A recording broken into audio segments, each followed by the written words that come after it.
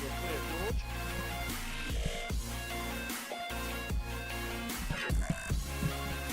One, two, grass, but there we go. Oh, Dan. Andy, can you hear me? I can, without the washing machine in the background. This is it. Welcome along. It is the 6 of 2025.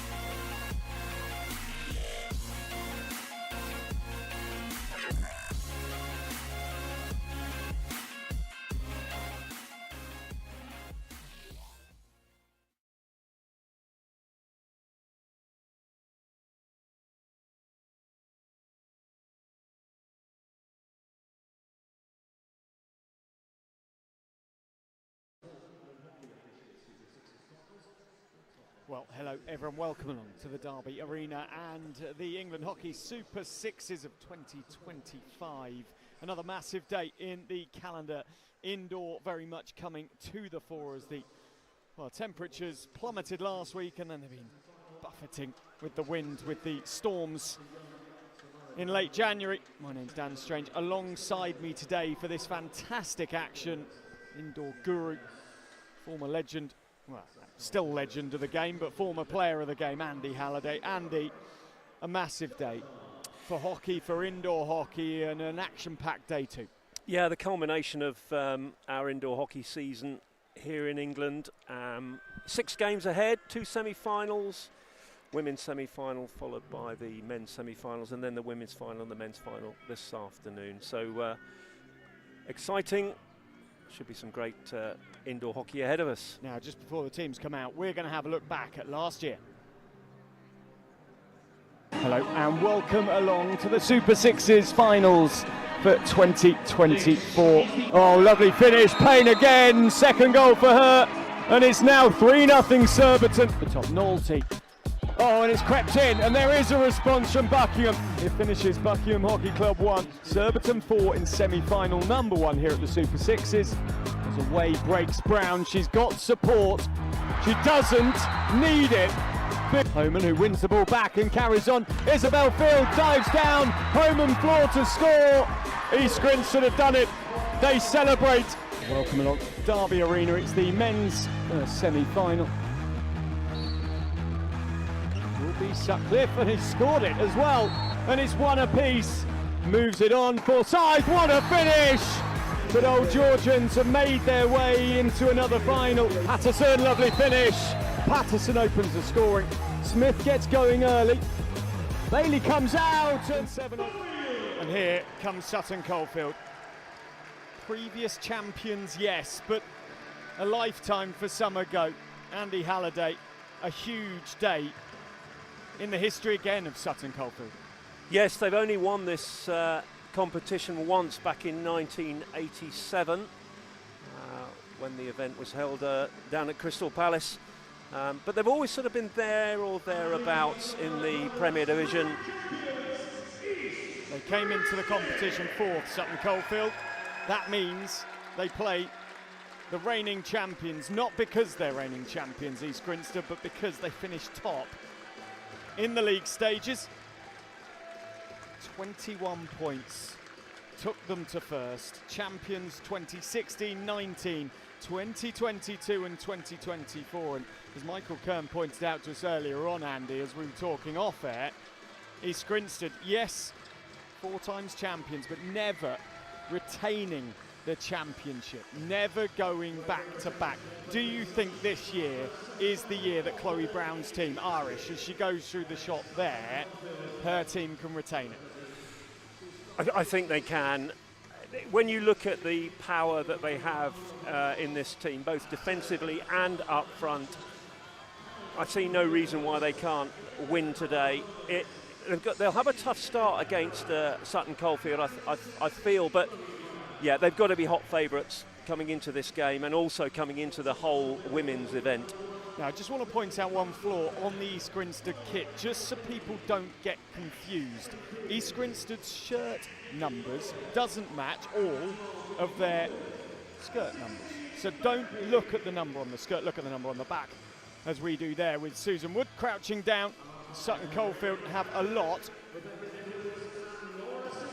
to do here in this one if they want to get past the reigning champions. How, Andy, do you see Sutton Coldfield disrupting East Grinstead today?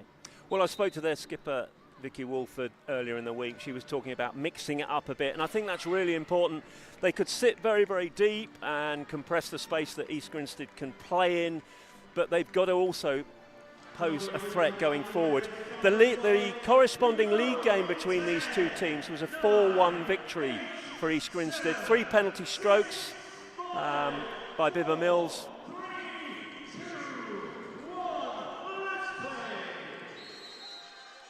Welcome to the action. We're underway, and the pass is made originally by Summer. Knight Thompson. Return of Ellie Rare into indoor hockey this season. She was on commentary with us last year, and of course, although Great Britain and England women have been out in Valencia of late, she will make an appearance today as Sutton Coldfield restart. Inside it goes to Collier. And I think that was one of the challenges for East Grinstead. The second of the league weekends, they were without their England and Great Britain players. And certainly, chatting to Theo Dowse, their coach, he was saying they didn't play as well that weekend. And the boot found of Emma McCabe. Off in a rush goes Knight Thompson. Taken back calmly by their captain, Brown. It's interesting that Chloe Brown is set up on the right-hand side of this this defence with Emma Banderak setting herself up initially on the left, although they're back to their sort of, I guess, their normal sort of positions. We always see Chloe Brown as a controller, playmaker of the game. Emma Banderak, of course, coming in from Holcombe, as we see Sutton Coldfield pick up the ball and try and work it inside. Up ahead is Beth Pears. It doesn't go to her. On the baseline, Collier. The effort from McCabe is given against. Chloe Brown wore that one on the knuckles. And yeah, I think that ball going, if you shoot at target in indoor hockey, you're fine, you can lift it. But if the ball is going wide, the umpire will give the free hit against the attacking team. And just for people who are new to the game, the ball has to stay on the floor. Lovely ball across, well worked inside, and a fabulous finish. And it's Mills that's got it. Yeah, great move, has really opened up that Sutton Coldfield defence there. Just saying, ball stays on the ground unless you're shooting at goal, but they didn't need to lift it there. Bibba Mills popping up on the far post. And that's just what Sutton Coldfield didn't want, conceding an early goal. Gomez it was with the assist, and inside the 3rd minute. And Gomez again looking for a clever ball, not quite finding it as Walford, the captain, can come away, offloads inside. That's well picked up by Collier. Penalty corner, Sutton Coldfield, first of the game. Yeah, Walford did well there. East Grinstead have gone into a sort of man-to-man, a marking system at the back. And it was the movement ahead of Walford as she carried there that created that chance. Here she is carrying down the right boards. And you see that space, and she just tucks it under her arm. And Enya Collier just finding, looked like the foot. First penalty corner opportunity for the underdogs. Walford, the captain of Leamington Spa, waits at the top. It will be Walford. The injection wasn't the quickest, and out goes Mila Welsh. He's very much in the England and Great Britain senior setup now, and she smothered brilliantly. Yeah, the routine just needs to be a little bit quicker and a little bit slicker. As you mentioned there, Dan, the injection really needs to fly out at express pace. A question I was going to ask you just before all the action happened. Emma Banderak coming into the East Grinstead team as she moved from Holcombe alongside Nick Banderak, who's off to Oranjewoud, of course, in the next part of the season. But how does Emma improve this East Grinstead team with no Amy Thompson available to them due to a really severe injury for the player that played in her position last year? How does Emma help them out? She will add some calm and control, some very good distribution from the back. She's got international indoor experience with England back in 2018. Rosie Hope, who went out to China with England very recently in the Pro League. And it's really just what East Grinstead need with Banderak and Chloe Brown at the back. That's a pretty fearsome pair. It's an interesting one. I was about to say, if youngsters want to see execution of basic skills, look at Banderak and how quickly she moves the ball. And just as I said that, Chloe Brown got one wrong. But this is where the best teams will come to the fore. It's the speed of transfer, the speed of the movement of the ball, and then the likes of Rhea up front looking to find the openings. Walker. Yeah, you'll see. And popping up, and play continues. And then it goes East Grinstead's way, just outside the circle. Yeah, ball slightly lifted there, but you'll see, there's that penalty corner once again. You'll see if the ball is lifted. If the player on the ball gains no real sort of advantage, there's no defender near them, the game will flow, the game will carry on. Walker, attacking intent down the right-hand side. Collected well by Emily Pears. The two Pears sisters, one plays in defence, one plays in attack normally. That's a lifted ball, and it's gone out to play. And yeah, Beth Pears, who works for the Birmingham Bears, Warwickshire Cricket Club, and her sister Emily, who's Birmingham University. Picked up by Gomez, who made the assist for Mills' opening goal. Mills, who's been rather goal happy again in the Super Sixes indoor this season. Forward it goes to Susan Wood, Dr. Susan Wood, and she loses possession. Brown off immediately, well picked up. Wood is alongside in support. Instead they go through Rare the other way. Manning trying to power her way through, still in control of the ball, trying to work it to Molly Marshall. And now there could be trouble because Rare is on the outside of the movement of Rosie Hope. And well out the goalkeeper, Becky Batsford-Webb, with a good save. I think Laura Seager there playing the advantage on that one with that carry into the circle. Interesting that Sutton Coldfield's counter-attack tends to sort of run from right to left. No so one on they the need back post they need to attack that left foot. So attack down Chloe Brown's boards down the Sutton Coldfield right, the East Grinstead left. Currently they're carrying the ball across the forehand, which makes it very easy for East Grinstead. And the singing you can hear in the background is all the East Grinstead fans, East Grinstead faithful as they're known. Little online rivalry with all the other hockey ultras, is it fair to call them that? Super fans. Drive forward from Rosie Hope. She's enjoying herself early on in this competition. Walker.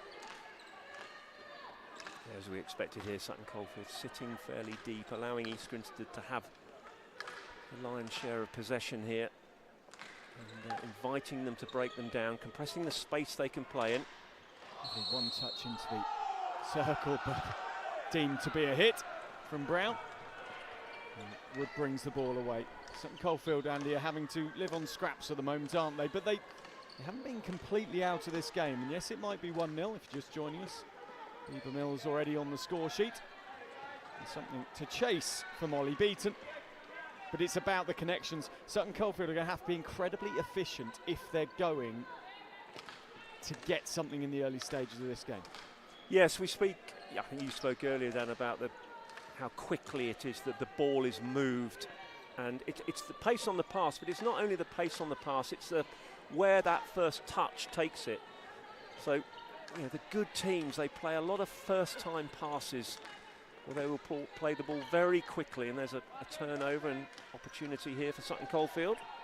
One thing non-indoor players who may be watching for the first time may notice is the level of patience needed in indoor hockey. As Beaton ran ahead of McCabe. McCabe gets dispossessed, and away goes Emma Bandrak, offloading, outstretched is Knight Thompson, but too outstretched in the end. Yeah, special challenge here from Lily Walker. She's got to get that one right. Otherwise it's a penalty corner against. And Emma Bandrak carrying forward, but a quick counter-attack. Good to see Sutton Coldfield carrying down that left foot, carrying down the backhand there, rather than running from right to left. Ball forward towards Beaton. The hit goes the way of Emma Bandrak. She Carlotta Gomez, the University of Madrid player. Thompson, who's won 8 national championships indoors and outdoors, which is a fair go in such an early stage of her career. That one just pops up off the stick of Bieber Mills. Bieber Mills last year, Andy, very much came into the limelight in this competition. In terms of her future in the game and how exciting it is for England, for Great Britain women's team to have a player of that quality, what do you expect as a former manager at national level? Well, precocious talent. I mean, it's now getting into this. She is young, and her life is hockey. There's a penalty corner there. The ball popping up off Sophie Manning in the circle. East Grinstead in the penalty corner. It's about her now becoming robust physically and mentally. She is still very, very young, but with such goal-scoring talent, youngest player I think ever to score in the EHL, she's somebody we need to look after. Chloe Brown's top of the circle. Andrak waits to stop. It goes to the top. It is Brown, and it hits the player on the line behind Becky Batsford-Webb, and a penalty stroke is given. Brown doing her job. Yeah, you see here the Brown just creates a little bit of extra space by carrying slightly to the right. Batsford-Webb deciding to stay, and the ball hits the body on the line. Penalty stroke awarded.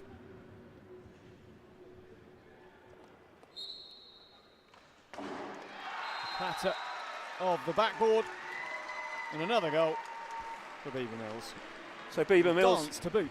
Hat-trick in the league game. 3 penalty strokes against Sutton Coldfield in the league game, and now she's got one in this game as well. She now has a brace. It's a solid start from East Grinstead. Brown. Patience is at the core of everything indoors. Mills just offloads, and then the chalk needed on the end of the cue as that one went wrong. Yeah, Bandrat couldn't quite get onto the connection there. As the end of the first quarter comes, East Grinstead's bench flood onto the court. Becky Batsford-Webb and her team, a tough first quarter. They find themselves 2-0 down, Andy. The question isn't how do East Grinstead continue this, it's now what does Sutton Coldfield do to find some momentum and some flow that in some way stops the East Grinstead juggernaut from here. Well, they have looked dangerous on the counter-attack. They've had 3 or 4 good carries into the East Grinstead half where they've turned the ball over on the top of their circle and countered. They need to make more use of those, really attack those right boards, get down the left foot of those East Grinstead defenders and carry the ball into the circle. But, you know, 2-0, if Sutton Coldfield can get one back now, maybe just test the mental strength of this East Grinstead team. It's a very famous name of old, Sutton Coldfield. James Sixsmith, Roper, of course, originally played there against the reigning champions, East Grinstead. 2-0, welcome along, second quarter. On England Hockey YouTube. Lee Brown, the dominant force for East Grinstead, moves the ball to the right-hand side with Molly Mason into the game. See what East Grinstead are trying to do here. They're sort of changing from a 2 to a 3 at the back, creeping that right defender up the boards. And almost trying to create this overload on the right-hand side. If you can carry down the right boards, down the backhand of the Sutton Coldfield defence, but they're sitting quite deep here. Hey, Rare was trying to post up time and time and time again. Eventually it does go to her. Just pops off Mason. Raya back, steals the ball, her pace working well there, but it's a very different game for the likes of Raya, who uses the electric pace she has outdoors. It's smaller distances indoor to make that difference. And it's slightly more difficult for her, and it might sound very obvious this, but she can't use her 3D skills. So in indoor, for her, her elimination skills are really about running to space with the ball outside her right foot. Enjoyed her time out of the Hockey One League, the latter part of 2024. And good to see her playing back here. I think there's a lot of discussion around how the indoor game can develop outdoor skills, and I think, you know, for her, really will increase her marking, her awareness of space. We mentioned Beaver Mills. You look at the East Grinstead forward line outdoors when you add in the likes of Tess Howard, Raya Howard Mills. I'm probably missing someone as well. That's a serious firepower. And here goes Raya, and she pops it inside and just misses the pass to Lauren Workman. Quite unselfish there from Ellie Ray, because I reckon she could have actually carried to space there and ended up in the circle. Workman played for East Grinstead's second team yesterday. towards Mason, misses her. Back it goes to Pearce. Good to hear the Sutton Coldfield coach there, Andy Fairbrother, telling his team to step up. Mason danger given as Pearce stepped out and it was played into her.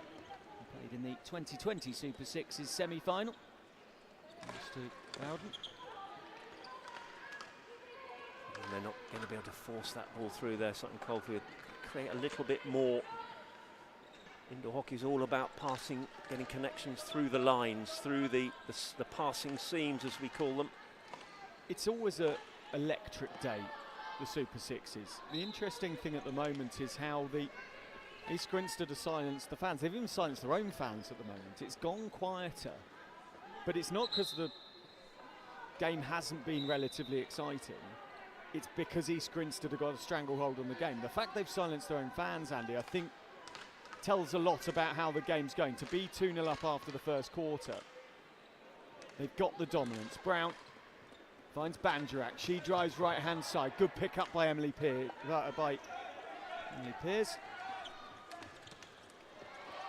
Brown picks up off the stick of Beth Pearce and then wins the free hit as well.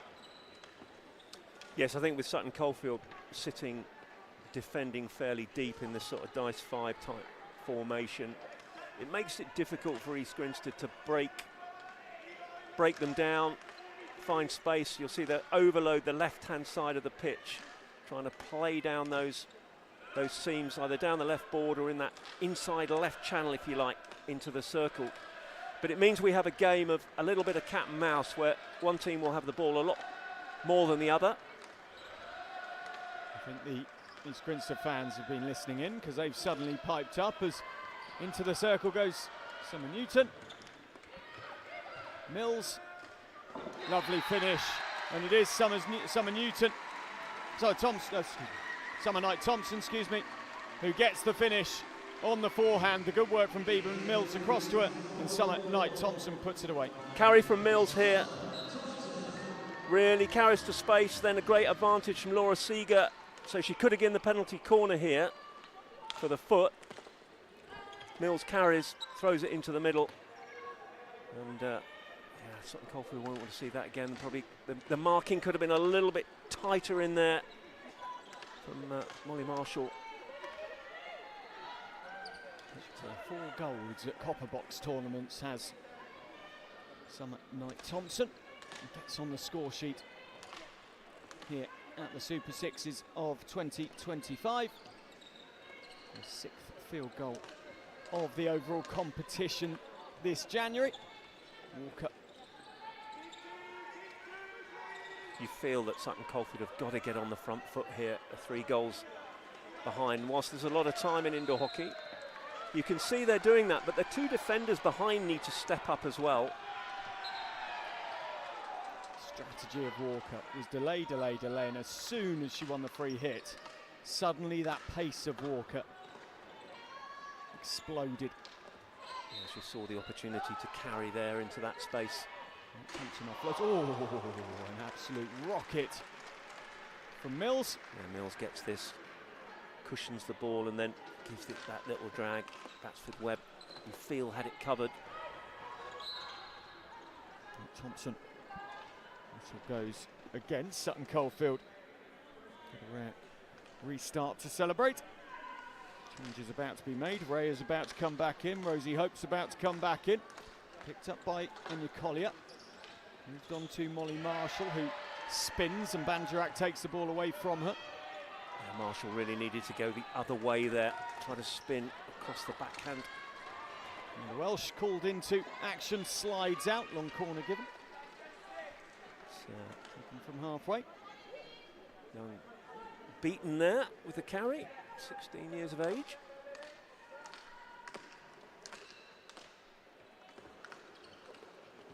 Turn inside by Collier. So Brown wanted the stick obstruction of Beth Pearce, and it was given, and then Pearce comes back. The ball from Brown wasn't stopped. And then Parr's view from where the indiscretion happened. Beth Pearce using a bit of experience there, I feel, in the middle of the pitch. There's a dangerous counter-attack from East Grinstead. I think sitting in the shoes of Andy Fairbrother, the Sutton coach. There with the cross. And I'm sort of thinking, you know, 3 goals down, you've got to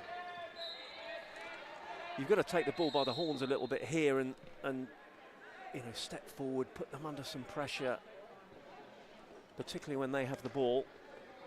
Great sporting behaviour there, because Beth Pears and Chloe Brown have been at each other for the last 3, 4, 5 minutes, and Chloe Brown hurt herself, and Pears immediately making sure that the umpires stop the game to check her over. Here is Pears posting up, turns inside, good tackle from Walker, good support then equally from Banjarak, who allows the tackle to play the ball off the end line.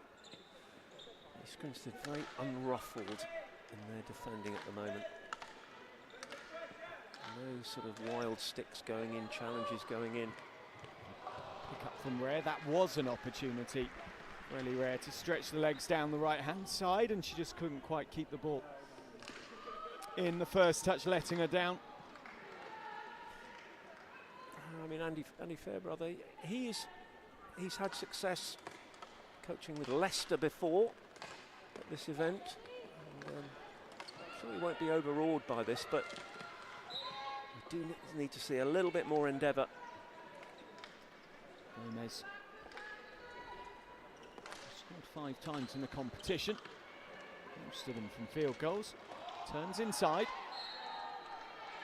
Free hit one. Pears often charging, and the support play from East Grinstead excellent. They win the ball straight back. Good tackling from Beth Pears to get it back for Sutton Coldfield. Then wasteful from Manning.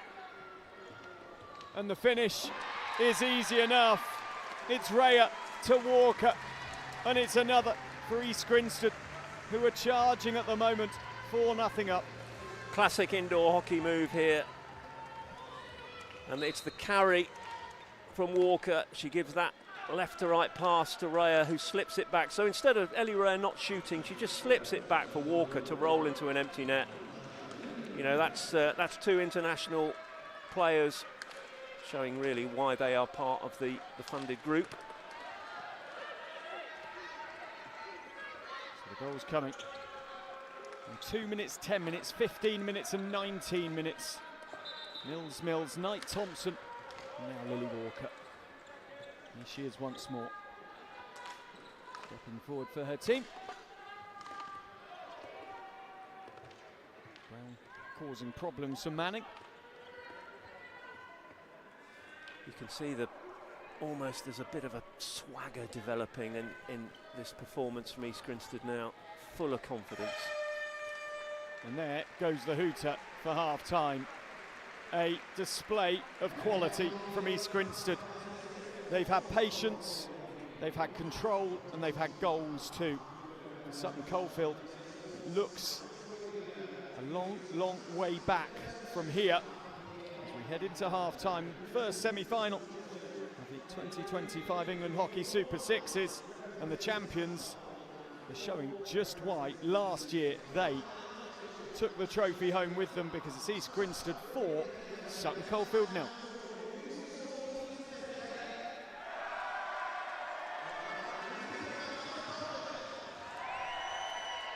We'll have a look in a moment at the replay of the goals. Andy, take us through them. So positive start for East Grinstead. If there were any nerves, they disappeared pretty quickly. And Bieber Mills, who else, pops up on the far post. And then the penalty corner, the opportunity there for Enya Collier into the East Grinstead circle. And the shot from Vicky Wolford, really that injection a little bit slow. And then the carry, and Batsford Webb off a line very quickly.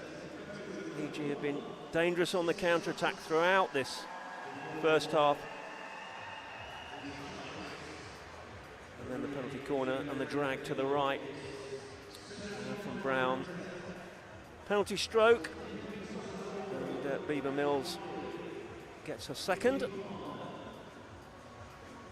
And And it's all one-way traffic, really.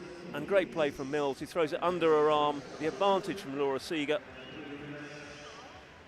And the ball tucked into an empty net. Sutton Coldfield probably needed to be a little bit tighter there. And then you see Lily Walker here very quickly trying to get that ball on the counter-attack. There's the snapshot opportunity. Again, East Grinstead defending, flat sticks, really strong. And that clash between Peers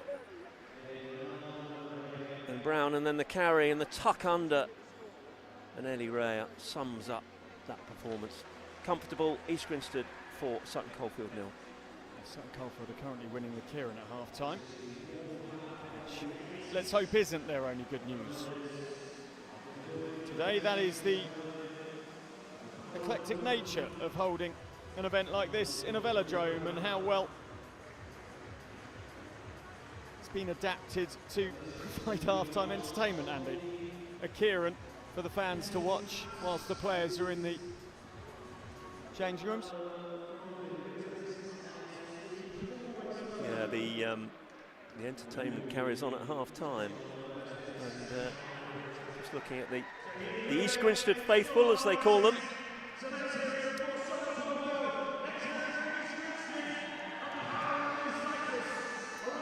What was it like for you playing in finals like this? What was it? Obviously, you were very experienced. You were, as your career went on, as we see the race really heating up here. Sutton Coldfield dying away a little bit as guess who come around the top? East Grinstead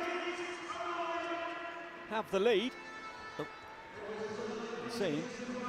Have we got a couple of other clubs in there as well?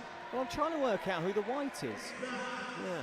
Got East Grinstead's away shirt and home shirt. And the red, is that a Southgate? No, it's not a Southgate it's not shirt. red and no, black, it's not. red and white. Yeah. It seems to be the East Grinstead have won it. That's the cycling, not the hockey. But in your career, how nervous did you get for days like this? As you got older, did the nerves ease? They did ease. The nerves eased, but the pressure on the legs, I think gathered as you went on. These days, you play on adrenaline. There is so much going on. You know, let's put this into perspective. For a hockey player, generally playing in front of 2,000 people doesn't happen week on week. You have a lot of your club there. It's a top atmosphere, and it's very easy to just get carried away with the emotion of the day. But certainly for me, it was about adrenaline. We won it, and we carried confidence into the following year and the following year. So I don't think we ever played as well as East Grinstead have done in our first game, though. Welcome back. The third quarter, the second half is underway. It is the first semi-final of the 2025 Super Sixes. East Grinstead women so far have shown why they won silverware last year and why it was their fourth time in their history that they took Super Sixes championship, as Thompson was free at the top of the circle. Gomez couldn't quite find her, and through goes Greening. Penalty corner. Good start for Sutton Coldfield. That is exactly what Andy Fairbrother would have wanted. And he had what? That's their second penalty corner of the game. Yeah, really good carry from Beth Peers. And then the ball thrown in from Greening, who, yeah, just finds the foot of Chloe Brown not quite long enough. You thought that East Grinstead low enough. You thought East Grinstead had managed to deal with the threat, but penalty corner. Oh, not far away. It's given as a corner, so it came off Welsh. Deflection there. I'm not sure if it came off Welsh or came off the player on the line. If it was a good save. Shot coming in from Wolford. Wolford, who has been in good scoring form. Yeah, major part of this Sutton Coldfield team, indoors and outdoors. I believe this is her 19th season playing for the Pinks. And it's off Thompson. Now, she queried this, said it was off her glove. I think the umpires are just in a conversation. And the bullet's been given purely because the error was made, and Seeger saying, yep, fair enough. They made a mistake. And Bully, and off they go again. Now, good steal, and just wide of the mark from Emma McCabe. Gilt-edged chance there for Sutton Coldfield. Yeah, great chance, McCabe. In fact, and Welsh does well there. She spreads herself, makes it very difficult for McCabe to hit the target on the forehand. Wolford, good disguise from her. She looked like she was going down the line and just cut the ball inside. Someone like Thompson.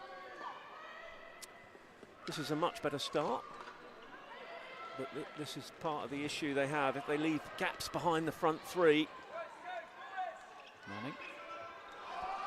Manning taking some risks. Wolford manages to clip it clear to Greening. Emma Bandrak there set on her backhand, and the ball adjudged to have been lifted by Greening there, 17-year-old. Watkins comes in. Yeah, much more on the front foot here from Sutton Coldfield. Great skill from Brown. Enigmatic player for East Grinstead. And the decision is given further back than where the ball stopped. Walker on Brown in towards Mills, who couldn't quite control it that time, and she comes back and block tackles phenomenally. Thompson tries to offload on the reverse stick, and Brown immediately gets going again. No rest for the Sutton Coldfield defences. Penalty corner given. Yeah, the ball off the foot there. Vicky Wolford demonstrating there with Rebecca Edwards as we see the replay. The carry from Brown into the circle. And Mills carries down the backhand and hits the foot. Mills, who has 19 goals this season, is on the pitch at the penalty corner. It's the first one she's been on for, and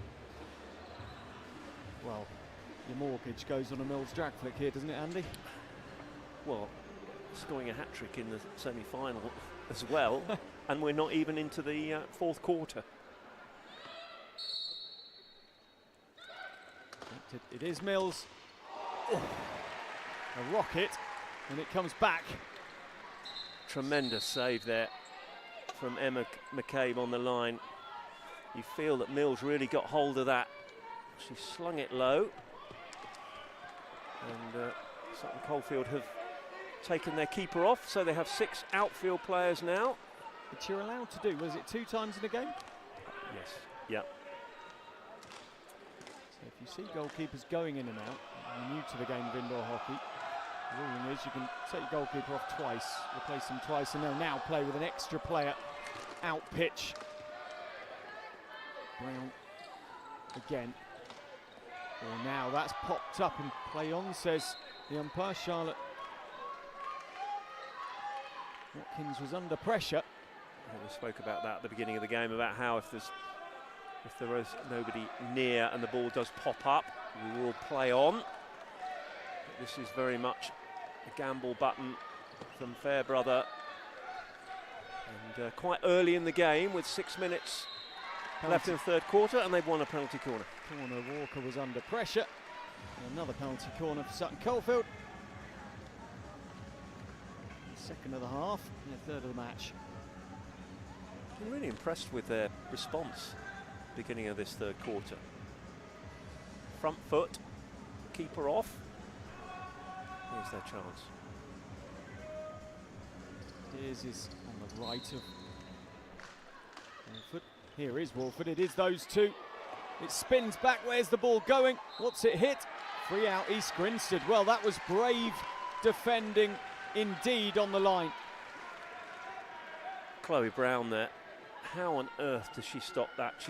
Her head is facing away from the ball, and she somehow managed to get a stick to it. Drive on from McCabe. Penalty corner again. And Sutton Coldfield, as you said, Andy, really are at the moment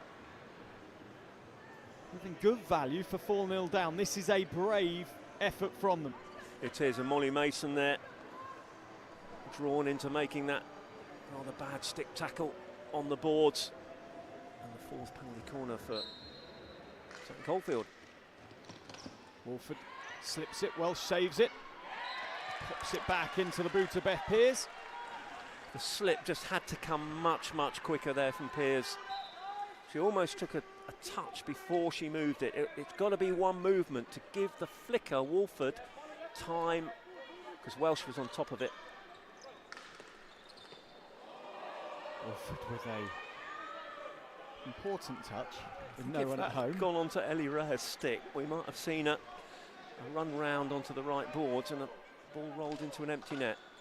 Here is Rare, no one's in goal. Penalised, and she looks at Becky Edwards, who smiles back. Mutual respect between player and umpire, very obvious there. Wolford, good ball down the sidelines. Well, at the moment, it's East Grinstead who are more under pressure here. Wolford gets that wrong. Always a discussion amongst coaches in a situation like this when you're 4-0 up and a team takes their goalkeeper off. Do you actually sit back and just protect halfway, or do you keep playing the same way, step up, press high, and leave somebody behind you unmarked? Brown cleverly there, pushing the ball as the player didn't retreat, knowing that she'd get the call, and just more victory as well as the whistle in her favour. Here comes Brown again. Just too good there through Beth Pears. Yeah, great play. She just tucked inside. Theo Dowse, the coach, shouting instructions at his team. And, Corner. a knowing sort of nod there from Emily Pears. Although I think that was the correct decision. It was a good save, a good bit of defending. I think as a fellow defender, if a corner had been given against me, I would have been a little aggrieved, I feel. 4-1 in the league stages. I can't see the score staying as it is with the way Sutton Coldfield are playing, but also, of course, with their bravery of taking a player out, and Chloe Brown makes sure that's not the case. And EGs have scored more in Super 6 finals day against Sutton Coldfield than they did earlier in the season. It's 5-0. And here's a replay of that one again. And Banderak's first time pass to Chloe Brown to her right foot, and she just turns on that and a little reverse stick dink into the goal. And of course this is the gamble for Sutton Coldfield. They've enjoyed plenty of ball, plenty of space, they've created some opportunities, but then you get hit at the back. Rosie Hope heads off. Gomez down the line. Knight Thompson looks for a 6th goal for EG. Manning, the defender, under pressure. Dowse doesn't like the call. Marshall. Manning doing well there. Collier comes through. And then I think the feeling from the East Grinstead bench is that that was a drill onto a set player. Rebecca Edwards not agreeing. So the high press from Sutton Coldfield, but Lopez does really well to play out of that. Sorry, Gomez. Lovely ball. Mills finishes it. Scores her 3rd. Another hat-trick in the fledgling career of Bieber Mills, and it's 6-0. Yeah, lovely play. The build-up, space through the middle, the first-time touch. It's all so simple.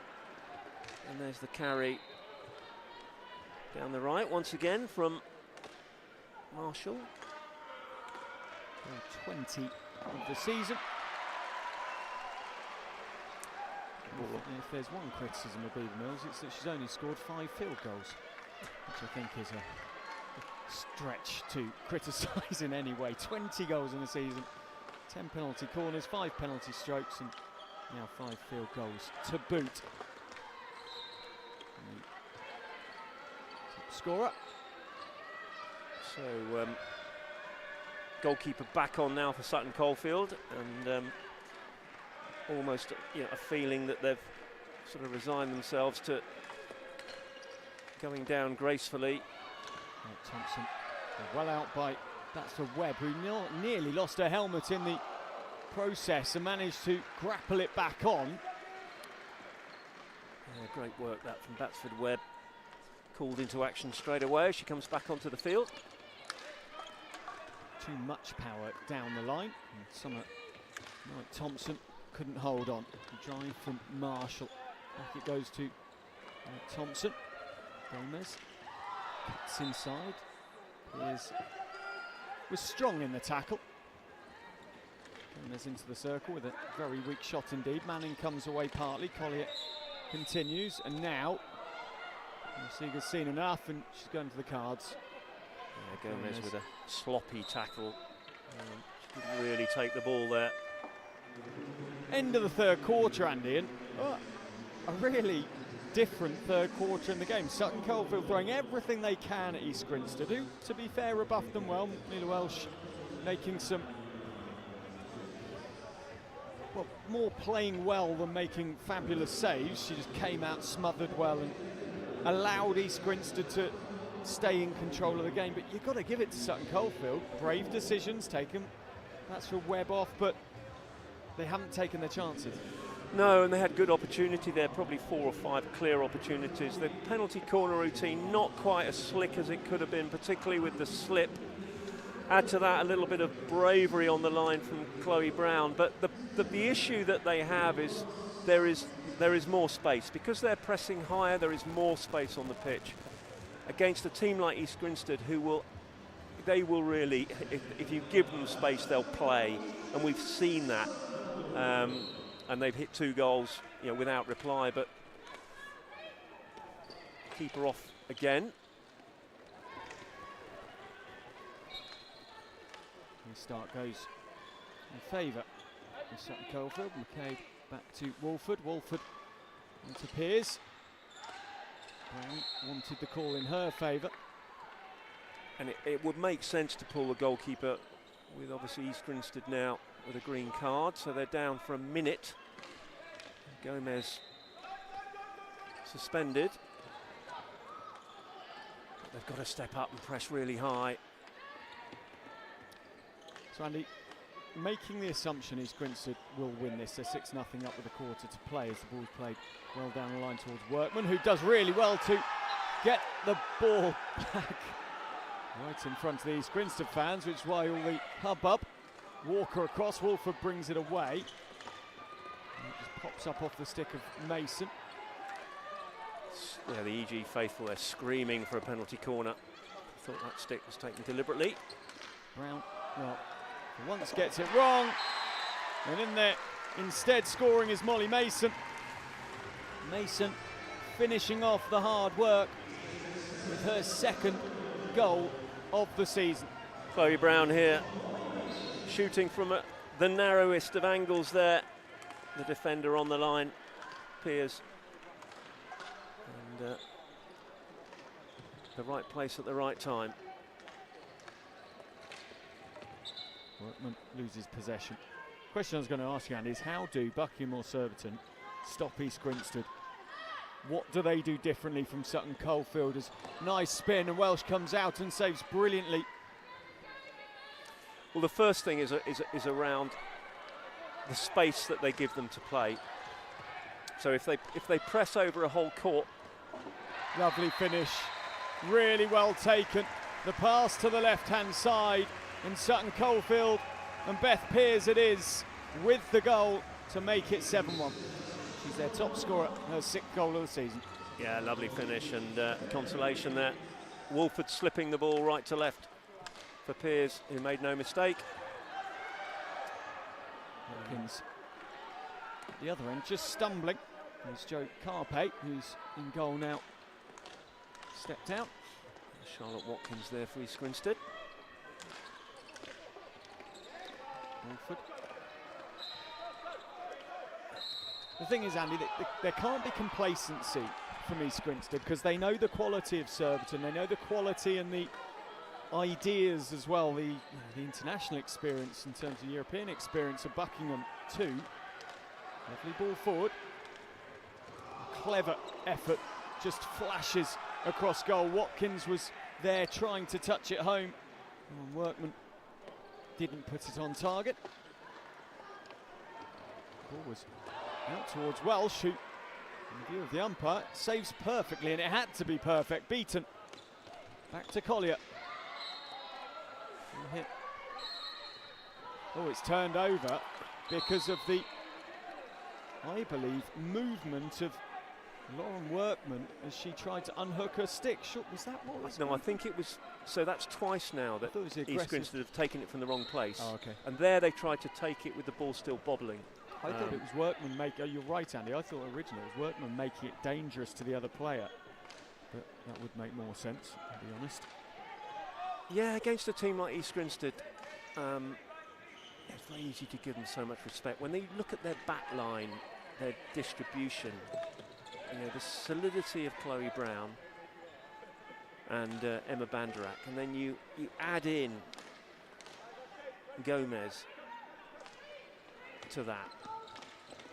You know, wherever you look, they've got the six that come on are pretty strong, and that depth that they have, particularly at the back. Good work by Molly Mason.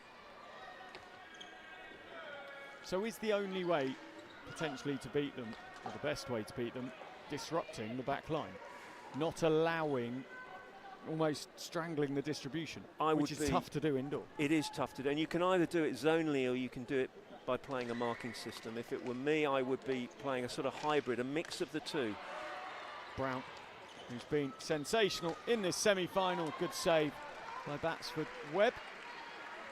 So I'd be on the front foot against them. I would be really in their faces. It's not Batsford Webb, excuse me, it's Carpe. She's got 1 on her front and 11 on her back, just to confuse the commentators. Sorry, Andy. Yeah, certainly Vicky Wolford did mention that she had been another brilliant servant of Sutton Coldfield. Yeah, so as we see another East Grinstead penalty corner, can you get in their face? Can you mark them? Can you compress the space? I would be trying to hurry everything that they do, so I'd be playing a really aggressive marking system against them, and really then mixing it up. The other thing, of course, is do you compress the space in which they can play, like the first 5 or 10 minutes of this game? But another penalty corner. Good save from Carpe, it's over the line, and it sneaks home, and it's another goal. Rosie Hope, top of the circle, and it's 8-1.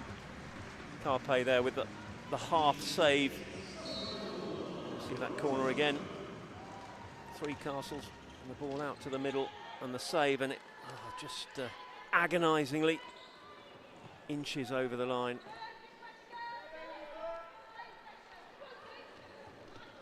Banderak happy to try and distribute the ball out from defence.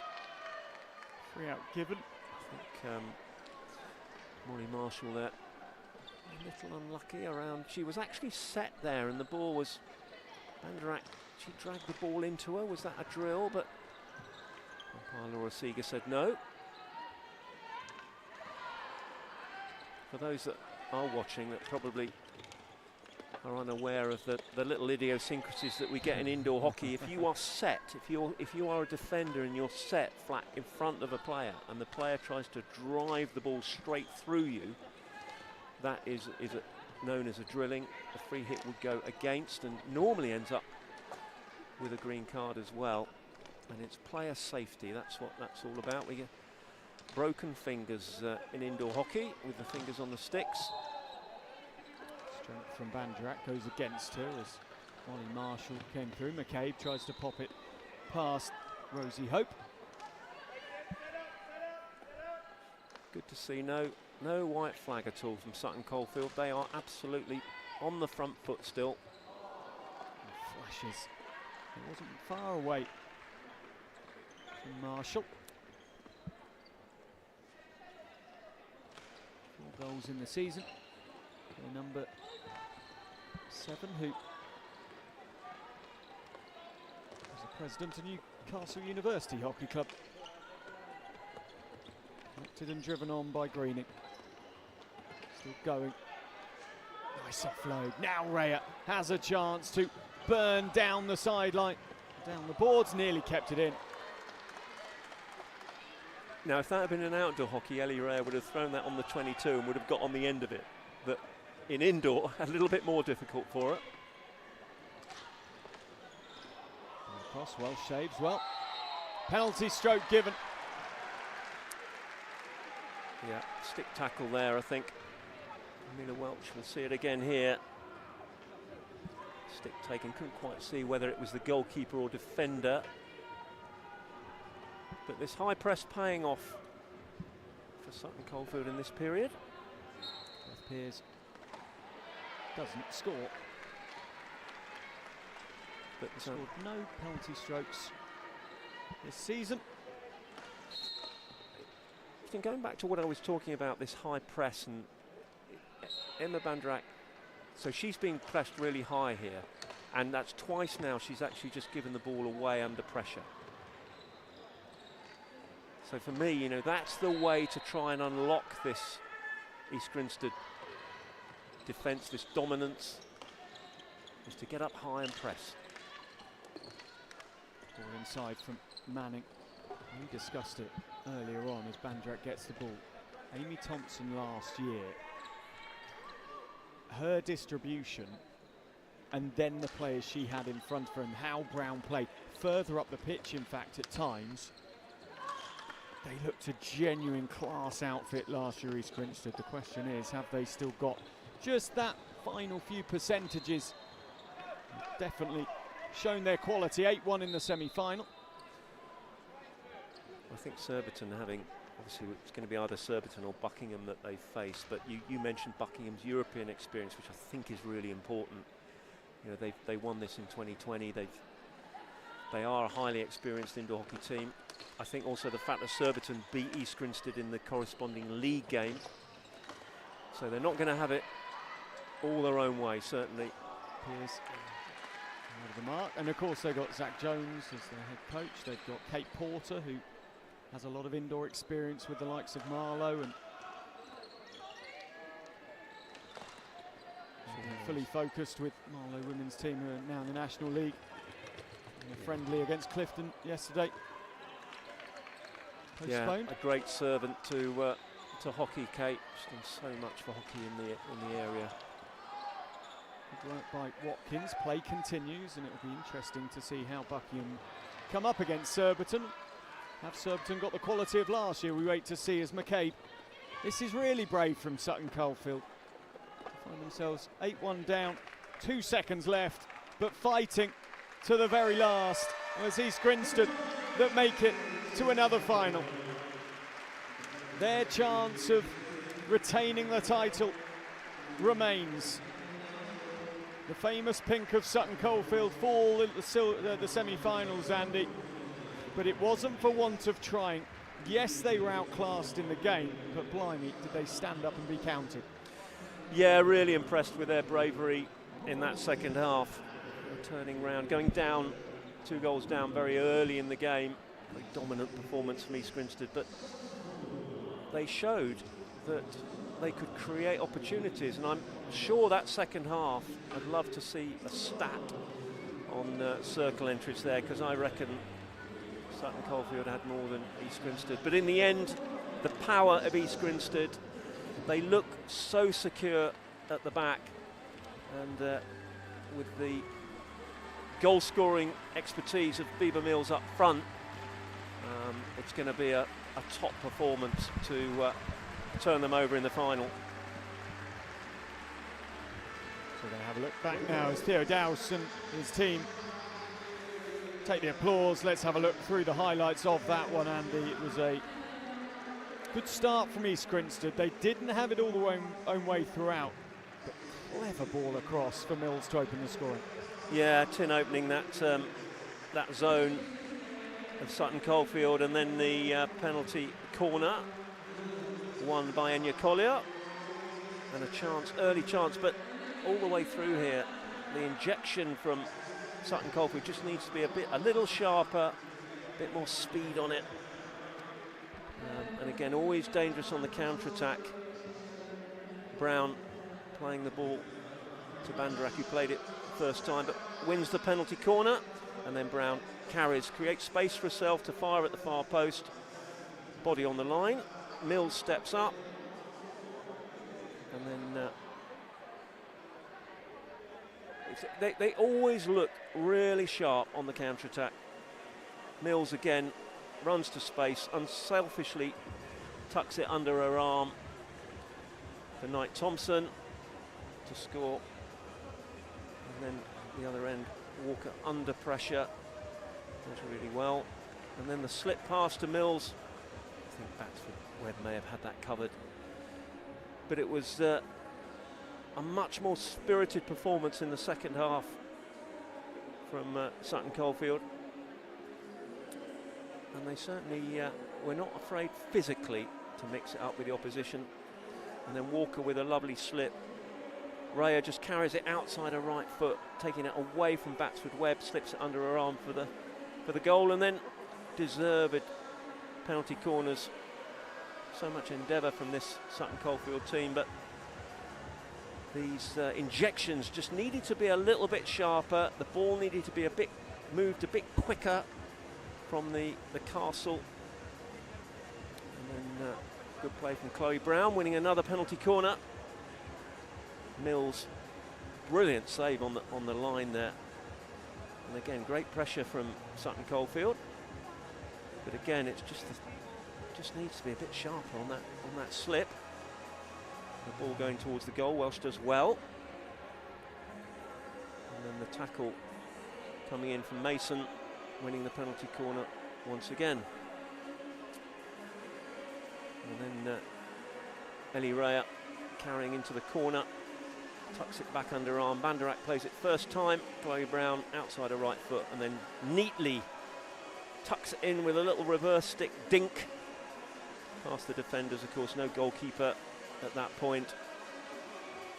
And then Banderak plays it through the middle. Lovely first time pass, and the ball literally rolled into the net. That's a top class indoor hockey goal. Sutton Coldfield thinking they got the deflection, but no touch from the attacker.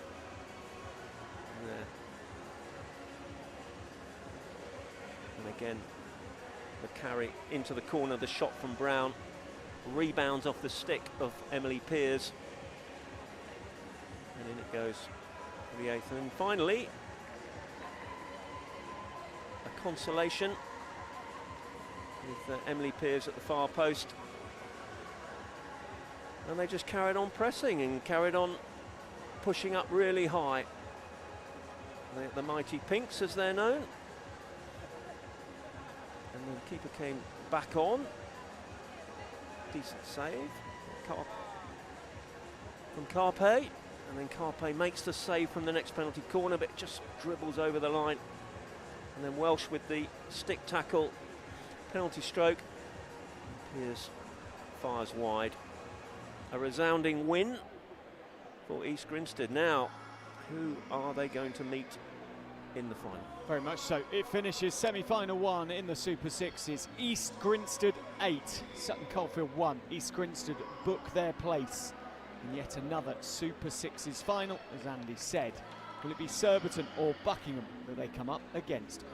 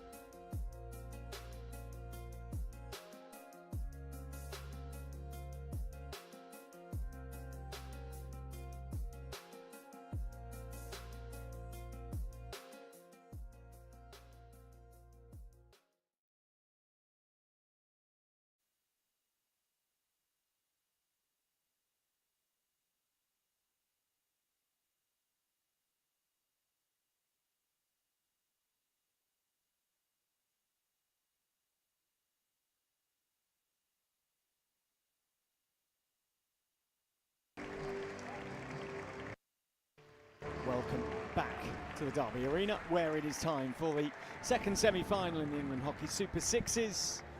Indoor Hockey's day in the spotlight in England, of course. We've got a massive match now. Surbiton versus Buckingham.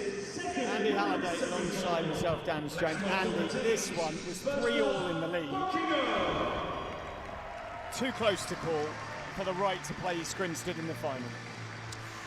Yes, you've got Surbiton's experience from last year, the goal-scoring prowess of Erica Sanders against an experienced Buckingham lineup who have been in Europe, previous winners in 2020, and the threat of penalty corners. Really, Buckingham's penalty corner threat from Sally Walton, probably the strongest in the league. So yeah, a really, really interesting matchup. Walton, of course, last year had a horrendous injury. Semi-final, she looked over at you, she sort of gave the signal, "No, I'm done," and Buckingham disappointed. They had all high hopes. But Surbiton, look out for Gemma Woods. She's been in excellent form. Erica Sanders, 20 goals this season. Jordan Homan scored against Buckingham in the semi-final. Sharp, the captain. Burnley, England under-21. Amy Hunt. Their substitutes, that's the starting six. Substitutes Warren, Gutman, Reese Hipper, who both played last year. Reese and Hipper. Mitchell, a well-known name in the world of hockey. Middleton, bit of the Becky variety. And then for Buckingham, Amelia Jones starts in goal. She's got experience. Lottie Porter, Alex Nolte, Gloria, photographer. Lauren Thomas, the captain from Oxford. Joe Ellis, former England and Great Britain player. Sally Walton, also bronze medal, of course, 2012. And Shipley, Mason, Newley, James Holman Reeves. Walton, 14 goals for the season. Lottie Porter, one of their very experienced players, has 5 goals this year. Andy, for Buckingham, they'll be looking to get a good start to break down the tempo of Surbiton, because if Surbiton get on top, they can do what East Grinstead did in the first semi-final. They can. They've got players with real flair. And I was chatting to David Beckett, their coach, earlier this morning, and he was talking about how they're able to mix it up tactically. There's only 4 of the team that were here last year playing here, and he's developing a really exciting blend of youth and experience against an experienced Buckingham outfit that will be looking to Sally Walton to score penalty corners. Walton is stood top of your screen, the right defender, the black of Buckingham. Short trip up the M1. The North Buckinghamshire. And the white-green. All white with the green trim of Surbiton. Hosts of the outdoor finals of 2024. Hoping to be in the final. It's been a longer journey for them. Up from leafy Surbiton, who plays East Grinstead. Is it Surbiton? Is it Buckingham? It finished 3-all in the league stages, and this is a massive roller coaster of a potential semi-final. Sharp and Surbiton with high ball pace get us underway. Welcome to the second semi-final of the England Hockey Super Sixes. East Grinstead have dispatched Sutton Coldfield. They had the shortest journey, and therefore the shortest journey home too, with an 8-1 loss as Walton makes an error early on, and then in trying to recover from it, Andy plays it, or it gets deflected off Amy Hunt and out of play. Yeah, high press from Surbiton straight away, putting the Surbiton back to, sorry, the Buckingham back to under immediate pressure.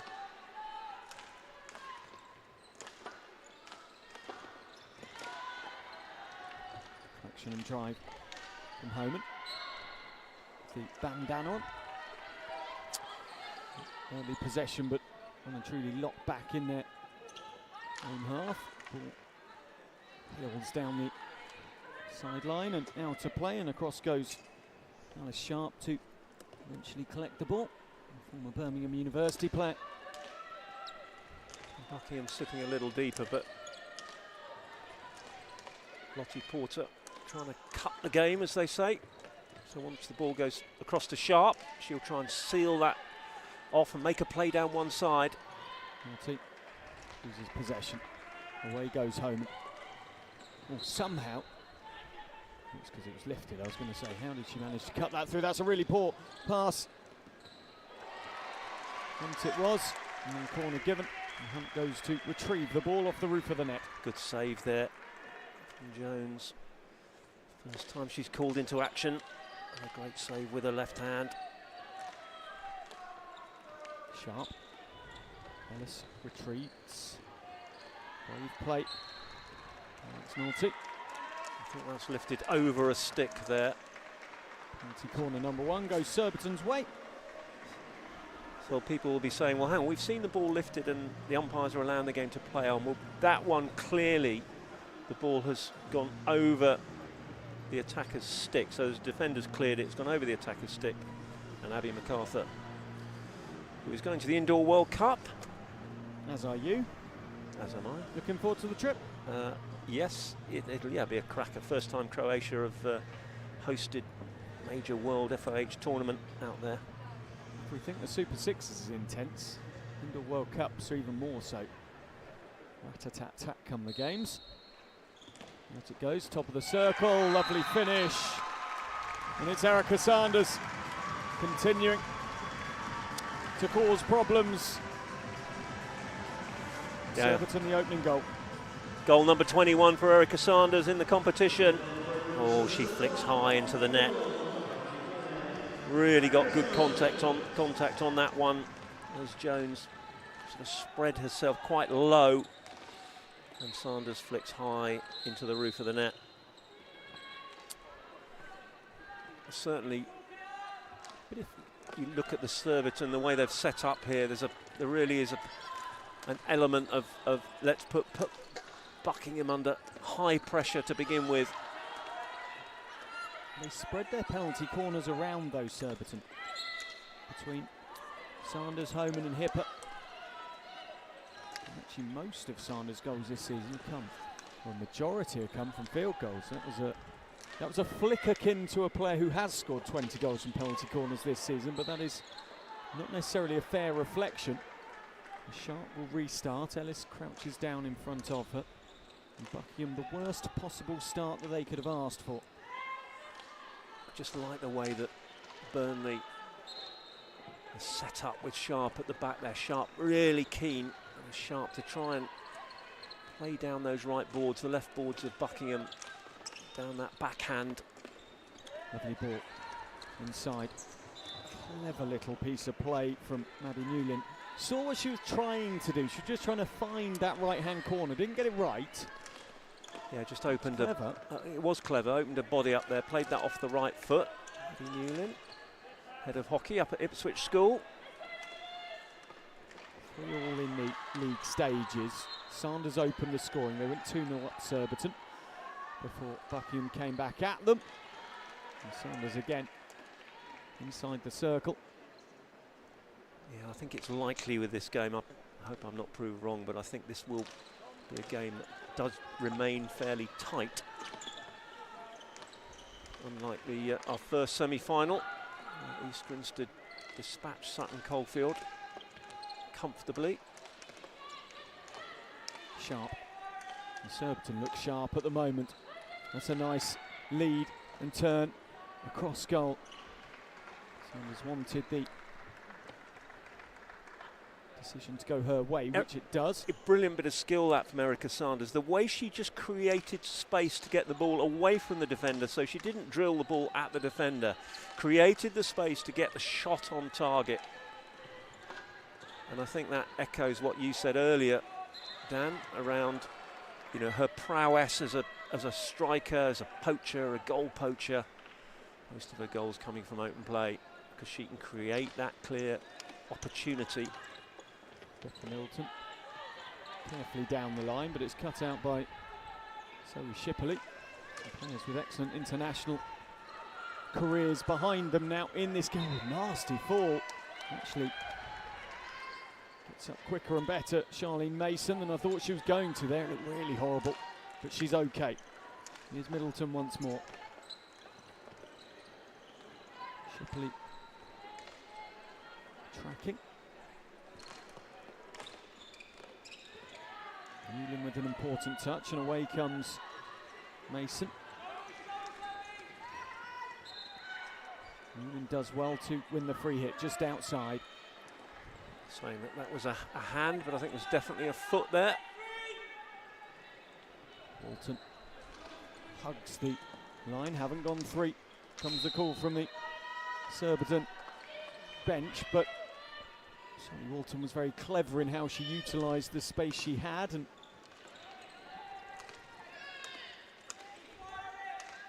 Surbiton's ball pace. A good start from them. Yeah, good start. I think you can see there's a difference with the back two when Mitchell and Middleton are on, as opposed to if you like, their starting lineup. But still a good start from them. But as we expected from Buckingham, resolute, deep defending. Good tight indoor skills, all very low around the ball. Just joining us, it's 1-0. Surbiton leading the way here in a cagey opening quarter, but Surbiton have had by far and away more possession and the zingier ball pace, and the opening goal coming from the talented stick of Erica Sanders, a very, very well taken penalty corner. And if you missed the first game, East Grinstead won 8-1 against Sutton Coldfield. The Bieber Mills hat-trick, although Chloe Brown's contribution, Andy, to that game and to that team cannot be understated. Ball towards Jo Ellis was too far away from her, coming from Lauren Thomas, the skipper. Yeah, certainly player of the match for me in that first game, Chloe Brown. She just has so much nous of the indoor game. Knows where to stand, and her passing, her ability to distribute from the back. Lorna Rees scored the second goal for Surbiton in the league stages. A cross goes home and it will just clips its way over the boards. Of course, the ball can't be lifted unless it's a shot on goal. Indoor hockey. Just drilling it in, and the Surbiton player wanted the call, didn't get it. That one's cut out well by Middleton. I think Buckingham would social media manager at Surbiton. Karen, sorry, Andy. Buckingham would be quite happy with this. The allowing Surbiton as a free hit given there against Hipper. They'd be quite happy with this. They do look quite dangerous on the counter-attack. And with Surbiton pressing high and enjoying probably more possession, you feel that there is still this counter-attack threat. Surbiton very much on the front foot, and Walton comes a free hit. It was not from where the umpire wanted it. Umpire Viv Carveth, one of our young up-and-coming umpires. It's well stolen, driven away by Mitchell. Still going, free hit just outside. Really cagey this one, Andy, at the moment. The game almost threatening to really come alive as we see the breakthrough strong tackle, which went against Buckingham. You see how quickly Buckingham are getting players behind the ball. So when they do turn it over, there is little chance for a counter-attack from Surbiton. And for the first time, we've actually seen Sally Walton trying to play down those right boards. And now, important still, Middleton it is, still going Middleton, and Buckingham were riding their luck and they give away the penalty corner. Yeah, the ball turned over. Jo Ellis turning it over there, and desperate defending from that Buckingham defence, and in the end Sally Walton there, I'll call it a wafty backhand tackle is probably a fair way to describe it, and she took the stick Abby MacArthur there trying to play the advantage, see if the ball was going to run for the shot at goal, but it didn't. So second penalty corner, and Erica Sanders once again on the strike. Sanders, good save, well out. And then on the reverse stick, no goal given. The hooter just going, saving Buckingham. Good first save that from Jones, and then she reacts, but the hooter going literally before the ball going into the net. So a very confident start from Surbiton, but I think the game is tight as we expected it to be, with Buckingham such a strong defensive unit, you know, having had 2 European campaigns. They went into Europe last year when Repton, who won the championship in 2023, decided that they couldn't go into Europe, so Buckingham took their place. And so they're using all that experience out there. They haven't won any penalty corners. That's where the threat is going to come for Buckingham. They've had to sit pretty deep, and Surbiton, certainly the way that Surbiton have set up and their distribution from the back has been pretty slick, particularly with Ella Burnley and Alice Sharp, sort of running things at the back from Surbiton. So at the moment it's just a penalty corner goal from Erica Sanders that separates the teams. David Beckett, the coach of Surbiton, goes over and has a chat with Becky Middleton, just off camera. 2 very experienced head coaches here. Zach Jones, of course, current interim head coach of England and Great Britain. David Beckett's been at Surbiton now 10 years. Former Loughborough. He did some time at EG, I believe, in the EG men's coach, I think. I mean, he's been around the indoor circuit. Certainly, I remember coaching him when we were over at the European Championship, losing 12-10 to Germany. He was telling me about it this morning, actually. 12-10. 12-10. Incredible game of indoor hockey. Sanders. Early penalty corner. Wins another penalty corner. And Surbiton's ball pace there, again causing problems for Buckingham and having them on the back foot immediately. Yeah, early pressure. 16 seconds into this second quarter. This is a change of personnel though on the top. Was it Sanders? Sanders offloads Homan, wide of the mark. It was Sanders there, but with the slip this time, you could tell by her body language it really allowed that Buckingham defence to sort of reset, with the way that she set herself up on the castle there, as the ball's thrown off the other end of the pitch. Brought out of position there with Charlene Mason. Homan. Tackling, strong tackling from the captain. And Thomas. Homan again, good tackle that time. And Newlin again comes away. Mason cuts back onto her strong side. Yeah, Mason there looking for that ball down the right boards, but there was nobody there. Newlin, really nice work, tries to come back, and that's strong defending.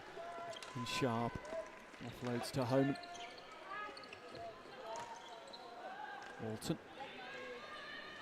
A little bit more space now for Buckingham to play.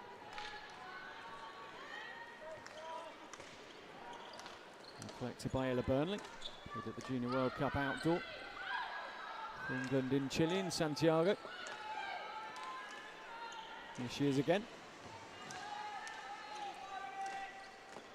They finished 4th in that competition, heavily beaten in the bronze medal match. Mason again. Now Newlin has a chance. Into the circle, onto the reverse, still going. Good save from Woods. Oh, and penalty corner given. There's Natasha James, who's looking to pull the trigger. Ella Burnley unhappy with that. I think Viv Carver sees a stick tackle here. The carry from Newlin, the save. And then I think Ella Burnley's saying that her stick went over the top into the Surbiton forward stick. But either way, first penalty corner for Buckingham. 2 minutes into this second quarter, and who else but Sally Walton on the castle. Walton waits, 14 goals for the season. It doesn't go well off the top. Wide of the mark, says the umpire. Walton and Buckingham ask the question, but they have to retreat into defence. So the injection really just not coming out quite right there for Walton. Moment. Straight into Lauren Thomas. Well picked up by Newlyn, who's been a bright spark for Buckingham so far. Rangy and powerful and difficult to defend. Great ball across. Mason finishes past Woods, and Buckingham have a response, and it's 1-1. Great response this from Buckingham here. Newlyn carries, does really well to keep the ball, carries down that right side, fires it early. Mason receives it on the back foot and just manages to find the roof of the net. I thought she might have taken too much time, but in the end a really good finish from Mason, and as we expected. Tight game. Good goal from Mason. Former University of New Hampshire. 5 years starting goalkeeper in her time out there, Gemma Woods. She was picked out before the game as one to watch. She's made some good saves so far, but couldn't keep that one from Mason out.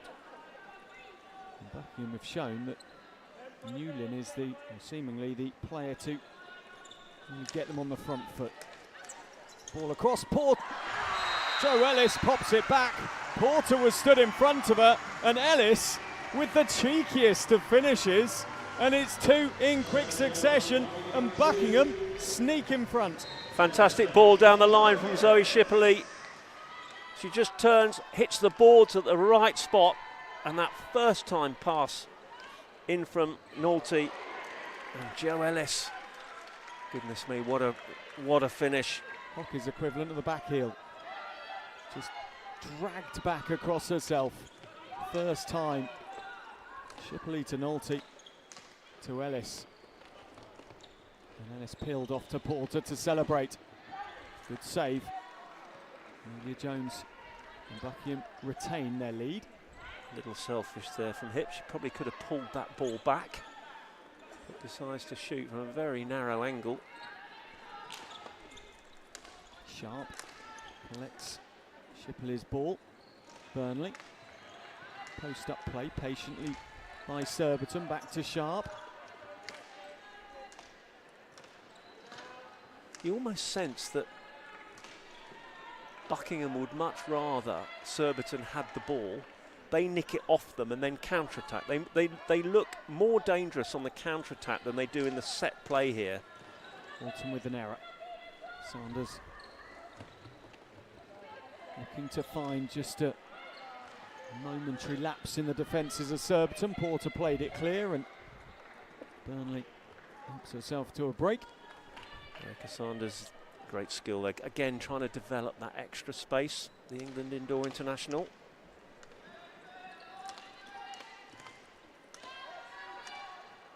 Movement by Mitchell. On from Hipper. Into the circle it goes. Pop back towards Hipper.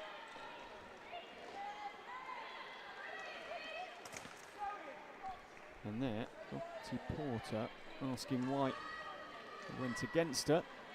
And it seemed to be drilled into her. In the corner. David Beckett, the coaching board, going onto the floor. A little bit of emotion there from him. Feeling they should have had a penalty corner. Oh, lovely finish. And it's a great one from Josephina Hipper. Just finding a way to work the ball home in close. And it's two apiece. Well done, Josephine Hipper. We spoke about 2 minutes ago about her shooting from narrow angles here. She just, with that skill, just be able to create the space. It's the pull back, the way she pulls the ball back from her left foot onto her right foot to roll it past Jones. Really good skill. She scored against Ireland in the Under-21 Euro Hockey Championships last year outdoors. And bronze in Tavasa. Hopper scores here to make it 2 apiece. Certainly ebb and flow to this second quarter.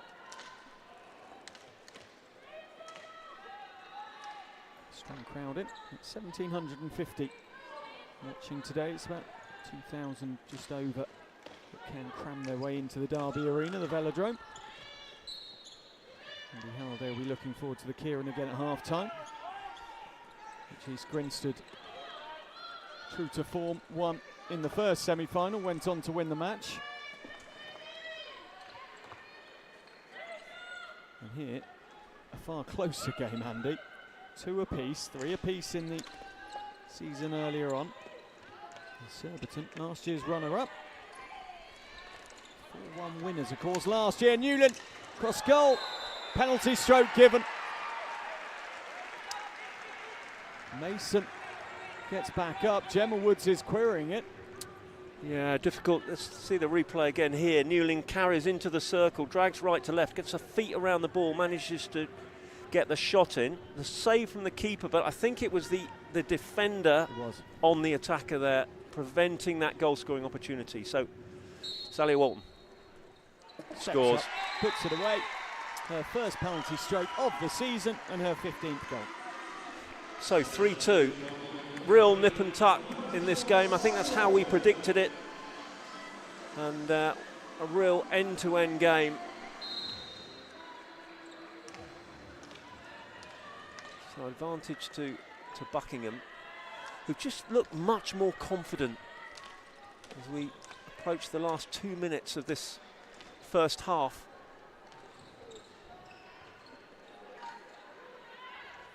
Better on the counter, they are.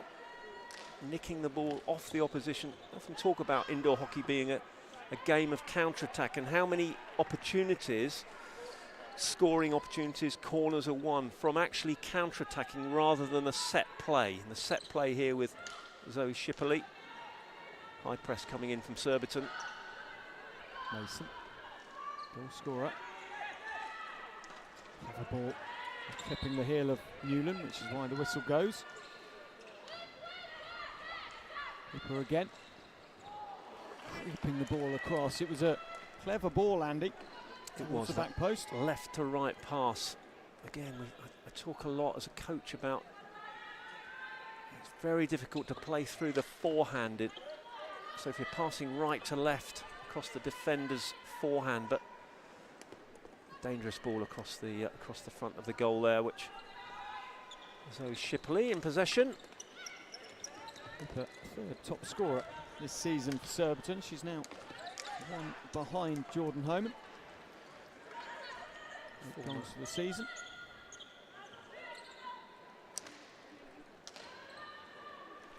Yeah, Zoe Shipperley providing this real experience at the back. Newland, in she goes, good save. Well, Woods may not have known where the ball was, but she smothered it brilliantly. I think she got it in the head, to be fair. James, back to Shipperley. Mason, Shipperley replaced by Walton. So Shipperley's really had an impact on this game so far. Newland pops it, oh, stroke of luck for Surbiton. The ball found its way through, but it edged its way over the end line. Yeah, it's Newland carrying into the circle. And a really, really good save from Gemma Woods. And there goes the hooter at the end of a fabulous first half of action. It is so close. Surbiton 2, Buckingham 3. And Buckingham have their noses in front thanks to Sally Walton. Penalty stroke, stretching them back into a lead for a second time in the game after Surbiton had taken the initial lead 1-0. We're going to have a look back at the highlights, Andy, and a lot to cram in. First penalty corner, Erica Sanders fires high into the roof of the net. No chance, absolutely no chance for Jones. Amelia Jones coming out there. And then great work from Maddie Newlin, who's been a real star, I think, for Buckingham. And the ball Charlene Mason towards her back foot. It's just perseverance there from Maddie Newlin, and then firing that ball across the front. And you felt that Mason may have taken too much time, but she flicks high into the net. And then Zoe Shipley, lovely little bounced pass down the boards, received by Naughty. And then, I think you described it as it would be a back heel in football terms. From Jo Ellis, a lovely first time touch under Gemma Woods as she advances. And then really good carry from Hip as she carries towards the byline. And then it's the skill of bringing the ball back from the byline onto her right foot and then quickly putting it under the keeper. Newlin again with the shot, and deemed that Harriet Mitchell had pushed the Buckingham attacker, and Sally Walton scores. So it's a really tight game as we expected, as we focus on Kate Porter, who is just sorting out the penalty corner defensive equipment for the second half. And the reason that we're looking at Kate Porter there was actually what she did was she went over, she was trying on every single mask. Yeah. And what I'm wondering there is why, because Kate Porter's head would be a different shape and size to every player on the pitch, but she's going and she's trying on every single mask for Buckingham. Then, and you've been there and done this, making sure it's nice and neat behind the goal. But why would a manager be going and trying on the masks as well, Andy? I'm going to ask her that later on. Have I stumped you there? Yeah, you have. You've thrown me completely, because I never used to try on masks. One thing I did do was check that the straps around the back. So she might have been doing that. That was where I was going next, because she did readjust the strap on one, and I do wonder whether it was in the haste of taking the masks off, it's the diligence to check that then the next time the player goes to put the mask on, they haven't got to do the readjusting. That was why I asked them to show what Kate was doing, because it shows the level of thought process. And we are trying to create a game here where the penalty corner kit goes on as quickly as possible. So in outdoor hockey, we have a 40-second window in international hockey to get the equipment on. Here, the quicker that we can do it, the quicker the game is going to restart. So it'll restart. So good habits. The Super Sixes for the last 2 years has been held in the middle of a velodrome, and brilliantly there is a Kieran race going on at half time. The motorbike is flying along. It's so steep. Have you ever ridden on in a velodrome? I haven't. Yeah. I've been invited to Olympic Park to ride on the velodrome there, and what they've done is Buckingham and Surbiton colours are racing each other, and currently Buckingham just about have the lead. In the one earlier on, it was East Grinstead that beat Sutton Coldfield, and well, is this the way you decide who is going to win the second semi-final? It's 2-3, Surbiton behind at the moment. And won last year against Buckingham, but of course Sally Walton's injury. And now here they go. Buckingham have the lead, and they have first and third. And the players are loving watching and actually cheering the riders on. Now Surbiton are coming back around the top bend, and are they going to creep over the top? Well, two Buckingham riders either side of the Surbiton cyclist, and Surbiton have snuck into the lead with metres to go. Surbiton get the win. Buckingham takes second in the Kieran, Andy. Well, does that tell us, in a close match, in a close Kieran, are Surbiton going to sneak back as they did in the cycling and win in the hockey? What's your prediction? Either way, it's going to be tight. I knew you were going to. You know me, Dan. I might get to sit on the fence. These two teams are so well matched that we've got individual brilliance on both teams. For me, it comes down to whether or not Buckingham can win some corners. Wilson gives the ball away. Burnley immediately onto it. Homan. Straight to goal. Good save from Jones. And then a far easier save. The ball lifted by Amy Hunt. I'm sure Amy Hunt really get hold of this. But again, good early play from Surbiton. Sharp. Surbiton start well. So again, it's a fairly high press from Surbiton. And Buckingham allowed to play down the left boards, but Surbiton stepping up and winning the ball. Easy ball. In towards Sanders, who's still going. Good defence from Buckingham. Oh, it's crept in. It's crept in. Off the pad of the Buckingham keeper. Nothing Amelia Jones could do, outstretched. And it's 3 each. Erica Sanders here being shepherded. And she just managed to create that extra little bit of space to get a shot in. You could see she was trying to move the ball to space to get the shot in. And in the end, she did. And despite the deflection off the defender's stick, the ball creeps over the line. 3-3. 22 goals this season. And another field goal, her 16th. Walton. From the Repton player. And she's got heavy strapping on her hamstring again. Really struggled with an injury last season. Ball forward, looking for Ellis. Drive from Sharp, it's gone Buckingham's way.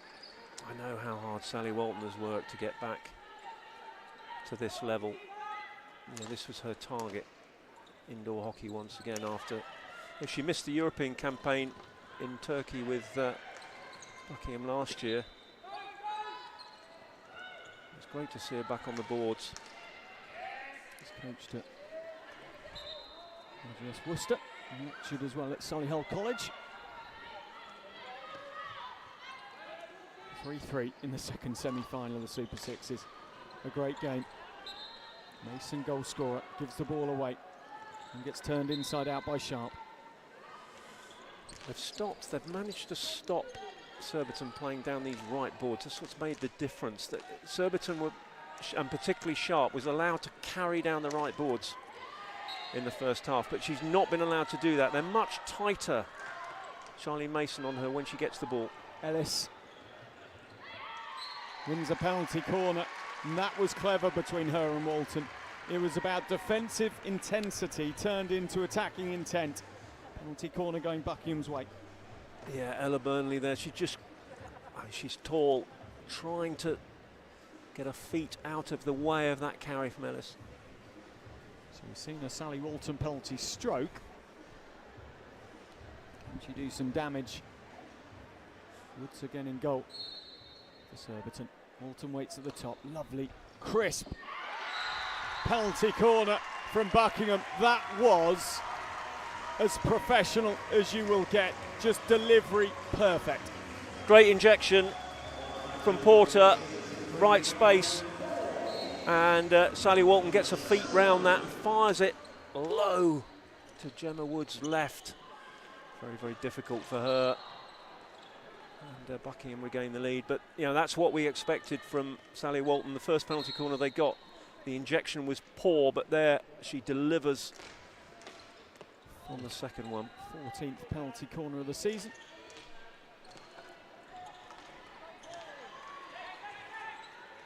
Mason. For the ball to Natasha James, didn't quite find it. They're collected by Shipley. Played, what, 4 or 5 years for England and Great Britain. But of course played for Wales and Great Britain, Rupert. Tackled by Walton, no look pass. I just feel that Newlyn could have carried on carrying across, but the stick tackle and another penalty corner. Just felt Maddie Newlyn had checked out there, but she drew that stick tackle. And Abby MacArthur gives the penalty corner.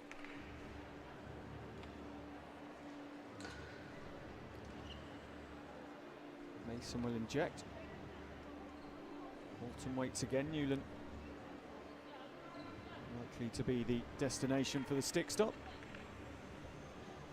Up there too, Natasha James on the left hand side. It is Walton. She doesn't get hold of that one and away sends the ball. Malona Rees. She got her feet round that, but just didn't get good contact on the stick.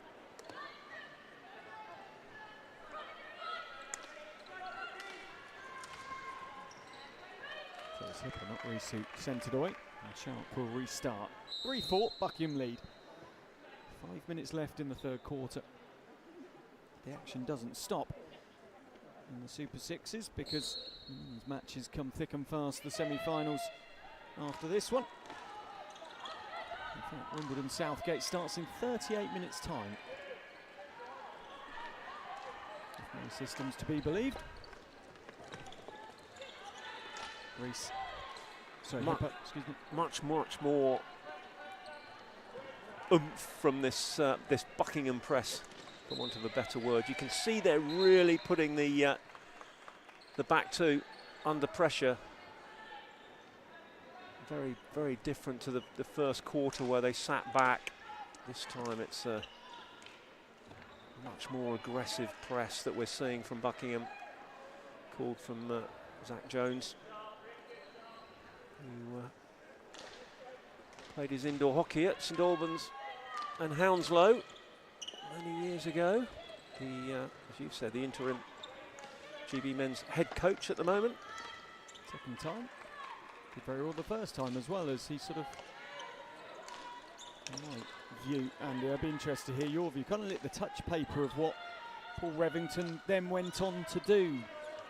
Took a team into a Pro League leg in London and let them play this sort of enjoyable, very fast-paced style of hockey.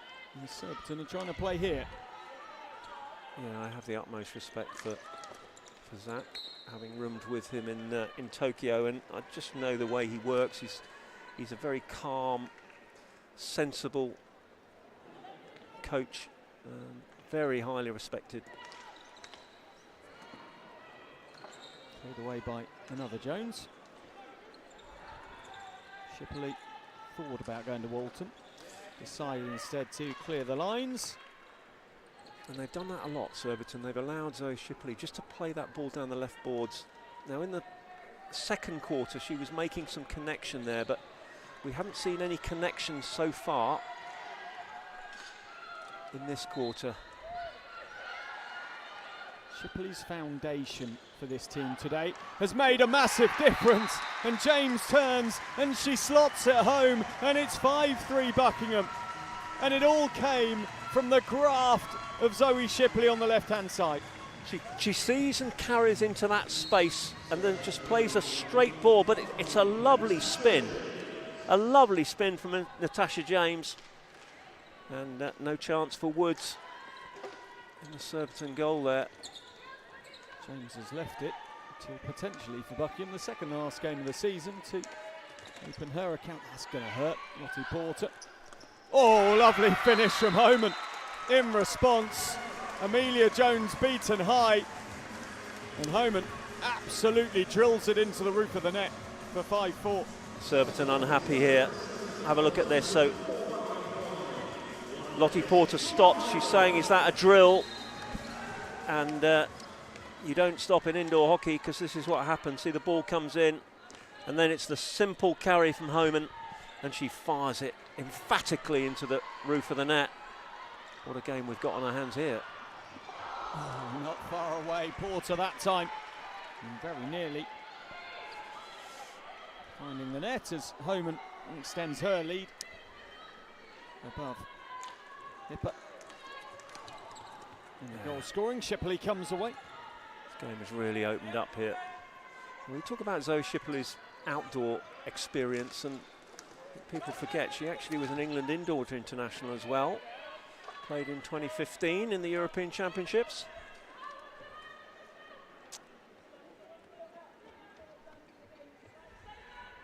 So a very aggressive press from Buckingham in this second half. They're sitting a little deeper now. Homan.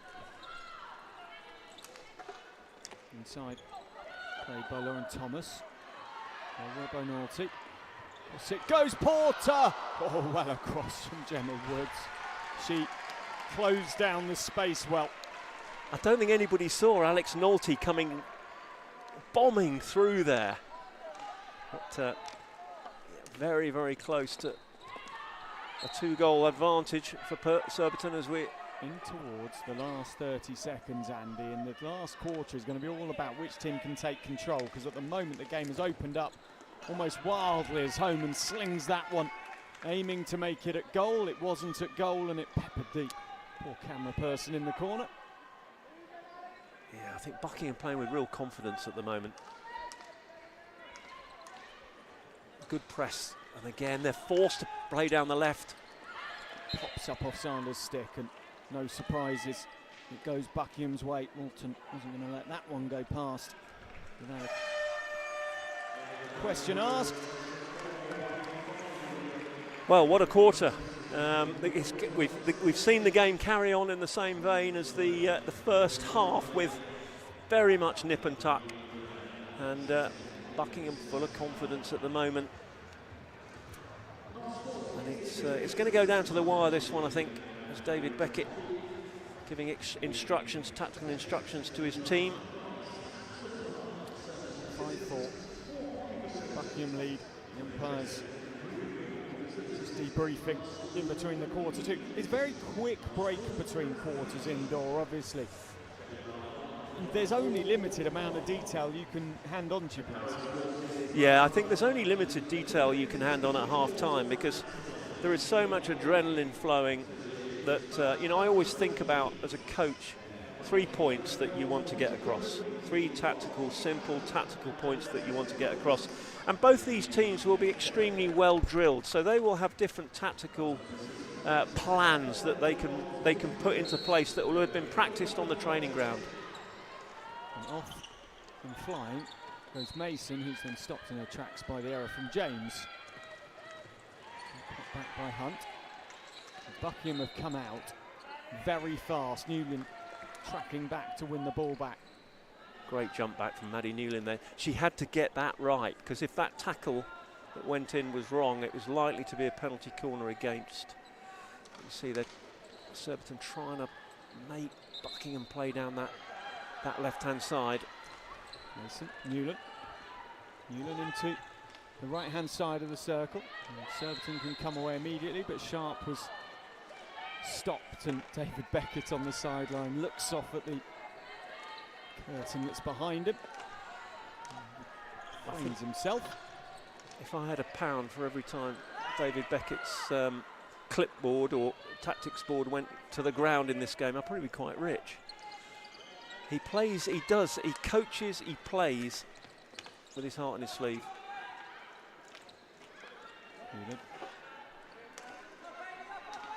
Strained herself there from playing the ball through Burnley. Nice, clever ball, but Mason doesn't quite have the pace, or the ball is too quick. Yeah, good idea that from Maddie Newland, but just put a little bit too much pace on that. Sanders waits for the ball, gets the ball eventually. Walton with a very good touch, taking Surbiton out of the circle. Back in they come. They look for Sanders, they can't find Sanders. Sticks around the ball there. Buckingham's defending outstanding. Low, flat, strong. And James gave away the free hit. Quickly away goes Newland. Now Mason's got up ahead. Oh, the pass was cut out by Burnley. Coolly and calmly. And can she find Sanders? She doesn't. She goes the other way and she finishes it herself. Ella Burnley is pulled out for the slap. Frustrating.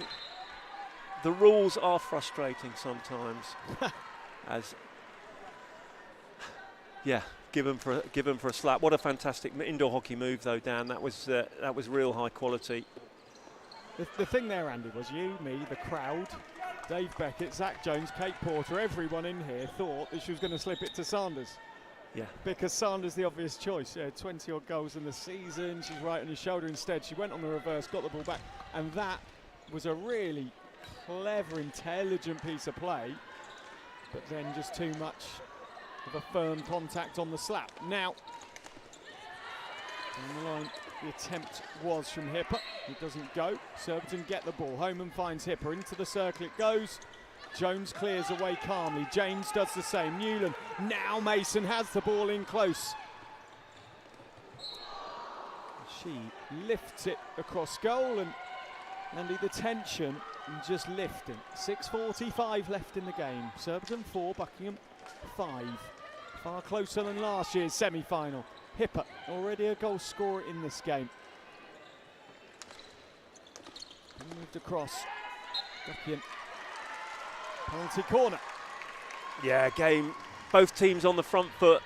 You get really good indoor hockey for the purist in many ways when teams are on the front foot as they are. Both these teams pressing high, Surbiton particularly, and Buckingham not sitting back and protecting this lead. And the ball popping up off a stick, and here is a penalty corner chance. Erica Sanders on the castle. Hipper on the slip. Sanders again, goes to Hipper. Hipper gets it wrong. Buckingham will look to restart quickly. Those masks that we spoke about are now very disorganised behind the Buckingham goal. Erica Sanders there looking at with a little bit of exasperation at the bench. That's a brilliant ball from... Ooh, Jo Ellis has just absolutely warmed that from sharp, and I'm not surprised a penalty corner was given. I think Sally Walton looking at the umpire there, suggesting that a penalty stroke. Well, with the contact that was made, it doesn't actually look as bad on the replay, but I was surprised that they didn't go to the stroke over the penalty corner. I think, it's Alice Sharp, I think she was genuinely surprised that the ball came back on that angle, so I don't think there's any malice in that challenge. Walton, well out by Woods. Good save again by Woods off Thomas. Good double save that from Woods. Walton stepping in, but what a carry. I could see a card coming here possibly for the tackle. We said it. No, it's just a strong whistle. At the end of the third quarter, Andy, it's about control of the game. It's controlling the emotions. When emotions are high, the coolest head, who will it be? Beckett struggling on the sidelines to keep a cool head. Scratching his head at the moment. And Surbiton. He's currently covering more miles on the bench than he did when he played. Pacing around. Oh, ball given away there by Lottie Porter.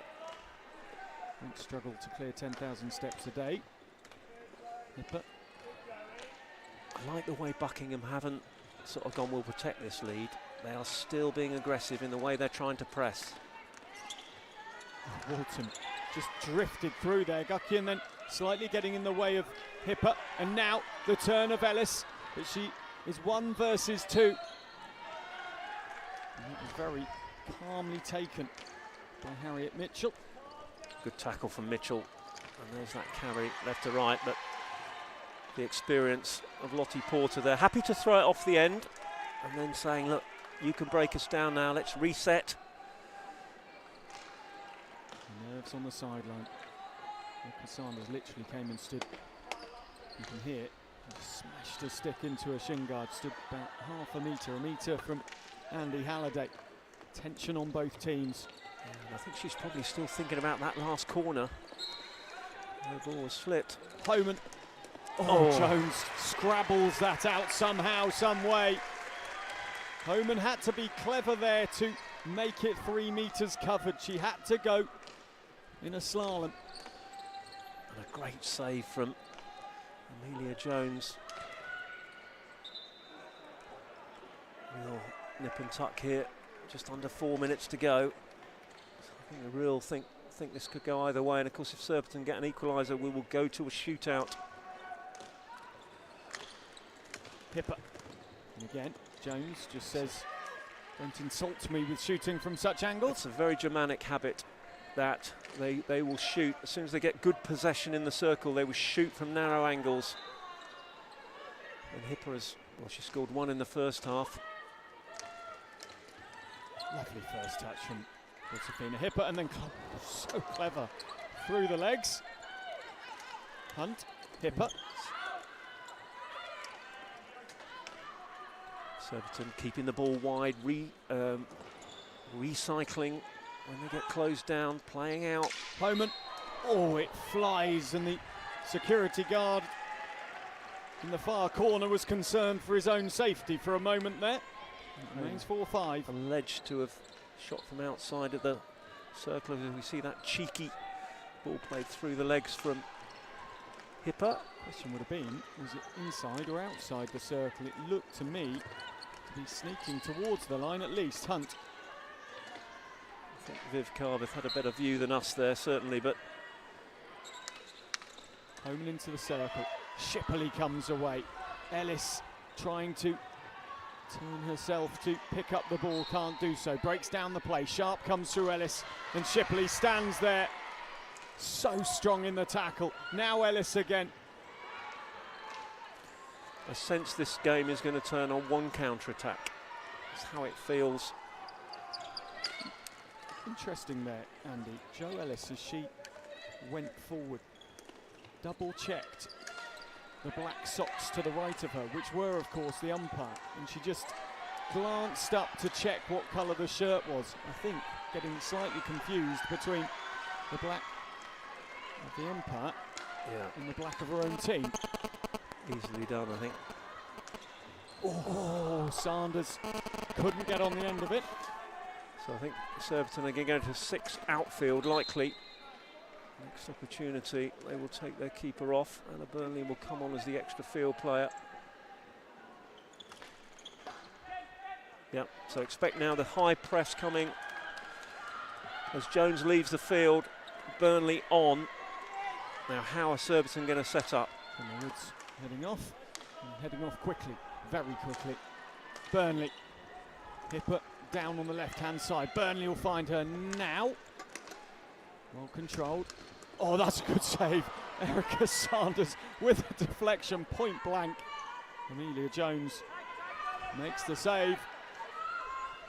Lauren Thomas allowing that ball across the middle and the deflection. Oh, that's brave from Shipley. And yeah, the ball sort of thrown between Hipper's legs, but straight into the defender. So it's a free hit out with 30 seconds to go. This would be, to a small degree, a shock in terms of this is second Surbiton versus third Buckingham in the league this season. Surbiton, of course, have never won the Super Sixes title. Runners-up last year. Buckingham 2020's winners. A second, but they haven't managed to find a way because Homan has done the business for Surbiton. David Beckett gets Ella Burnley off. Gemma Woods races back in.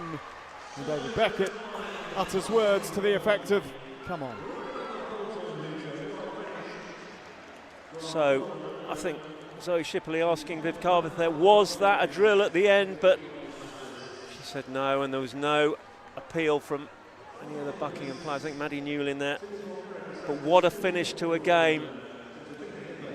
Right, 3 seconds from the end. And you always felt, having watched the Kieran at half-time and having watched this game of hockey, both really, really tight. Never say die attitude from Erica Sanders and her Surbiton team, and we go into a shootout. The endeavour and just the front foot nature of that Buckingham performance in the second half. So even when Surbiton had that extra field player, Buckingham was still stepping up, still pressing, not sitting deep and letting Surbiton have the ball. What a time for Homan to score her second. And what a time for another draw between these two teams. 16 goals in 2 matches. 8 goals each was what I meant in 2 matches. My maths letting me down. Sanders just steps off to the side to check some. Oh, okay, Sharp's come across. Do the toss. 3 players each, 6 seconds to score. So yeah, slightly less time than you get outdoors. The ball placed on the dotted line, 12 metres out, and it'll be barrages of 3. Winner takes all. I feel a bit for Buckingham. They thought they'd done enough just to hang on there, but I do, and I agree with you, but it proves indoor and outdoor in hockey, you have to play to the final second. Absolutely. Yeah, of course. And how often have we seen that? How often have you and I been caught out in outdoor games in, for example, the Pro League? This game is done in the last 30 seconds. Yeah. Wham, bam, it's not. The goal is scored, and that was exactly what happened there. Yeah, and in the end, you know, it was Erica Sanders with that backhand shot that Zoe Shipley stepped in. Two of probably the most influential players in the game. And Homan stepped up with the rebound and flung it low. So they are shooting in the goal that is furthest away from our commentary position. We're actually right next to the other goal, looking square onto it. And Gemma Woods has had to walk away right up the other end of the pitch. She'll stay in goal. Newland steps forward. You'll see here there are 3 umpires involved in this. So Tom Cox, the reserve umpire, he'll come and stand and watch the line. And obviously there's no video replays or VAR or anything in indoor hockey. Sanders, Hipper and Homan, the Surbiton's 3. Newland, Walton. So generally we see 2 different types of tactic in indoor, slightly different to the outdoor. So do you carry into the circle and shoot straight away, normally high past the keeper over the shoulders? Or do you carry towards the keeper and spin? We shall see. What would your preference be if you were taking? You would shoot high early or you spin? I never had the ability and the skill to be able to go in and spin. I was always a slam it in early merchant. But just remember, Dan, shootouts weren't around when I was playing. I realise that, yeah. I don't mean that rudely. But yes, I did take that on board. Newland waits. Conversation's still going on with Abby MacArthur. Now the Derby Arena falls silent.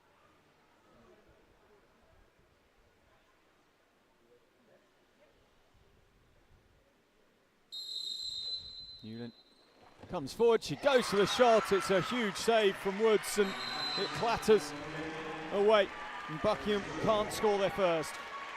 So Maddie Newland goes for the first tactic there, in and shoot. And in fact, I'm not sure that she actually got a touch on it. It just went over the bar. Sanders.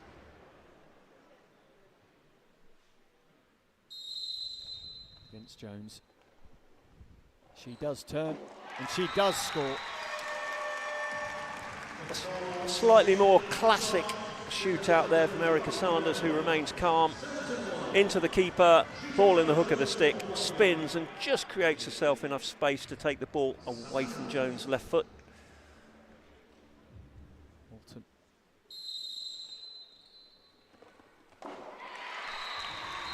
She scores it. That was cool. Sally Walton, I would expect her to shoot early from the top of the circle, but watch how she gets her head up. Has a look where the keeper is and just flings it low. Cool as anything. I paused because Josephina Hipper was blocking the view of the bottom corner. Homan comes forward, turns her back. You can see the two teams have the 2 different techniques. That won't count, I'm sure of it. It does. It does. Homan has scored it. It was given by the umpire on the line. And I think that's why, obviously, we have 3 umpires here. If we watch this again, Homan comes in. There is a hint of a foul here from the keeper. No. Looks like maybe she took her foot, but... Jo Ellis doesn't score. Surbiton are going there again. Surbiton are going to the final of the Super Sixes again. Ellis can't beat Woods. And in the most thrilling of semi-finals, it is Surbiton that take their chance in the shootout. Really don't want to see either of these teams lose this game. They've given so much. A great advert for English indoor hockey, a game of real sort of nip and tuck. between these two teams. And in the end, it's Surbiton who take the spoils. Thankful with that equaliser from home, and 3 seconds from the end. Thoughts really with Buckingham, who got themselves into such a great position and were ahead for the majority of that second half until we go to a penalty shootout. And Surbiton take the win, 2-1 from a shootout, and Surbiton will face East Grinstead in this afternoon's women's final. I'll have a quick look at the highlights from the second half.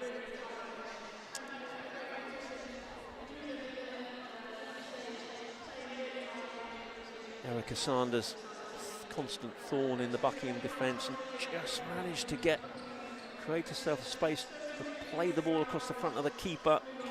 Sally Walton, trademark penalty corner, flung low, and then Zoe Shipley, she just runs into the space, and really tight spin from Natasha James.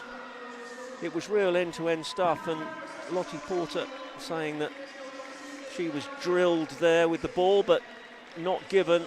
As you see here, they're saying that there was plenty of space. Abby MacArthur making the signal there that you can see. And Homan scores, and then the final shootout and the miss from Jo Ellis. And Gemma Woods in goal for Surbiton makes the save.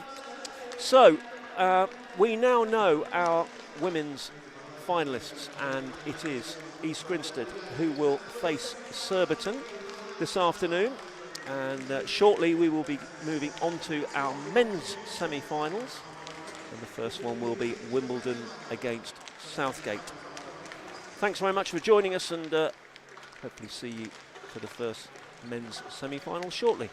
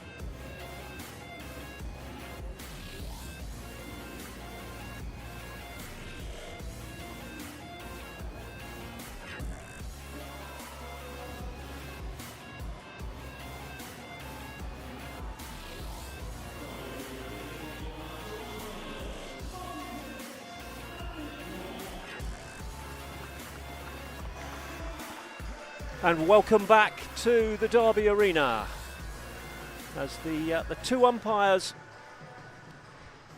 enter for this, the first men's semi-final, where Wimbledon take on Southgate. Wimbledon, the winners of the National Indoor League this year, and Southgate, who finished in 4th place. And here come the Southgate team. Very much a surprise that they reached the top 4. They had to win both their last games on the final day of competition. As you can see there, they bring their mascot, Ali the Gator, with them. And it's their first appearance here since 1999. And we welcome Wimbledon into the fray, led by their skipper and top scorer in the men's competition, Ed Haller. Plenty of experience in the Wimbledon lineup, both at national level and also the European competition. They played as winners 2023. They went into Europe last year, played in the European Club Championships. As we look at the lineups for this first men's semi-final, Ori Ogunlana in goal, Jack Turner, Fred Newbold, Duncan Scott and Ed Haller, with Ben Fox up front. Haller will be leading the line. Substitutes: Mark Haycroft, Rory Patterson, Sam Hooper, Ben Francis, Liam Ansell and their Spanish star Antonio Sanz del Campo. And facing them, as I say, a Southgate lineup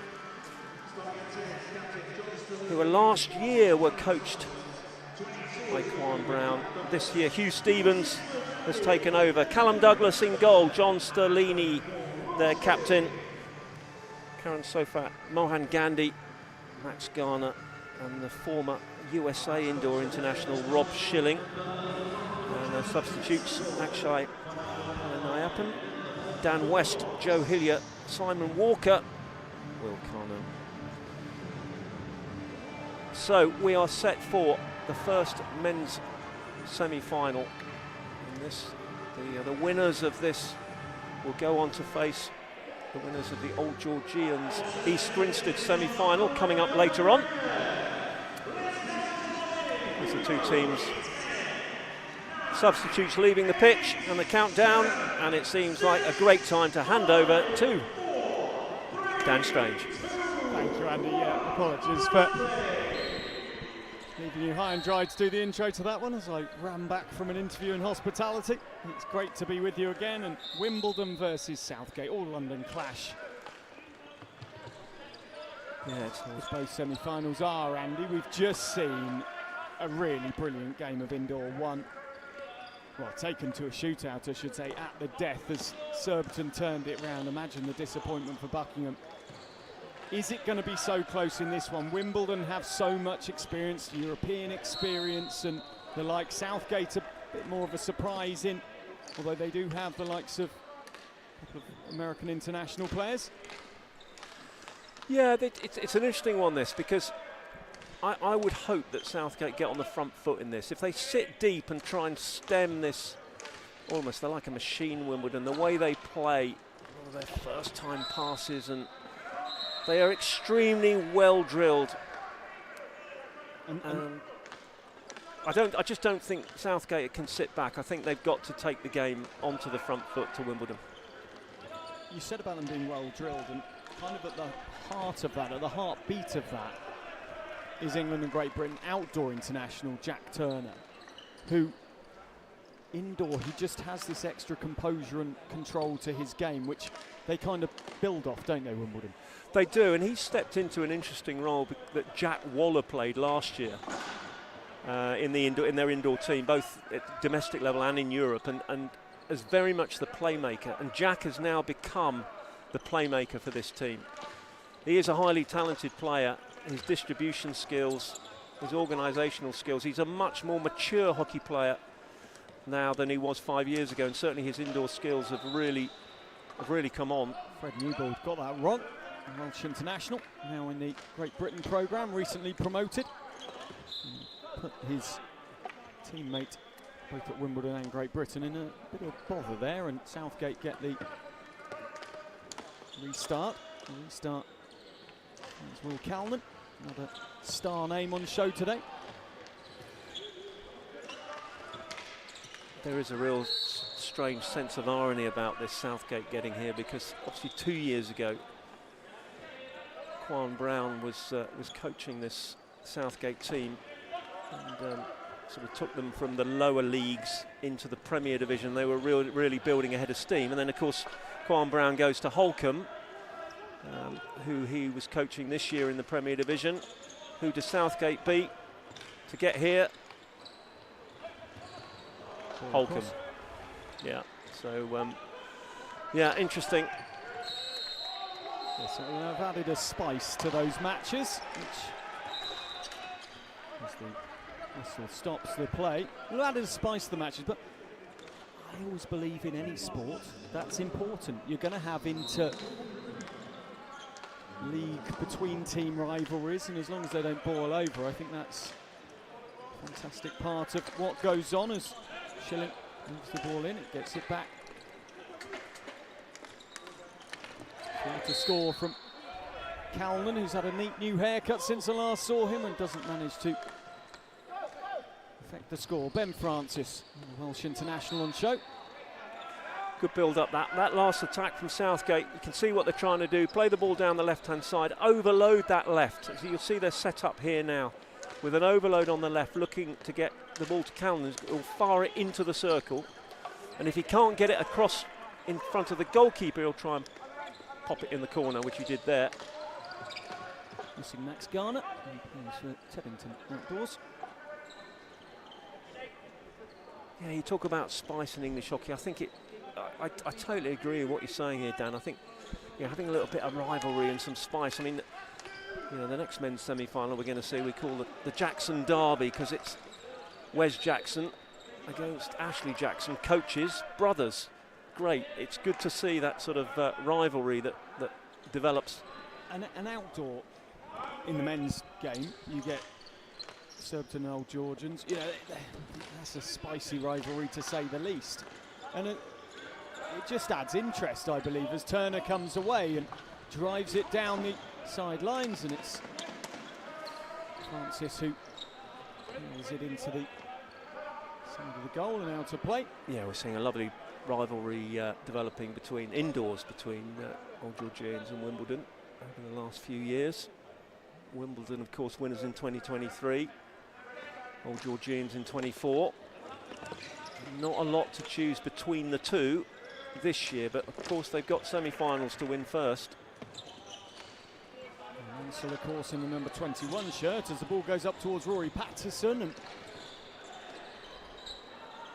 Nana comes out, does well, down low. Into the corner, well worked by West. Oh, a chance, a really good chance for John Stellini, very experienced player for Southgate. Nice the way Southgate have started here. Playing down those passing seams down the left-hand side, and the ball going into the corner and coming out very, very quickly. Yeah, they've obviously worked really hard tactically.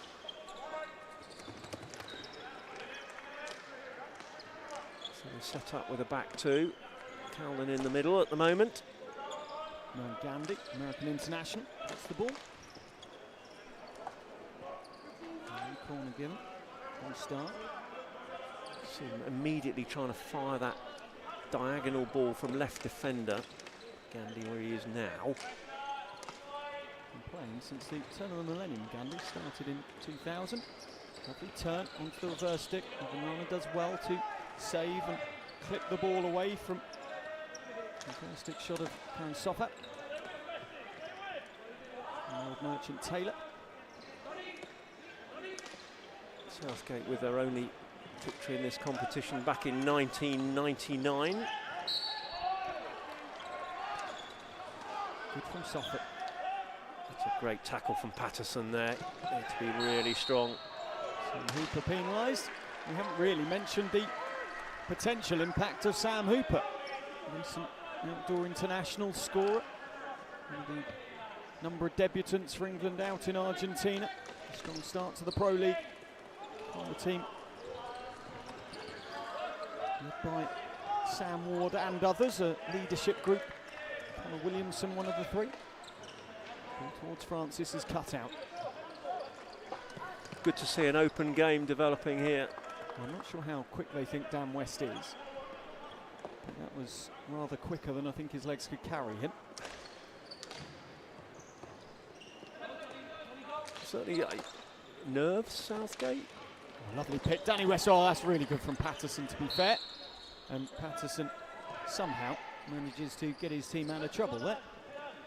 They're giving the impression they're completely unfazed by this, Southgate, which is good. Playing with confidence, plenty of pace on the ball in their passing. Very much on the front foot, working hard in a man-to-man defensive system. That's a very good save. Very good save, Callum Douglas, the Scot. The two Douglas brothers both have played Great Britain juniors together out of the Sutton of Johor Cup 2024. The Southgate have started brightly here. Let's have a look back at that Douglas save. Yeah, good work that. Sansdale Campo with the work down the left, getting Haller into a shooting position, trying to create himself that extra space to get the ball at the goal. And if anyone is looking or can see a team list and they look and think, Antonio Sansdale Campo, I recognise the name, Tony Sands, Spanish international player of genuine repute. England have had a Spanish international player in the last few years, and Sands getting his chance as a guest player. And plays for Sands Complutense, and who played in the Indoor European Cup last year. And there's the opening goal, and he scored it himself. He scored 2 goals for Spain, and today he gets the opening one in the men's semi-final. It is Tony Sands with it to make it Wimbledon 1, Southgate 0.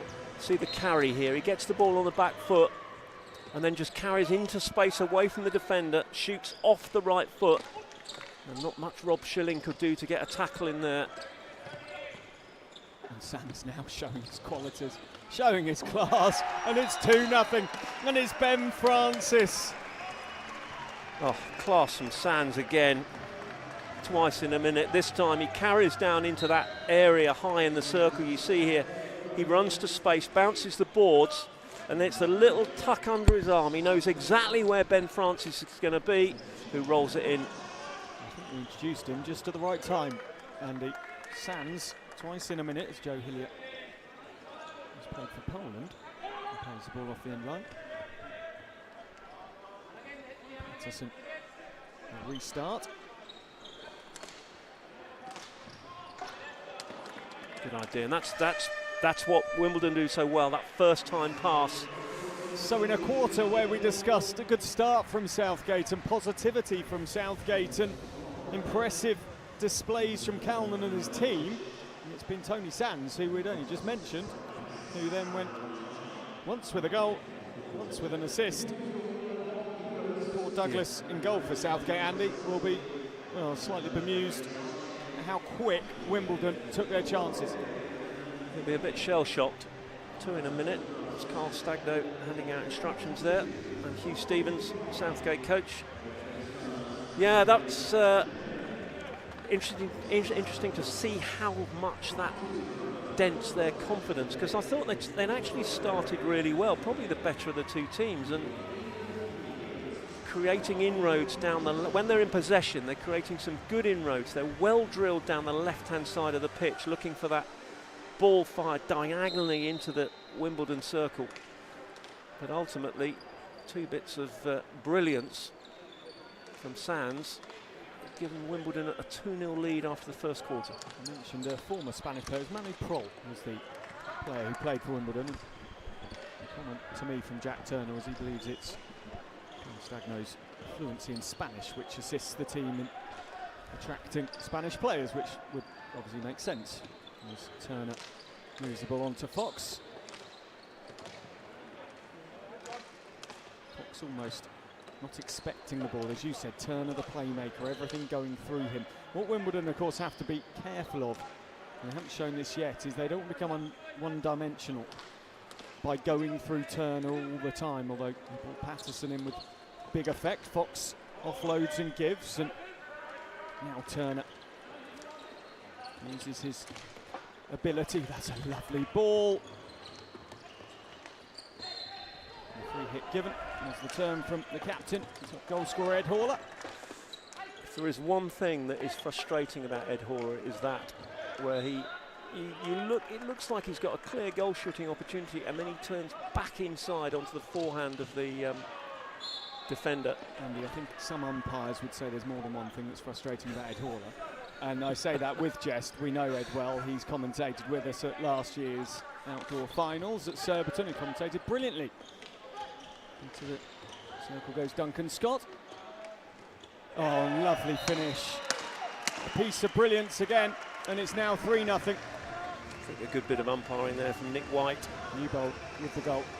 He sort of kept the advantage going there. I think there was a stick tackle in here. I don't know whether he was thinking about giving the corner.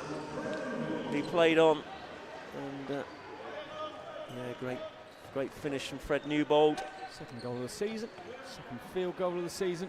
And Fred Newbold is the player that finds the net for the third time. Wimbledon have rattled through here, scoring in very quick succession right at the end of the first quarter. So quickly that my stats package hasn't even updated the goals yet, but it was 9, 10 and 12 minutes. 3 goals, 3 minutes.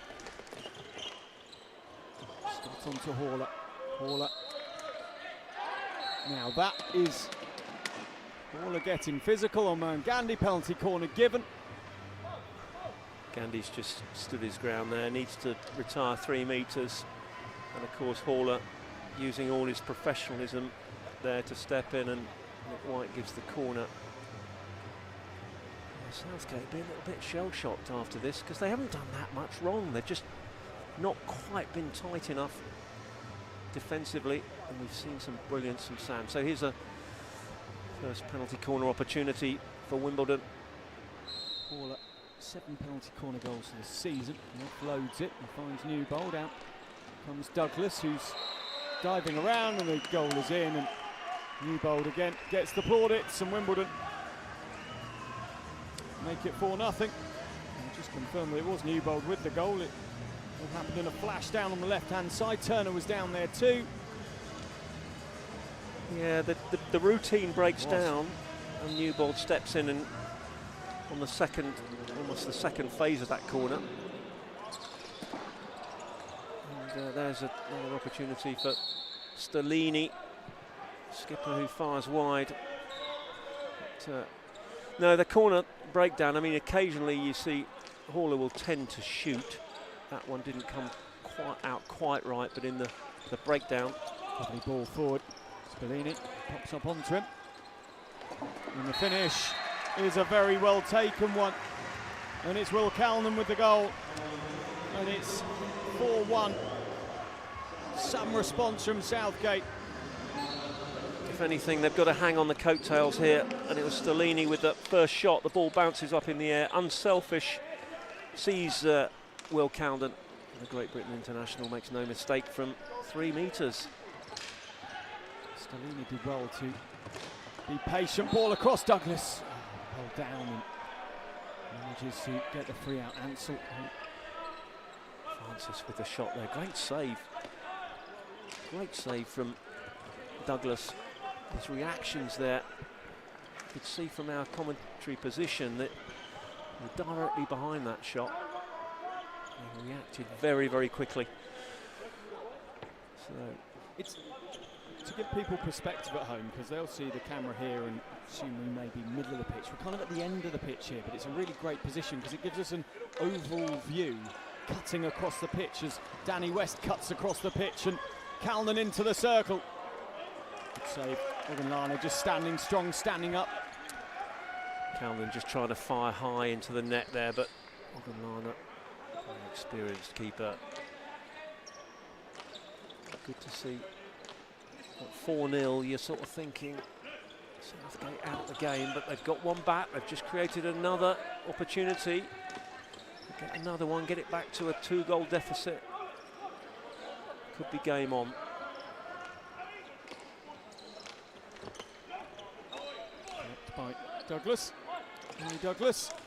And that from Fox. Defence into attack. Francis. Oh, post and back. Cameron breathes a sigh of relief. Doesn't have time to really think about it. Gandy. A very good ball, but again, Danny West is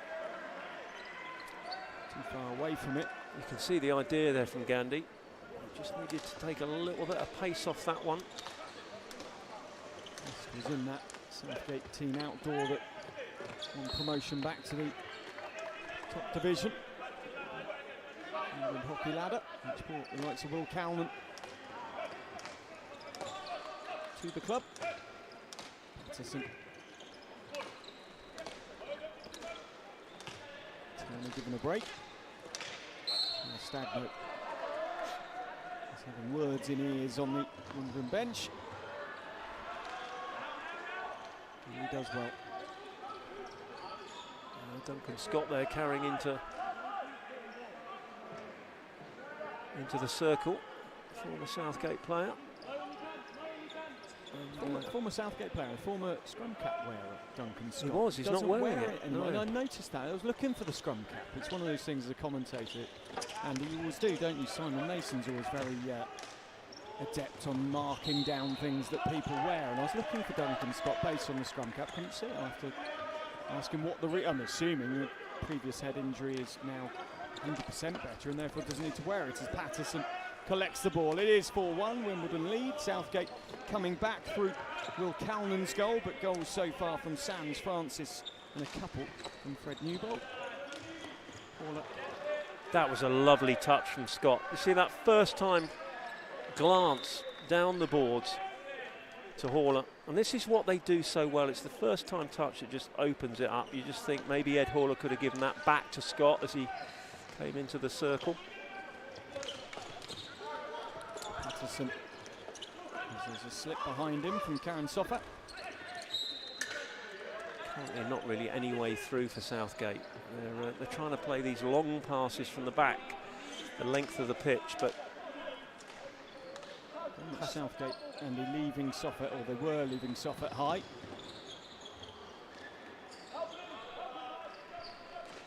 Southgate ride their luck slightly. Tony Sands stalking again in the middle. Still grabbing hold of the coattails of Wimbledon. They won't let them get away from them. A good response since they conceded that fourth goal. That play from him. He's played in the Pro League for Spain last summer. Patterson.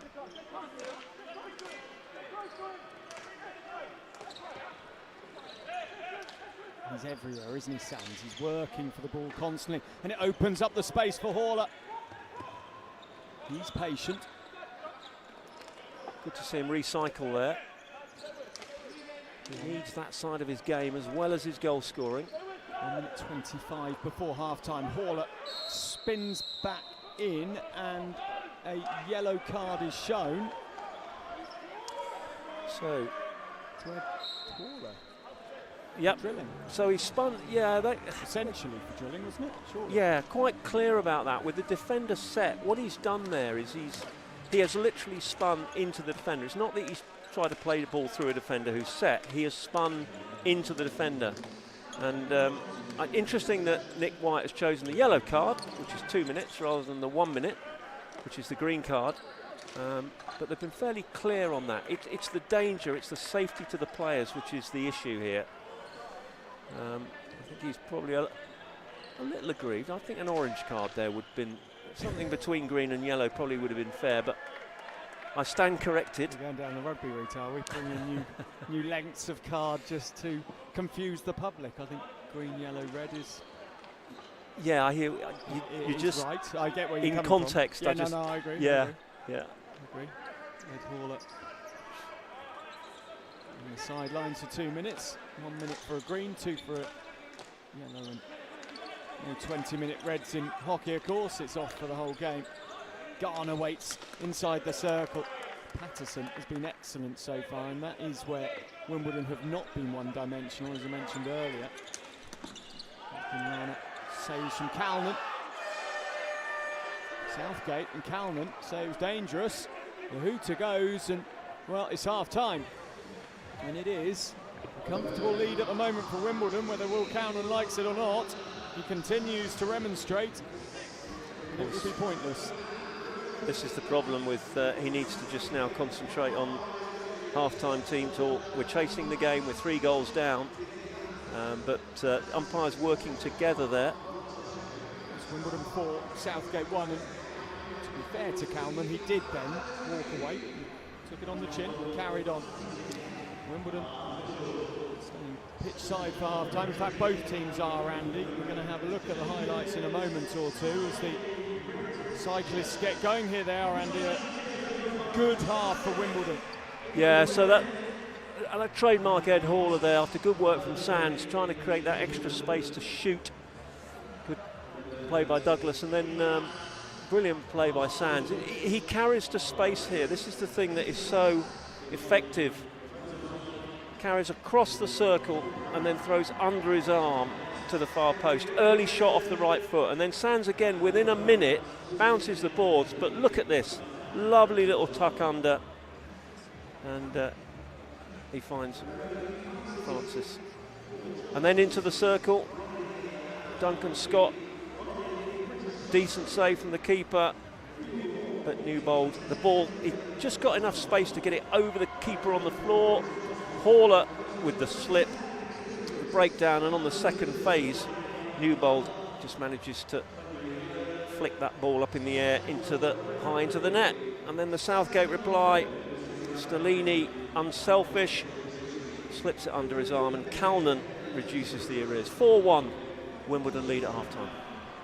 I'm now really confused. I'm assuming the Wimbledon and white here on the bike race, because you've got red, slightly maroon and white. There's a difference between the red and the maroon. I'm going that Southgate are in the red here, not the white, but because both these teams' away colours are white. That's what I'm trying to work out. Yeah.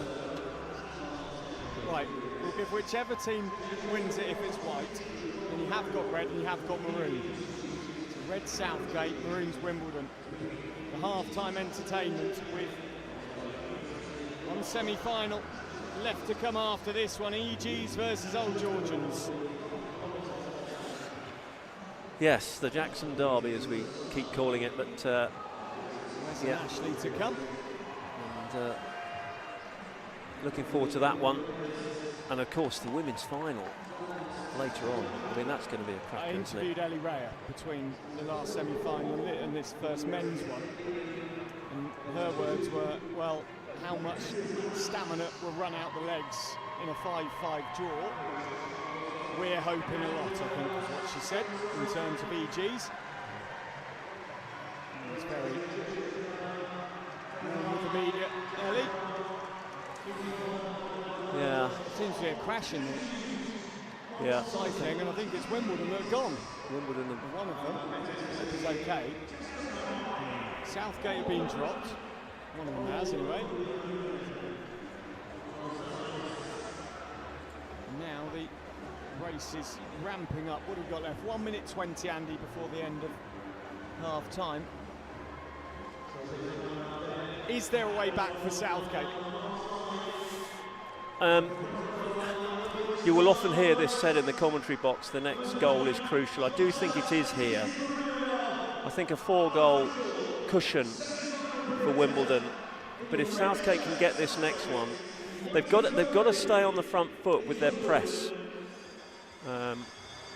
They do look dangerous, particularly down that left-hand side, as we spoke about early in the game. But they keep trying to play this long ball unsuccessfully through Wimbledon as they are set in their defence. So, yeah, for me, next goal is important. I think the stadium announcer just said Wimbledon won, so I'm assuming white was Wimbledon and red was Southgate. in the cycling.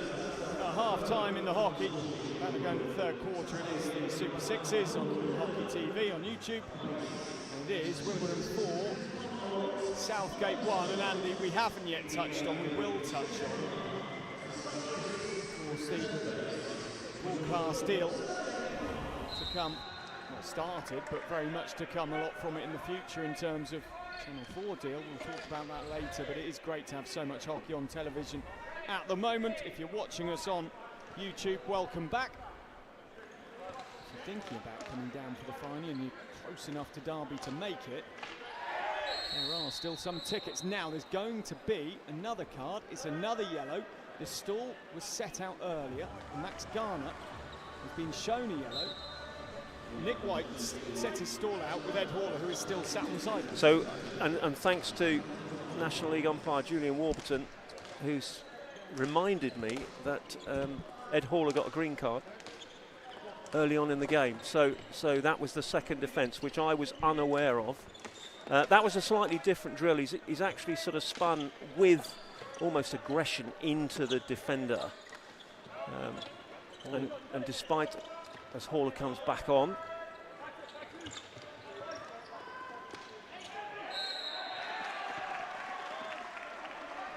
that green card was in the third minute of play, and now Wimbledon have to face a Southgate penalty corner with the words echoing in their ears of Andy Halliday at half-time. It wasn't the next goal wins, it was the next goal was the all-important one. and Ben Fox with the stick obstruction there has handed the opportunity to Southgate.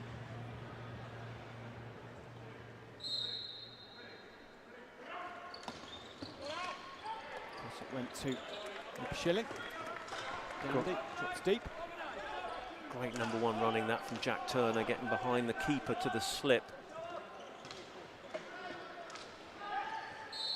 Oh, some protective gear. Flew off into the crowd. Assuming it will be returned. Yes, it has been. Milana stands strong. Southgate a good start. You've got to be really careful these days with protective gear. Green card.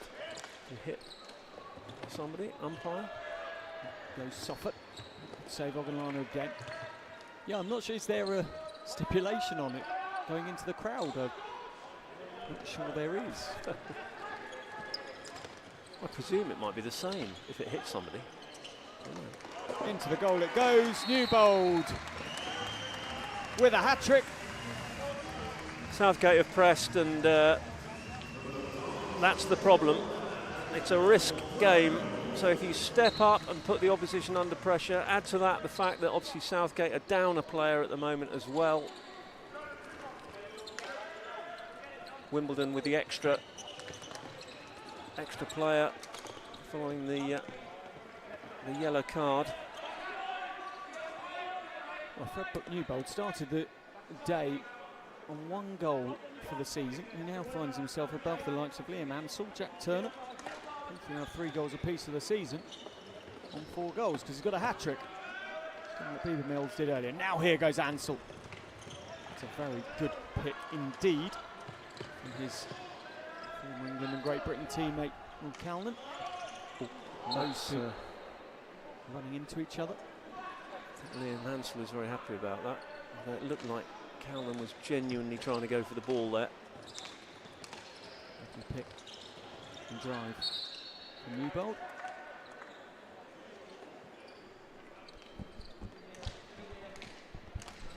Ansell. He had a really good catch up with Liam Ansell. The league phases of this competition.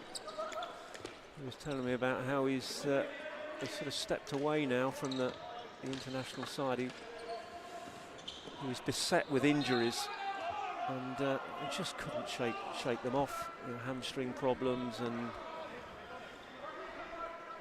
partner Anna Toman. So Wimbledon and Great Britain. Been doing some travelling together. He came into the World Cup of 2018 for Sam Ward when Sam Ward got hit in the face. You were the manager, and he really set the tournament on fire with his 3D skills and his pace, but if you remember the back end of that tournament, what did he go out with? Hamstring injury, and it has been something with Liam. Yeah. Ball across, Newbold has a new thirst, a new hunger. Yeah, I mean, I mentioned it earlier in one of the early games today about how important the robust mental and physical nature of being part of the funded programme. And Liam has been one of those players with, I think in football parlance they call it dodgy hamstrings. Well, he was a very good footballer as well. He primary school level, and I know this because this is one you're going to love, Andy. My mother taught Liam Ansell at primary school level. He was deemed to be very much nailed on to be a professional footballer. His stepfather was, I believe, managing director or CEO at Crystal Palace. A very, very good footballer, and ended up in hockey, has obviously excelled, but as you say now, was, in December when I last spoke to him, on the hunt for a job. I don't know if he's succeeded in that search. Ball inside, good save Douglas yet again. Haller snooping, sniping, Gandhi plays the ball away. Anna, who you mentioned earlier, I believe I'm interviewing later on in hospitality. Very good co-commentator. The Chinese leg of the Pro League as Danny West tries to get a Wimbledon player, Tony Sands, in trouble. Just over halfway through this third quarter, a little bit untidy, some of the play. Calnan, that unconventional carry down the left-hand side, and often see that. We talk about indoor and outdoor, and I know Will Calnan hasn't played a great deal of indoor hockey, but that was his outdoor skill he was showing there. West makes it dangerous. Of course, he can drag flick, Will Calnan. Doesn't get many opportunities in the international game. Did score, I'm plucking from a memory, I think it was against South Africa. It would have been when Zach Jones had just stepped into the interim role. Scored a really nice drag flick in a Pro League game at Lee Valley. Sam Hooper, who scored recently in the Pro League and is a genuine threat from the top of the circle.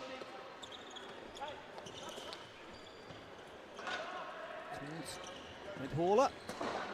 Douglas just watchful, just letting the ball clatter into the sideball, which displaces the goal off the line, and Douglas just makes sure it's slightly back on the line, not on the edge, which gives him a little bit of an advantage, Andy, as you would appreciate.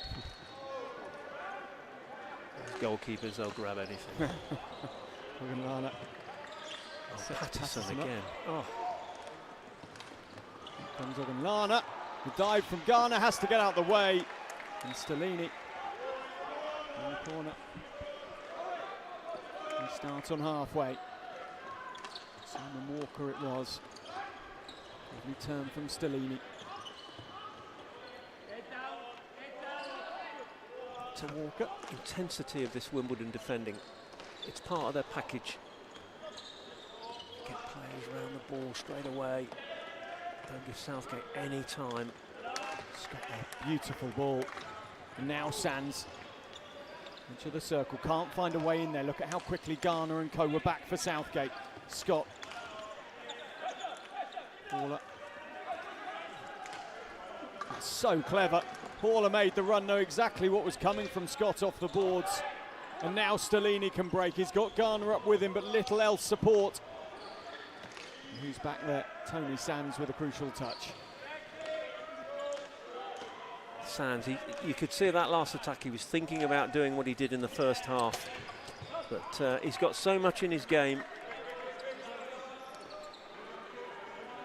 Haller, having left this time a while ago now as part of the Great Britain programme. Works in wealth management in the City of London. Heads off the pitch for a breather. Garner.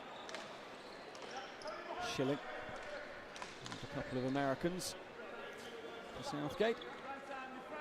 So when the two teams met in the league, this corresponding game, Wimbledon won 7-2. And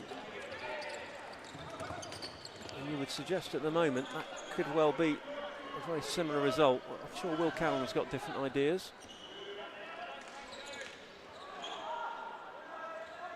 Again, it's just this, the Wimbledon setup defensively is so strong.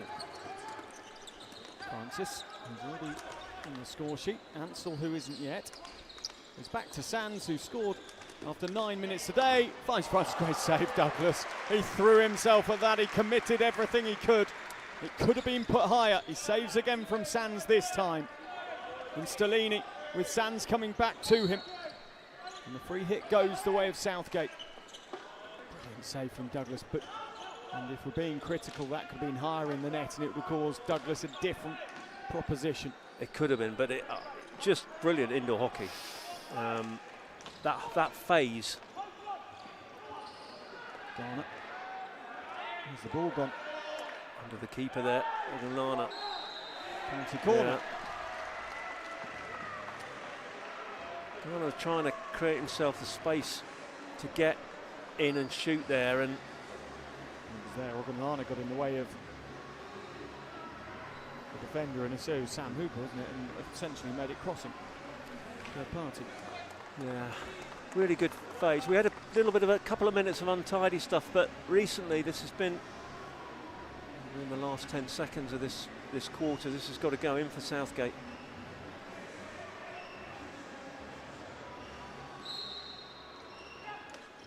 Callan, Schilling, it wasn't where he wanted it. Callan gets it back and then makes the error, and that's that for the third. And Ori Ogunlana with a real outburst of emotion in goal for Wimbledon, knowing that his team are in a good position. And they have franked their position in the game as Liam Ansell complains of elbows and physicality. Yeah, again, certainly heating up a bit. There was a little bit of afters there between Hooper and Callan.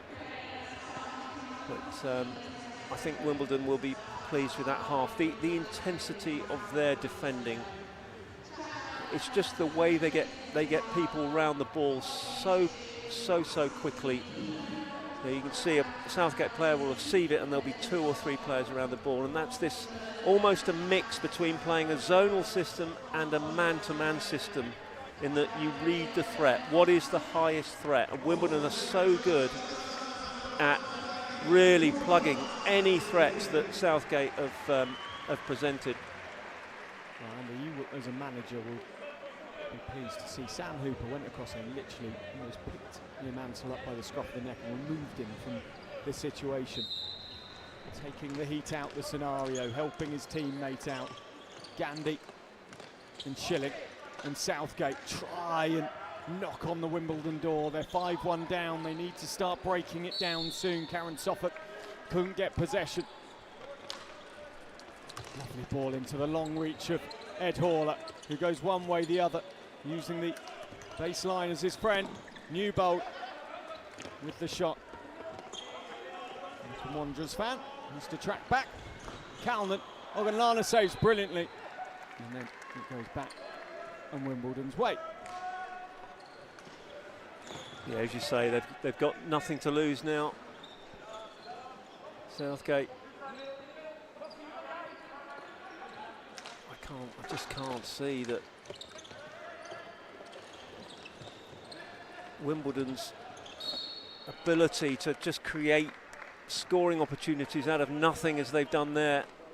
The ball, brilliant passing movement. Horler, Newbold. Penalty corner. Really showing where the belief in him to be brought into the Great Britain programme is coming from. Played very well in a team that did really well at the last World Cup for Wales, Outdoor World Cup that is. Jack Turner to inject the ball for Wimbledon. Horler. And the net bulges again for Wimbledon, and it's 6-1 now. And Horler, who has been in standout form this season, 25 goals now. And the injection there, it's the injection of that ball. There is so much pace on the injection that it almost makes Horler's job easy. Suffolk, dinked over the top, just wide of the mark, Karen Suffolk. He replayed it, didn't he? Trying to get the line right, and Nick White has noticed that Oganlana's goal has moved off its mark. Interestingly, at this end, the Southgate goal is still fractionally off the line as I look, and I've got a pretty good line in the goal line. Douglas peppered. Scott can't find a way for the 7th. Turner. Haller to his left, he goes to his right. Haller at the back post! Well, it may have taken Ed Haller a while to score in this one, but like London buses, one brings two. And Wimbledon are heading towards another final. Goals are like his cards. 2 cards, 2 goals. Wimbledon just showing. I love the first touch. This is what they are so good at, that creates that ball carrier extra time on the ball, is that they play so many first time passes. The pre-scanning, the way they read the game. An 18th field goal of the season for Haller. New ball to Ansell, and now Wimbledon have turned on the style. Painfully brilliant from a Southgate perspective.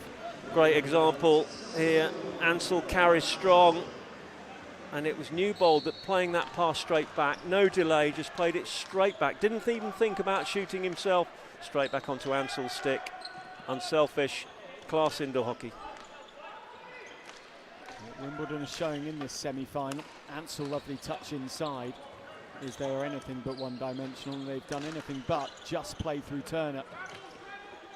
Good ball up top. Back across. Immediately Newbold's there. He has the pace to get there, the foresight to go back.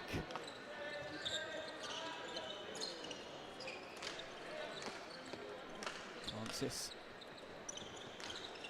And there's no let up here. The way they're moving the ball, Wimbledon. Pace on the ball.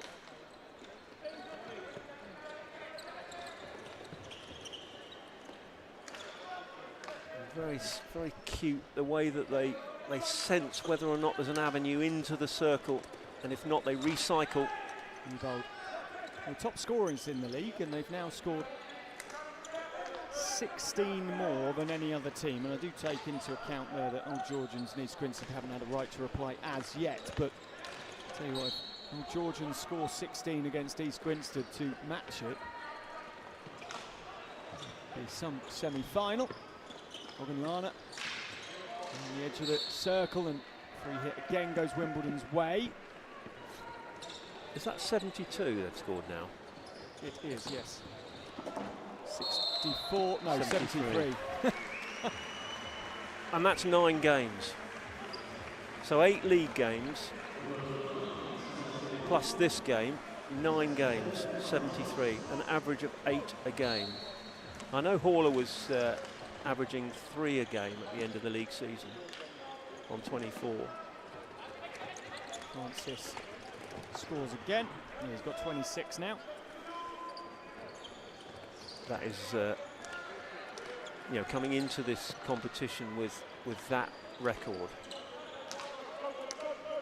And I've been commenting about how good their defending has been. It just shows. They've got a real good mix. One of the things, interestingly, chatting to coaches about Wimbledon, other coaches, that they say that, you know, their second 6 that come on, they've just got so much depth. So they've got obviously their front line 6, but then the second 6 that come on, just as good, just as well drilled. Offload from Stellini. Still save. Change the goalkeeper. As Mark Haycroft comes in. Haller for his hat-trick. Good save, Douglas. In the corner. Wants to keep it moving. There's an option out to Hooper, who offloads. And Sands wins the penalty corner. What I was about to say, Andy, is Sands and Ansell coming in really has developed this team, as we were saying. It's that extra firepower, that extra creativity, which then highlights the qualities of the Haulers, the Jack Turners and the Pattersons even more, doesn't it? Yeah, the international experience that Sands brings to this team, having played at the, you know, the very highest level with Sans Complutense Spain. And then just that power and thrust from Liam Ansell as a goal scorer. Averaging a hat-trick again this season and scoring another is Ed Hawler. For anybody watching this, see how quickly, look at the injection here from Sans, and it's just literally so simple. That's why the injection has got to be on the spot and very quick, because it gives the flicker so much more time. And we're talking split second here, but it does make such a difference. Third time in the season that they've scored double figures. 10-2, they beat Hampton Westminster. Biggest win of the season, 14-1. Calman and his team have been pulled apart today. They find themselves 10-1 down to a team that are scoring for fun at the moment. So interesting, when Southgate won this in 1999, everybody described them as being an outdoor team playing indoor hockey. They had a lot of international stars playing, and they were the first team really that sort of did that, brought this incredibly high level of skill to the game. Well, the misses. Somehow the ball stays out. I'm not sure what happened there. I thought that Martin Twist, the umpire, should have really given a free hit against the attackers there. I thought, did Hall volley that across the front? Yes. Yeah. And he hit the post. I wonder if that had gone in if he would have given the goal, because I'm not sure that's... I don't think he saw that Hall had connected with it. But Calman tries to keep it in. see, there's the difference. If that had been Newbold, he would have slipped that onto the far post and straight into the net. Calman has shot rather than picking his teammate out on the far post.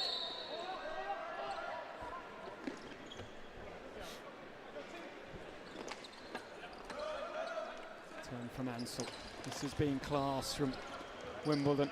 Sans goes back.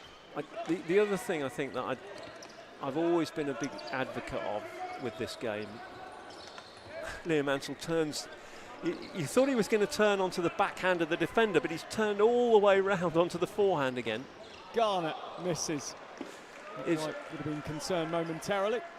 The indoor hockey, the benefits from indoor hockey and what it does for the outdoor game. And whilst, yes, we haven't got the 3D nature indoors, but the awareness of space, the marking systems, the perception of danger, there is so much that this does. You know, over the years, I think it's really helped a lot of our current outdoor internationals playing indoor hockey. Certainly, you know, I will name a few: Sam Ward, Chris Griffiths. You know, there are two. Quite a few of the players on the court here who've played high-level international indoor hockey, both at club and international level, will really help them. Ansell. As that got penalty corner given, as Hillier couldn't get the ball away. Of course, Sam Ward not here this year. He's currently out in India playing for UP Rudras and the Paul Van Ass in the Hockey India League. Played yesterday, lost yesterday as they look to secure their place in the top four out there against the Hyderabad Tufans. Zach Wallace's team, otherwise known as. Who's the other player you mentioned? Chris Griffiths plays later. Yes, we'll see him later. Recently married. Congratulations to him and his wife. And there are many others. The list goes on. Wimbledon, 10-1. Ansell has just absolutely rocketed that over Callum Douglas's shoulder.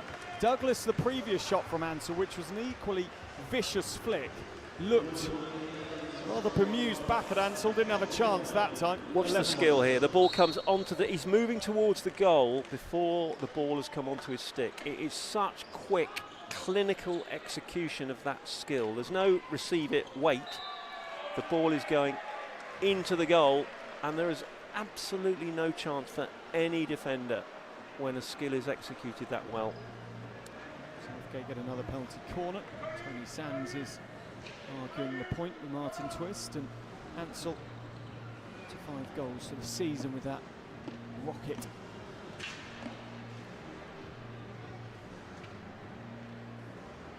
so a late chance. Garner stands over it for Southgate. 11.7 seconds left in a very, very comprehensive win for Wimbledon.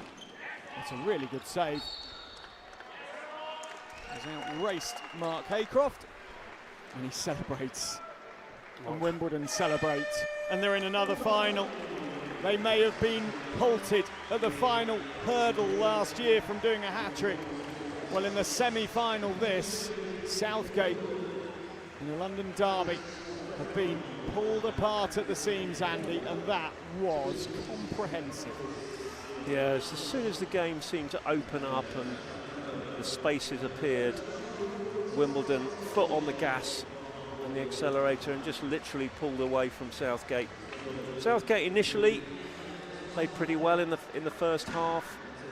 Sat deep, had a couple of opportunities of their own on the counter, but then a 2-goal burst at the end of the first quarter, seeing the brilliance of the Spanish star for Wimbledon Sands, and they were always chasing the game after that. And of course, with the game opening up so much, we then saw some absolutely glorious indoor hockey. Here's the highlights coming now.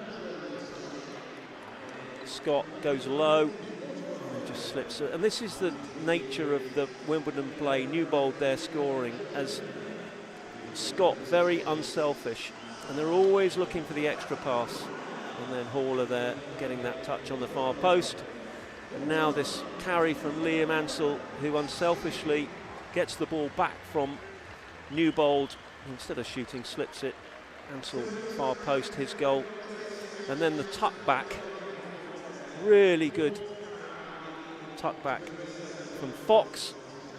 Hooper finishes, and penalty corners, trademark Ed Haller just slams it low left into that corner. Nothing that Southgate defenders can do. So a resounding win for Wimbledon, who will go into this afternoon's men's final with confidence, and they will face either Old Georgians or East Grinstead, who will be next up.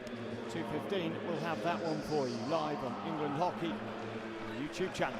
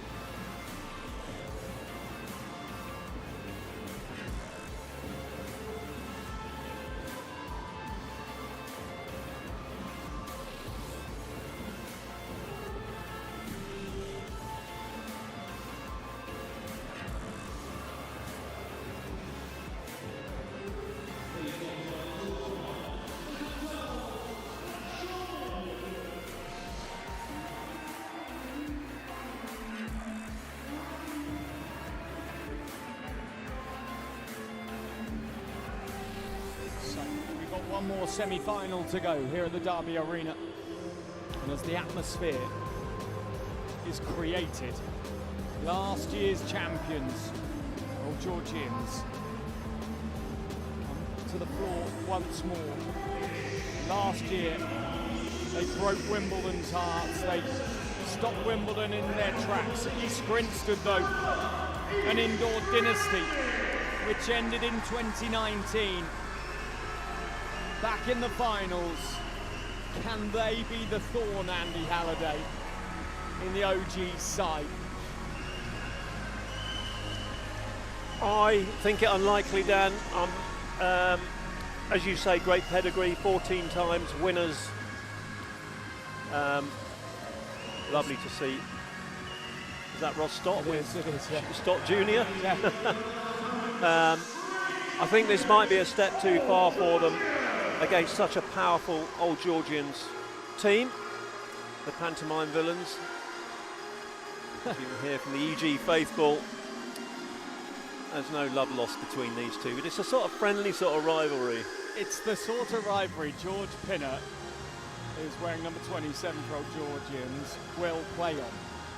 He will. He will act on it. He did in last year's final. It wasn't against East Grinstead. And of course, the other thing is that East Grinstead's favourite son, Ashley Jackson, is now playing and coaching Old Georgians. So there's plenty in the pot. There's Jackson involved still at East Grinstead.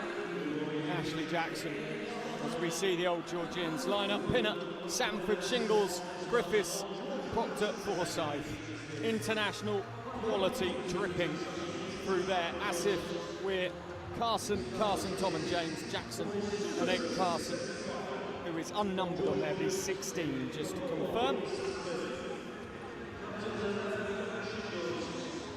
EG start with Oliver Smart in goal. Larry Delora, South African international. Faulkner, the captain. Love it.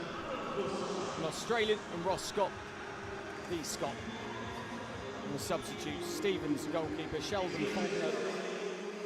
Stock has scored against Old Georgians in the league stages, and Matt Blood. Famous name, Andy, and the Faulkners. Yes, Simon and Daniel both campaigned. So indoor, very strong indoor pedigree in the Faulkner family. Father David, who played indoors for England, and Simon and Daniel following suit.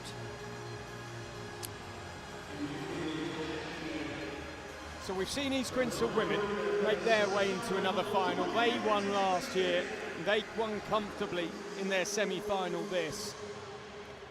A team, though, with so many wins, but all dynasties, Andy, have to come to an end. For EGs, it was 2019 the last time they won. Have they got enough quality? Old-timer Stott, late 30s in the middle. There are some older timers. Dan Shingles, Old Georgians, welcome along. My name's Dan Strange, Andy Halliday alongside me, and lovely to hear some singing. East Grinstead. That's what hockey needs. Yeah, good to hear. I think the dynasty, East Grinstead, I mean, I think they're almost, I expected them 2 or 3 years ago. You know, they were an ageing team, but they've hung on in there. They've got some great youth coming through now as well. Offloads, and it's snuck in, and it's a South African to an Australian, and it's 1-0 East Grinstead. Oh, love it. Squeezes the ball there under George Pinner. Good counter-attack this. The slip, the early shot, and as Pinner comes out, he can only make contact with that right pad, and the ball agonisingly over the line. First blood East Grinstead. Played for Australia A for 3 years. And the song, Are You Oxford in Disguise? I love the local rivalry here. That is brilliant. We play hockey at a school was the first one. That's a very common conversation on Twitter, X, whatever you want to call it. Oh, you Oxted in the sky. I'm sure Oxted are taking genuine offence at that as I Lovett would be. goes forward. Oh, very nearly makes it 2-0. Well, here. Ross stopped there with a lovely touch back, and East Grinstead look menacing at the moment as their captain, Simon Faulkner, doing the talking for them further back.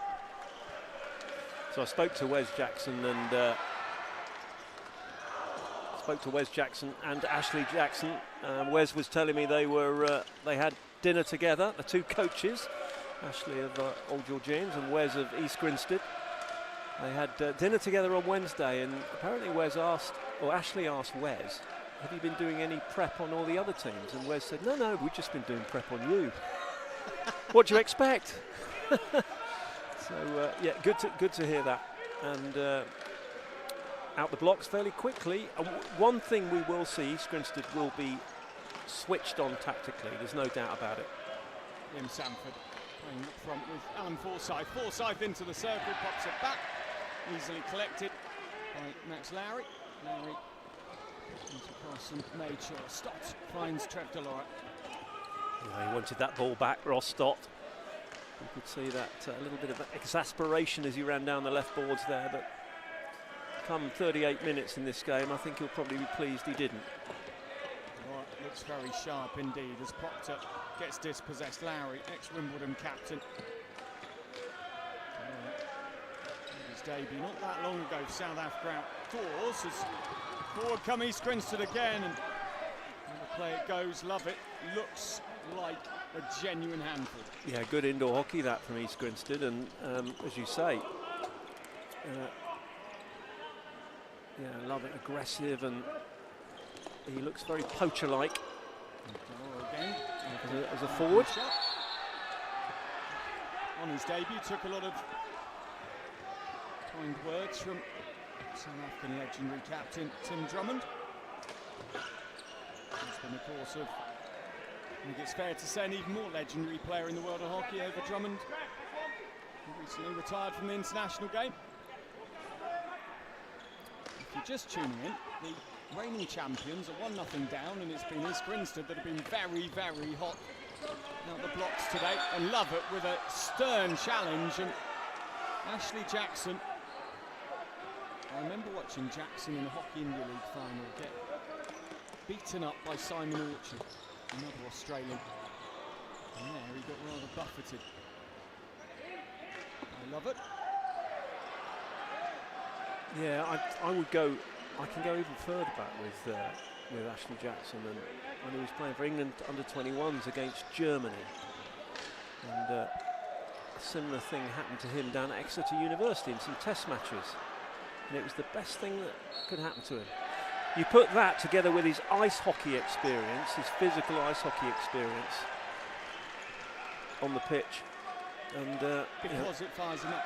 It fires him up, but also he sort of gets it physically. He will play a physical game, but he'll stay within the rules, if you know what I mean. It's his reading of the game that is so impressive.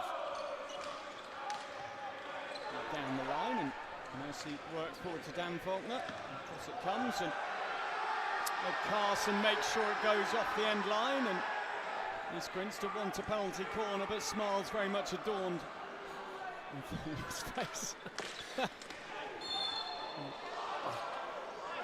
bet Sean Edwards is loving this for the EG faithful behind him. Love it. Support for him from his captain.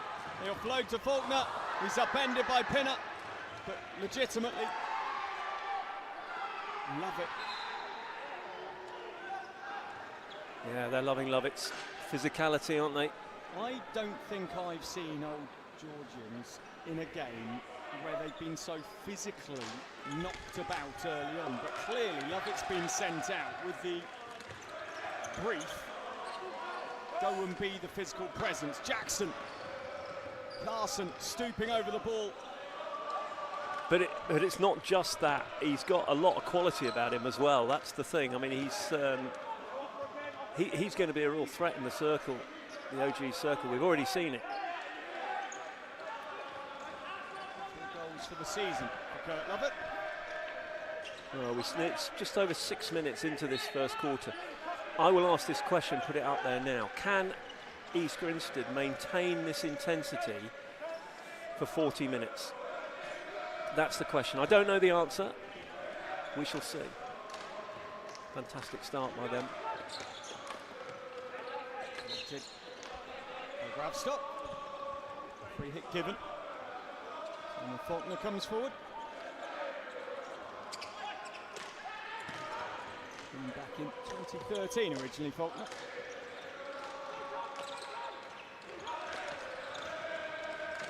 And there's a genuine atmosphere, and it's helped by the fact that East Grinstead in the white and taken the lead here. They've even got their own shark. You can just see it on camera now. The EG shark. Is it a shark or a dolphin? I'd say a shark. Is that because they've got an Australian in their team? I don't know. I mean, it looks like one of those friendly sharks that's got no teeth. An inflatable friendly shark. Technically, South Africa has its great whites hanging around off the coast as well. The start of this game, and in comes Griffiths and nibbles the ball. I was watching him in warm-up, and he may have retired from international hockey now, Chris Griffiths, but his sharpness in front of goal is still there. That's one of the real strengths of this Old Georgians team. You look at him, the Carson brothers, Alan Forsyth, you know, they have got goal scorers all over the pitch. Griffiths just stoops in front of Grinstead. Lowry. Faulkner. Stop with the error. Proctor as well. Great control by Proctor. Blister-inducing slamming on of the brakes from him. Did really well there just to recycle. Got pressed in the corner. But notice he carried to space. He didn't carry into contact. He carried into space. Chris Proctor, the former Beeston player. Into Faulkner it goes. Lifted. Isaac Farrant, top scorer in this East Grinstead team. Forsyth. Of course, no Albury award for Old Georgians this year. They're both otherwise engaged out in India. Didn't play last year either because of the Oman Olympic qualifier that they finished second at, losing 1-0 to Germany. Albury and Ward both enjoying themselves, playing for the same franchise, same team in India at the moment. The forward is collected by Proctor. Sanford drops deep, and a more common position for him. If we're thinking outdoor, he's a very versatile player, Liam Sanford. Not sure his aerials are going to be much use today, though, Andy. I'm sure his parents are here watching, as they often are. High and wide, Isaac Farrant. Yeah, I'm sure Mark will be here, flying the RAF flag. And across. Forsyth is in there, wanted the decision his way. And the end of the first quarter, and the cheers are all coming from East Grinstead, because at the end of the first, it's a Kurt Lovick goal that is the difference between the two teams. Yeah, East Grinstead out of the blocks much quicker, but then gradually as that quarter progressed, you felt that Old Georgians were getting a bit more of a grip on the game. And I think I mentioned this in commentary, but for me this is really about whether they can, as Wes Jackson talks tactically to his team, it's whether or not they can maintain the intensity of both their play in possession and out of possession that is the big thing for me. There's no doubt at some stage OGs will fire and they will score goals, but East Grinstead, can they hang on in there and maybe extend this lead? But as you mentioned, Dan, Lovett has really brought some fire to their forward line and physical presence as well.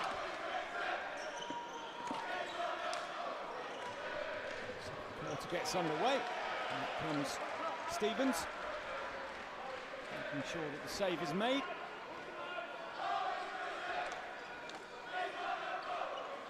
Jackson. Oh, and there is James Carson. And it is 1-1. And Carson, a regular goal scorer. It's a soft one, that one. It's come through the middle. And as you see here, Ross Stott saying, he said the ball shouldn't be able to be fed through the middle. And it's come actually through Lovett there. You need him to set right foot to right foot, so the ball is not going through his forehand. And that's a basic defensive error from East Grinstead that's allowed the Georgians to restore parity. Delora in on Pinner, great save, out quickly smothering. We saw him practicing his essentially #1 running as a goalkeeper in the warm-up. I've got news, Andy, game-relevant news from India. Ward and Albury are watching on in their hotel room. They're enjoying it out there as Lovett tries to square the ball to Delora. Look at his pace back. I hope they're both tucking into a club sandwich whilst they that's the Ashley Jackson whilst they're watching. Yeah, that's one of Ashley's favourites. I think they like when Ashley went to the Hockey India League. His staple diet was club sandwiches. It was, I remember. Manchi Rays was his franchise that he did well at. The ball pings up off Carson. Into the circle it goes. Oh, lovely finish on the reverse, and it's Tom Carson. Tom Carson, I nicknamed him Spider-Man, I think, last year. His ability to get around the opposition circle. There he just grabs a little bit of space, takes it across the forehand of Simon Faulkner, but then shoots just really early to the far side. I feel that that fervour and fizz that EG brought to the first quarter suddenly being extinguished by OGs. Love it. Goes towards Stott, outpaces Stott slightly. Jackson does the defending. Talking Ashley Jackson. The answer came back quickly, no club sandwich. Pinner saves well. Delora with the shot. And Jackson can come away, or not come away, in his reverse. That's a ball and a half. Tom Carson, James is trying to get up there with him. Ed's trying to get there too. Penalty corner, brilliantly done, so cleverly done. The pass from Jackson, to be able to pick out, thread that pass through, but the vision as well. But then that's why I call Tom Carson Spider-Man, because that's that movement around to create himself the space to shoot. And we get a penalty corner. So I'm intrigued to know what Ward and Albury are eating. You don't They've thrown that one out there. As their former manager, I have nothing to do with them these days. It involves chips, and the second part of the diet is less healthy. Hopefully the England and Great Britain management are listening, and hopefully they're sat in the crowd watching. Well, Zach Jones was involved in 2 semi-finals ago. A brilliant game, lovely finish again, and it's Tom Carson. Is it going to be a lap penalty? I think no goal given. Goal given. Nearly changed their mind. It was James Carson, I think, with that one, with the slip. Sorry, did I say Tom? I meant, yeah, James. It was James. Now notice how quickly the slip is there from Ashley Jackson. So there's no dummy. It's just onto his stick, slipped. Very difficult for a defence to get anywhere near that, particularly the #1 runner, when you slip it so quickly. Stott plays it inside. Pinner comes out and tries to turn defence into attack. James Carson moves it on to Tom. Tom into the circle and Tom into the top left-hand corner. Well, the Carsons have cashed in. They've scored 4 goals inside 4 minutes, and they've obliterated East Grinstead's tenacity. Top class finish that from Tom Carson. I think George Pinner is going to grab an assist from his clearance towards the left boards as well. But yeah, you thought they had been a bit quiet, but then suddenly just the clinical nature of their finishing. It's an assist that Pinner's Ipswich Town, his favourite football team, would be delighted to lay on this season. And East Grinstead, after a ferocious start, has been pulled apart in the second quarter. Oh, now Farrant is having a tough game here. A little slip there from Farrant. Nice ball fed through from Ross Stott. Here is Farrant, former Guildford player. Well out by Pinner again. Closing down Lovett. Lowry. With more pace on the ball. That's a bit better. That's too slow. You've really got to hammer this ball around. Lovett pulls it back. Sanford does well. Farrant could save Pinner again. He's having a great game so far. For a big goalkeeper, he really is agile with it. And then the ball forward can't find Forsyth. He's got a lovely goal in the Pro League last summer. For the net at Lee Valley. Just don't forget, if you're watching on, if you fancy some outdoor hockey in the summer, it'll be live on Channel 4 from Lee Valley. It's at 14th to 22nd of June. Live on the Channel 4 YouTube channel, but you can get your tickets. It's still available across the week. Impressive from OGs this, a 4-goal blitz in the first 4 minutes of this second quarter. And they are now firmly in control of this game. Sanford finds Forsyth. Forsyth on the reverse, and Stevens just allows the ball to drift down the play. The Channel 4 deal, Andy, we haven't discussed it yet. Your thoughts on it? I'd imagine you're going to be very positive on it for English hockey, but your thoughts overall? I think it's a really good move for English hockey.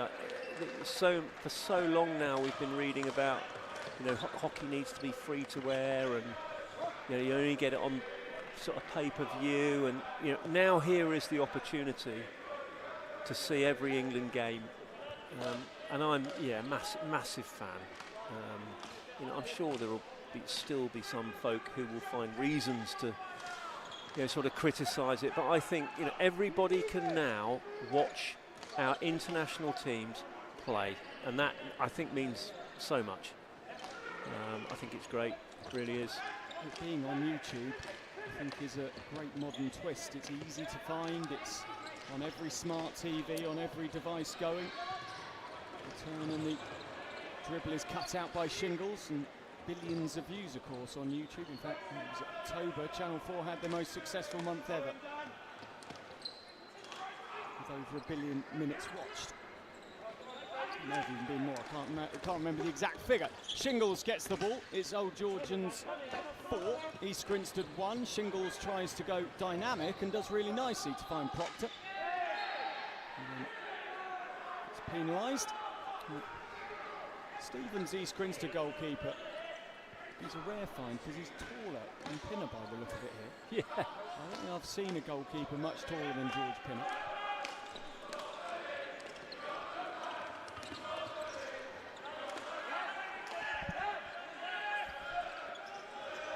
So it's funny how the EG faith, it just went quiet, didn't it, for a couple of minutes whilst OGs were rattling them in, but it's good to hear them again now. They, East Grinstead, and I mean on the court and in the stands as well, lost their grip on the game, didn't they? Free hit given. Sean Edwards says... For me, that had gone 3. For me, that had gone 3. I don't know. I think they're clutching at straws a little bit. East Grinstead there, asking for the penalty corner. And it goes across.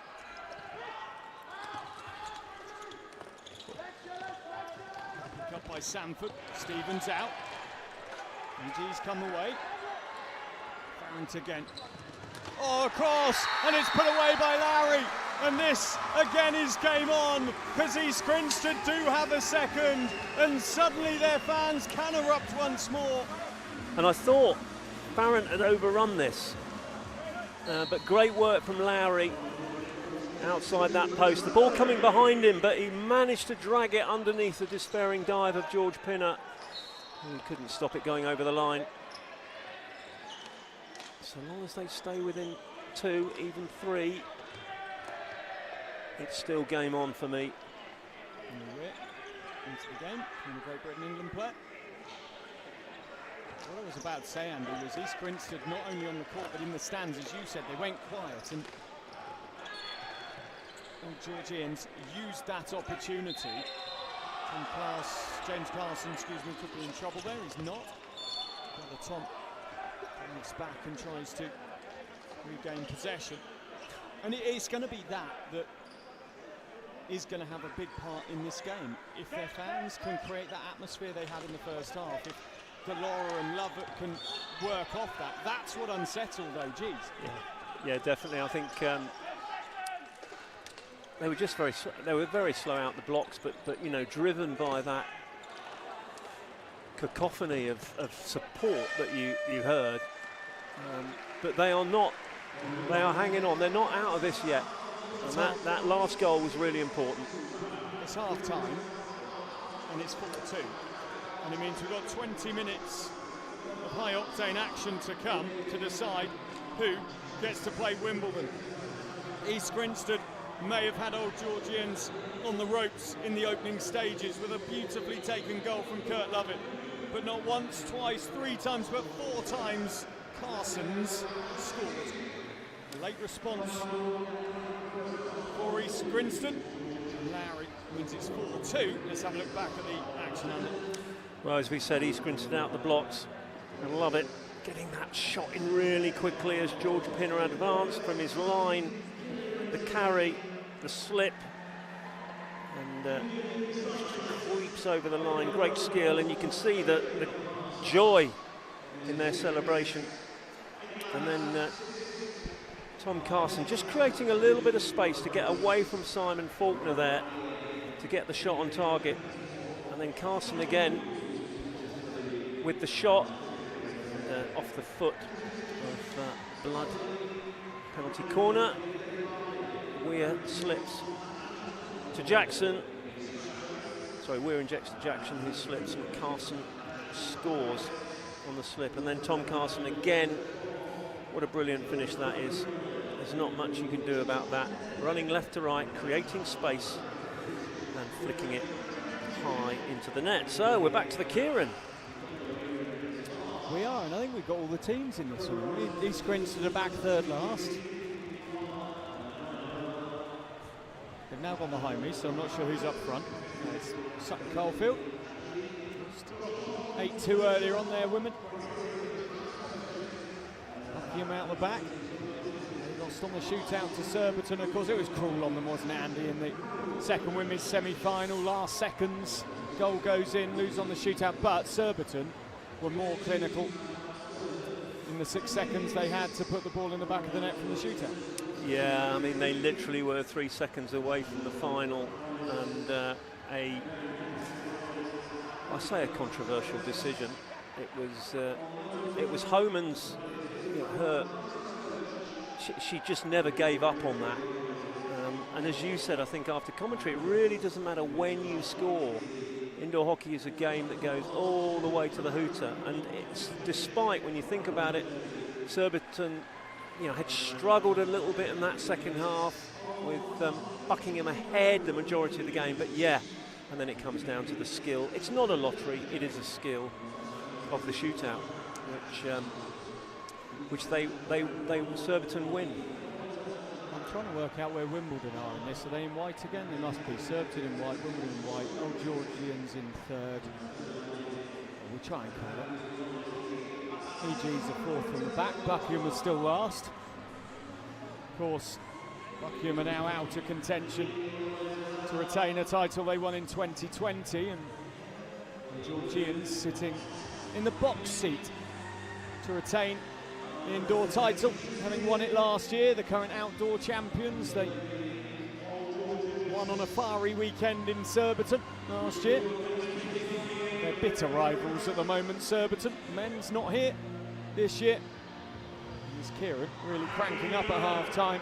Great sports entertainment for the crowd.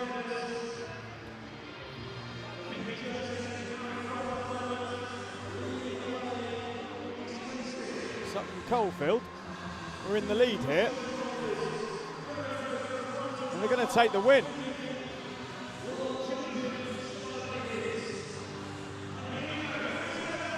In fact, no, this is the last lap, excuse me.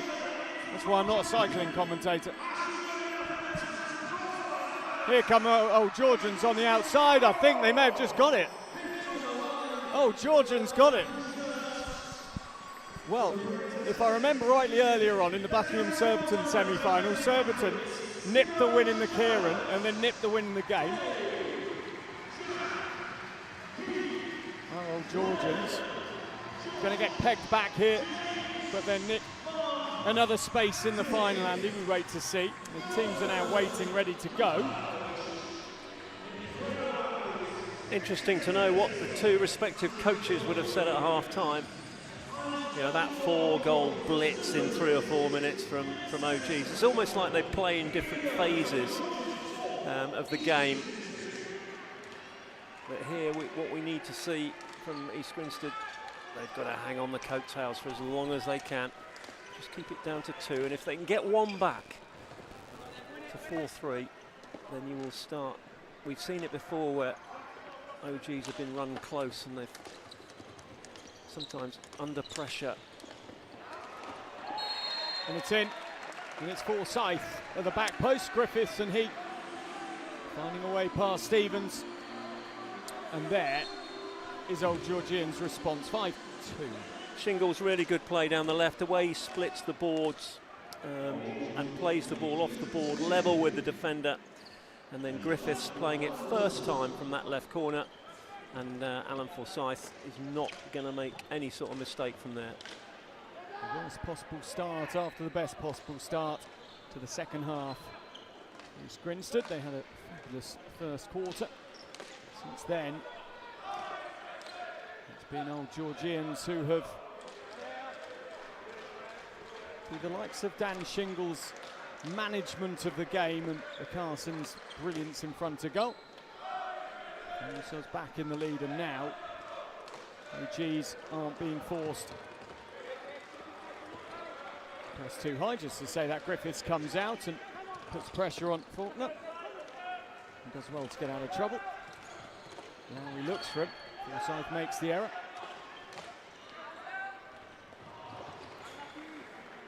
Yeah. Forsyth, of course, and he now retired from international hockey. He did have a fabulous career, didn't he? Oh, incredible. You know, his form for Scotland, you know, particularly goal scoring for Scotland. You know, he is a legend of the Scottish game, and great to see. I mean, he's had his Dutch experience, had a season with HGC, and great to see him now still playing in the club game. I know he's enjoying his golf now, so I don't know whether he's going to be playing more golf than hockey as time wears on, but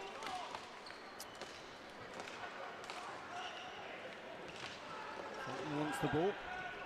Proctor keeps hold of it. Give and go, but it goes back to Proctor. Really great press there. Really good the way that old Georgians, they're having a little nibble, but they're not over-committing until they get the opportunity to actually step in and win the ball. It's a great way to press. You'll see they won't commit sort of beyond 2/3 when EG have got the ball. Shingles. Scythe. Lovely spin. Still got the agility. Griffiths back to him. So Stephen just lets it hit him. It stays in play though. And Proctor smashes it straight into Delora. Trying to spin there. Proctor, but straight into the body, free hit against. But that was a lovely move down the right. I mean, Griffiths and Forsyth, you know, the relationship they've got from their days in the Great Britain squad there. Delora tries to turn his way through. His impact after the first quarter. Falling off a cliff rather. Trev Delora, Tux University player. And he looks more uncertain in possession and in defence as well.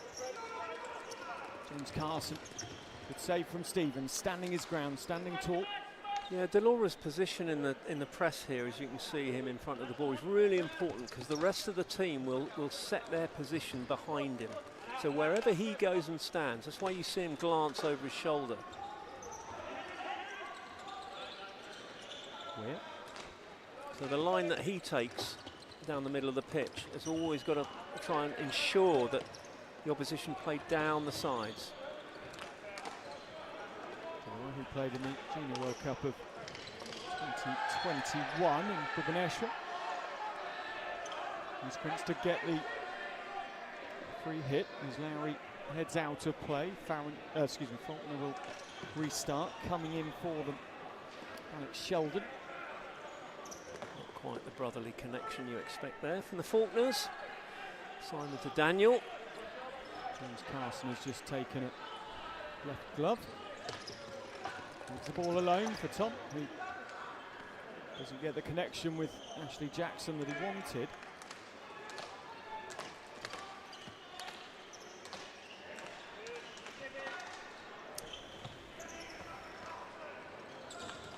As it comes, Stevens dives down.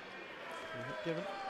That press there that you just saw when Carson stepped up. Ed Carson steps up on those boards. He doesn't mark the player, he marks space. Sorry, I said Stevens, it's of course Oliver Smart, excuse me. LG's come forward again. Faulkner.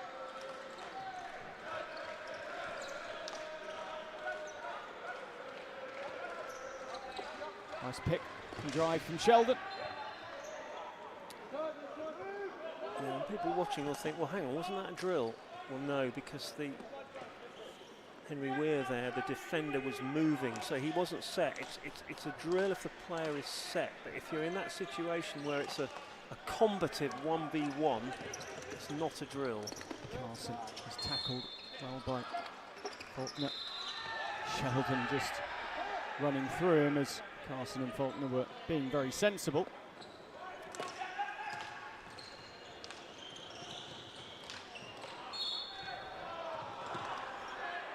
Carson this time.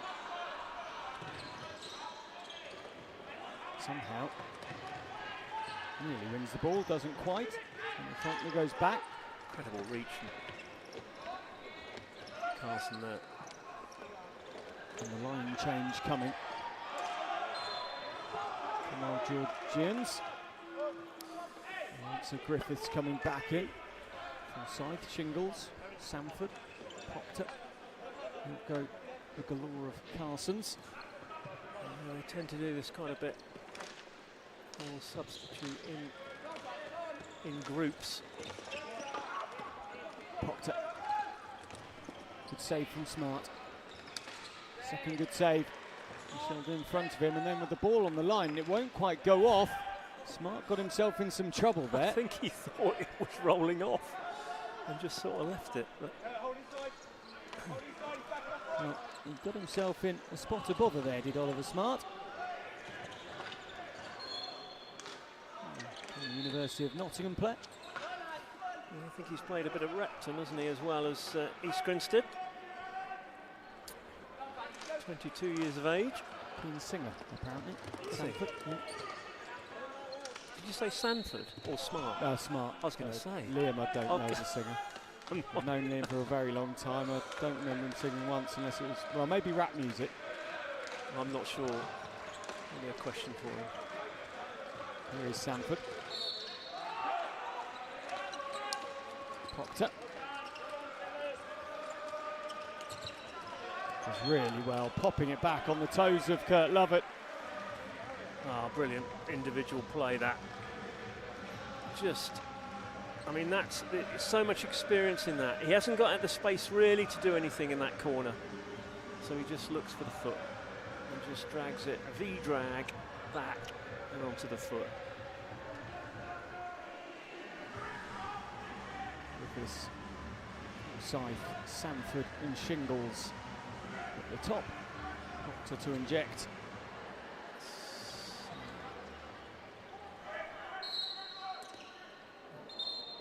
Away to go Kurt Lovett. The prediction here is Proctor to Griffiths, Griffiths across to Shingles for Forsyth to shoot. So there's a bit of banter between. Oh no, Shingles is gone. Now sent into the Georgians half.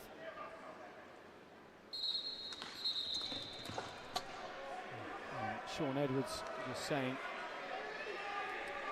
Chris Proctor now has to go. Yeah, so he has to go back to his own D.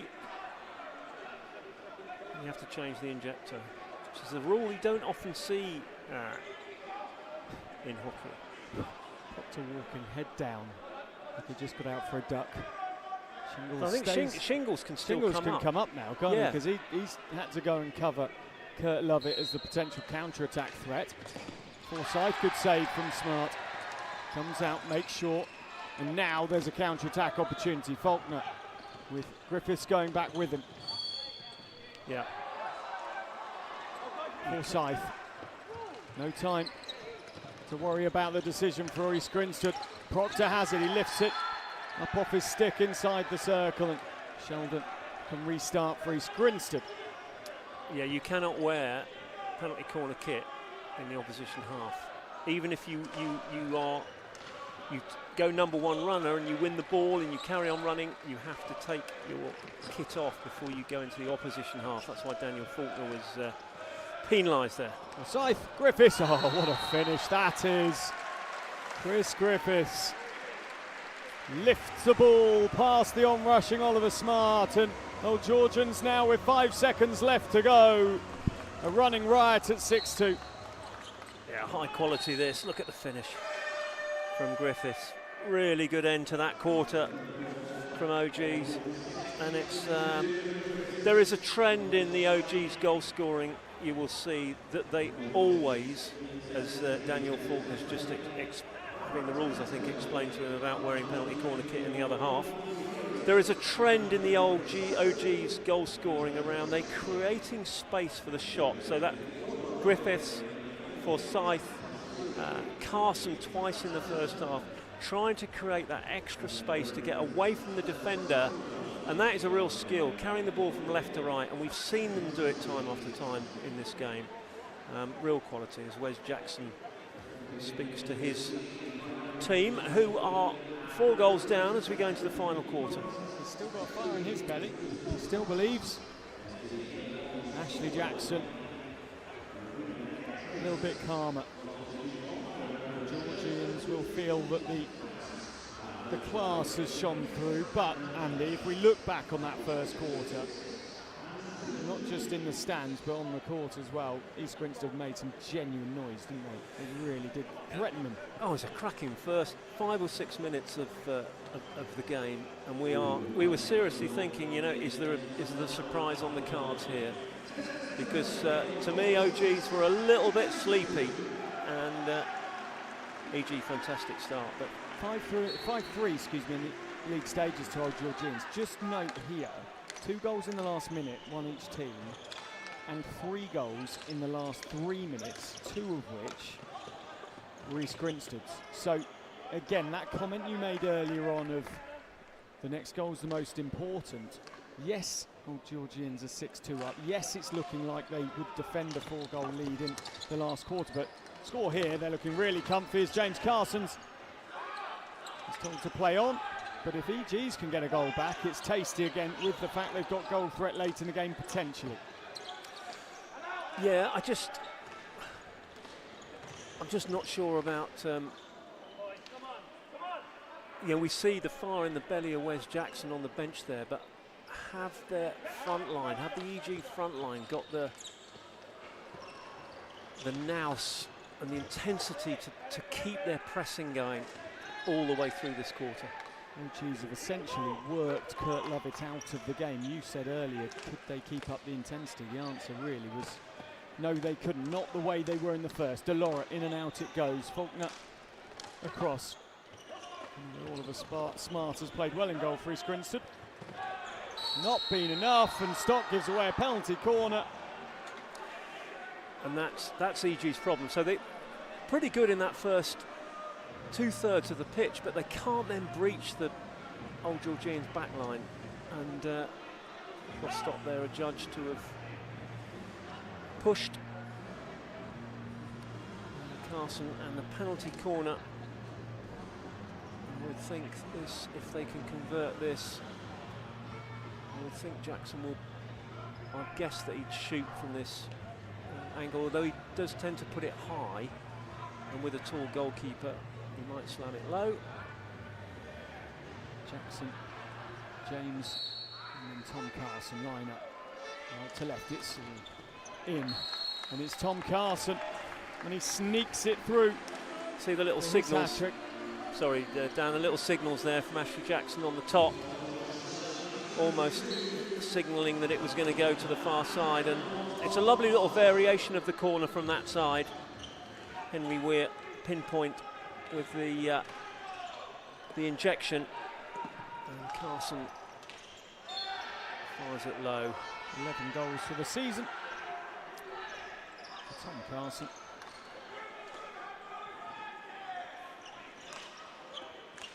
Quite surprised at that, because it feels like he scores a lot more, Tom Carson.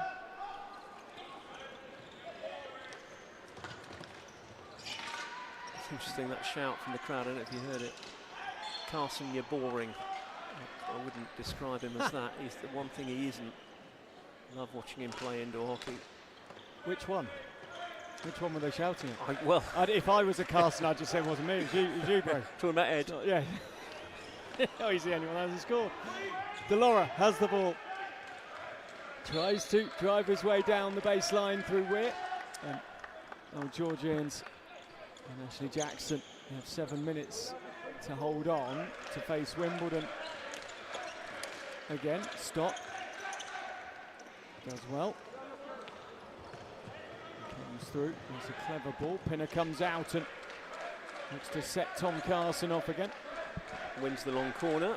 That'll be his second assist that he claims at the end of the day, knowing him. Weir.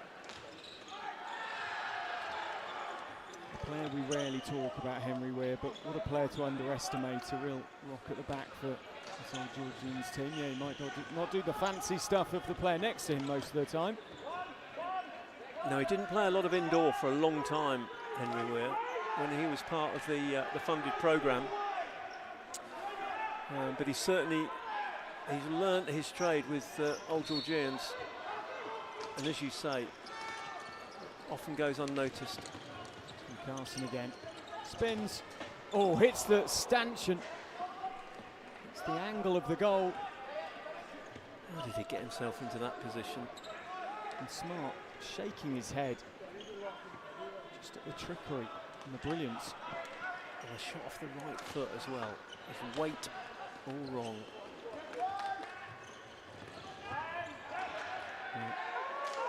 As Grinstead don't get a penalty corner, which is where the noise comes from on their bench. Now we will restart, and in fact Sean Edwards said, hang on, I actually disagree with the call, and Isaac Charles says it's a penalty corner. The only thing I'd say there, it's quite a late call, so he's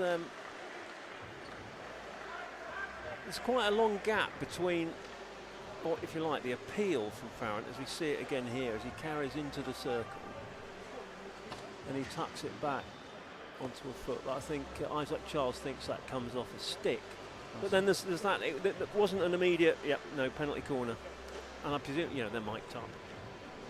Larry. Stop, wait there. Across it goes, and it's in, and it's a nice finish. Isaac Farrant gets a goal back, 7-3. And Smart leaves the field, so East Grinstead now with 6 field players. So this really is the final roll of the dice for East Grinstead. They will go and press high. Will they get this press right? That's the most important thing. They need to get players in the right position on the pitch defensively. The 9th goal of the season for Farrant. You said about Tom Carson, it sounds like a low number of goals, 11 for the season, but it's 3 more than East Grinstead's top scorer for the year. Proctor gets going. With 4:57 left. And for Forsyth just saying there, just calm down, just keep the ball. If you don't get through, just recycle, which is what Chris Proctor's doing now.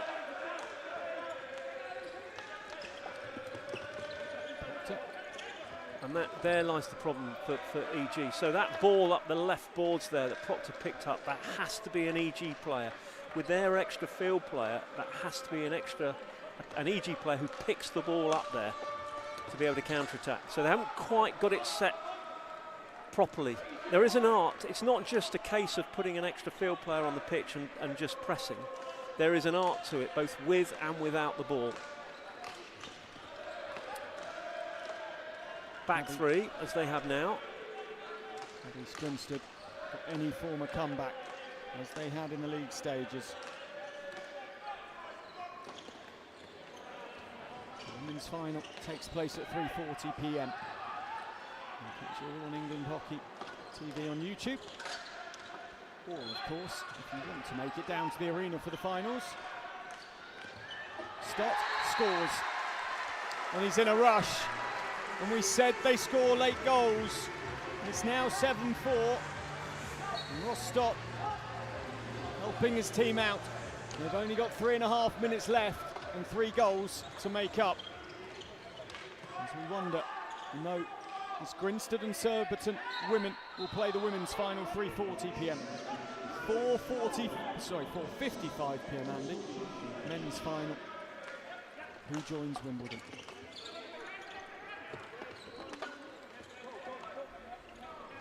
So here's the setup here for EG. They need to be getting to these balls first. They need to front mark. Smart's out the goal. Penalty corner given. Well, Charles giving the call from halfway. I think Alan Forsyth's a little fortunate here. It's the ball come off blood stick onto the foot maybe. I think EG is saying that's and we've had the advantage of a replay. EG is saying that was possibly a drill or sort of go straight into the player.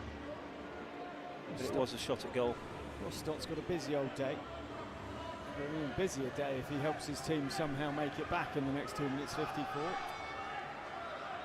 Working alongside Theo Dowse on the bench for East Grinstead women. And it comes to the top. Forsyth, goal. 8-4. Surely now, Andy. Surely East Grinstead are put to bed now. Surely. And yeah, the peril once again. We've seen that risk fee reward. The reward was that East Grinstead got a goal back, but then the risk is without the goalkeeper. Obviously, they can't defend penalty corners effectively.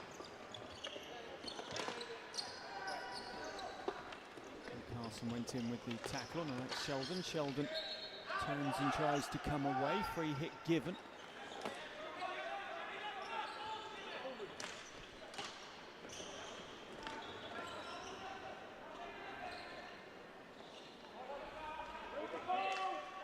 Love it.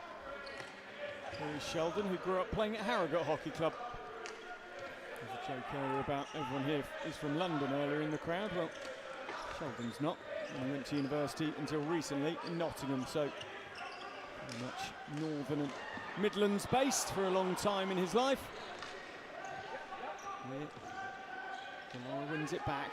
Still, EG's don't stop. Still, Pinner stands as tall as he can. James Carson back into Stott, who did excellently. Sheldon, poor from him that time. He felled Carson. Delora moves it on. Pinner comes out and cuts off the source. The ball pings around. What a save, Pinner! And then penalty corner. George Pinner is in this barrage, this last minute. George Pinner has made 4 outstanding saves, and his ability to read the game. See here how quickly he's off the line to make that save, and then again, you know, we say, oh, George is getting quite old, but look at this reaction save, brilliant. And yet penalty corner. Puts his hands up, but he knows he's played that off the back line. Great reaction here. He retired, of course, a while ago, Andy, from Great Britain International service. He was re-added to the England Pro League roster as cover, just in case, because Ollie Payne was having an elongated break from international hockey. Pinner saves again, wasn't used in Argentina, but was technically within that roster, or within the long roster. Didn't go to Argentina. Dad, of course, Pinner saves again. His wife Jo is in the crowd today. Just think about how many chances East Grinstead have created in this last 2 or 3 minutes with the extra field play. You know, yes, they've conceded a corner, but it just goes to show if you can get your possession, if you can get your possession right when you've got the ball, and you don't give the ball away like that, yeah, there is opportunity to come from this extra field player situation without doubt. Tactically, you've got to get it right. Penalty corners very low today. Goals not though.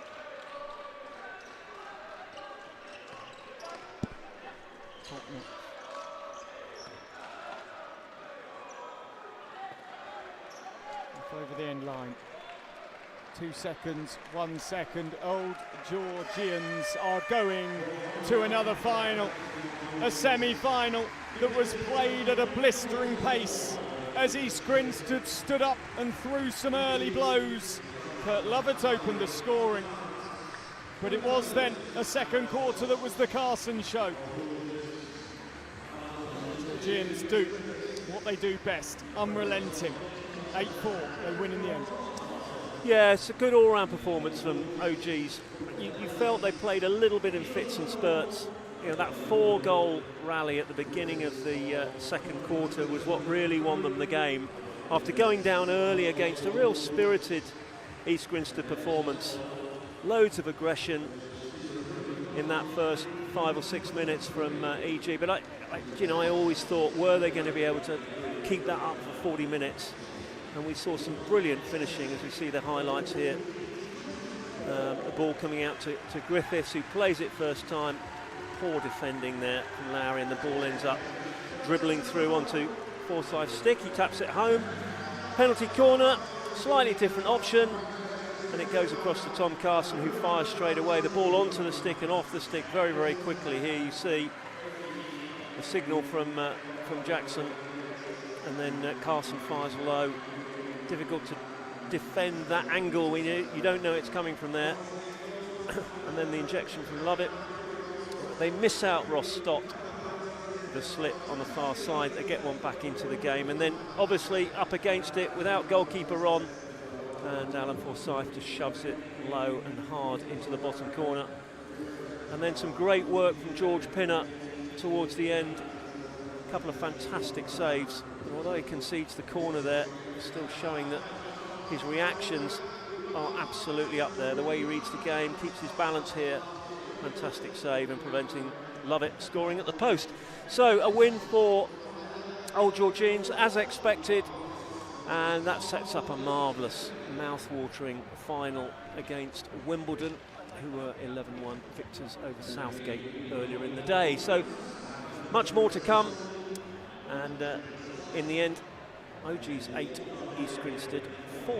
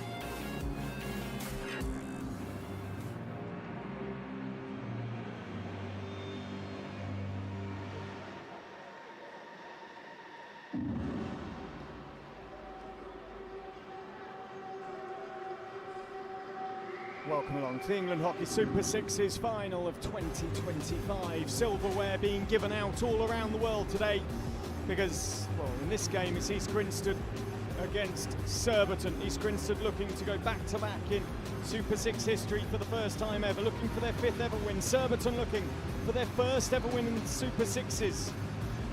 Originally started playing hockey in 1874. The Super Sixes, though, hasn't been around that long. And I said, silverware being given out around the world today. Odisha Warriors, the inaugural winners, history made in the 1st ever Women's Hockey India League. Swarmal Hockey Club beaten 2-1. As the Odisha Warriors found a way to win. The umpires for this one, though, head out onto the court here at Derby Arena. Edwards, Nora Seeger, Andy Halliday alongside me, Dan Strange. Andy, it has been a goal-packed day. Both women's semi-finals were high scoring, but very, very different indeed. Surbiton, who come out first, well, Buckingham very much had one foot in the final, and Surbiton slammed the door on them and then took the shootout. Yeah, they snatched it right at the death. I mean, it was a cracking game of indoor hockey. I think it was a real treat for us. We really didn't know which way it was going to go, with Buckingham hanging on to that sort of 1-goal lead for much of the second half. But you never, ever write a team like Surbiton off. And a great comeback, and then they win on the shootout. Both teams have goal-scoring threats. Erica Sanders, a huge threat, excuse me. A vast number of goals this season so far. Chloe Brown leads East Grinstead alongside a mascot who's nearly as tall as Chloe is. And the Welsh with one rather shorter. East Grinstead, their fans have been superb today. They've been noisy. They've been adding to the atmosphere that has been generated inside this velodrome. And they come here. Having, of course, won last year. And the Bandrak doesn't miss the fact she has to stand on tiptoes to see over the top of her mascot. The two teams will welcome each other and wish each other well, but Andy, they know each other well. They do, and interesting if we flip back to the corresponding game in the league competition between the two, where Surbiton inflicted the only victory, the only loss that East Grinstead experienced during their league campaign, with a 5-2 victory. But East Grinstead were without quite a few of their England stars who were away in Spain for that weekend. So I don't expect it'll be a similar game, but just chatting to Theo Dowse. Sorry, the lineup's come up here. Woods goalkeeper, Sanders goal scorer, Homan also Sharp in front of goal. Alice Sharp, 23, is the captain. Ella Burnley, England under-21 player who played at the last World Cup outfield. And Amy Hunt starts. Reese Middleton, Mitchell Hipper, Gukian, the Harvard student, former Harvard student, and Charlie Warren, the reserve goalkeeper, are the substitutes in reverse order for the team from southwest London, Surbiton. Yes, East Grinstead, do you know, I think towards the back end of their semi-final against Sutton Coldfield, they were able to rest their front line players. And will that make a difference in this game, that extra sort of 10 minutes of rest that maybe they got? I don't know. The words of Ellie Rhea to me earlier, off commentary. I was interviewing her in hospitality and she said, well, how much legs did it take from Surbiton? The comeback to make the final at the very, very last against Buckingham, cruelly denying 2020 champions Buckingham a chance back in the final. Welcome along. The noise will all come from East Grinstead. Off court, on court, Surbiton have a chance to have an impact too. My name's Dan Strange. Andy Halliday, indoor guru, is alongside me. We've got a World Cup to look forward to, Andy, but two fabulous Super Six finals to start. Sanders into the circle. Immediately really interesting how Surbiton have set out against East Grinstead here, putting pressure, players around Bandrak. As Bandrak tries to play the ball out from the back, she's surrounded by 3 black shirts.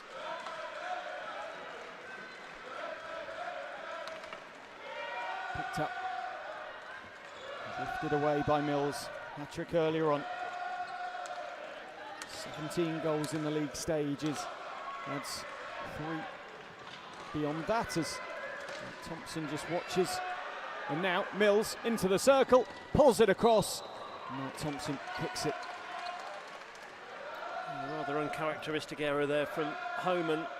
She turned the ball over in that space. Interesting, I remember you asking me down to the back end, towards the back end of the semi-final between East Grinstead and Sutton Coldfield about, you know, how would you play against this East Grinstead team? And it's exactly as I think David Beckett, Surbiton coach, has set up. He's putting them under real pressure at the beginning of this game when they're in possession. Brown. Back goes Burnley, trying to find a way without fouling. She does foul. Did well not to foul too severely, I would say there. Yeah. A good point. Yeah, it was that you were almost looking as if there was a possibility that could have been a penalty corner, but I think Burnley did well there. Hunt goes across in front of her. Oh, now that was poor defending by East Grinstead. Hunt slips it through the legs of Welsh. Brown then retreats and slips it back past Hunt. Yeah, opportunity there. Lovely little move down the left-hand side with that step over.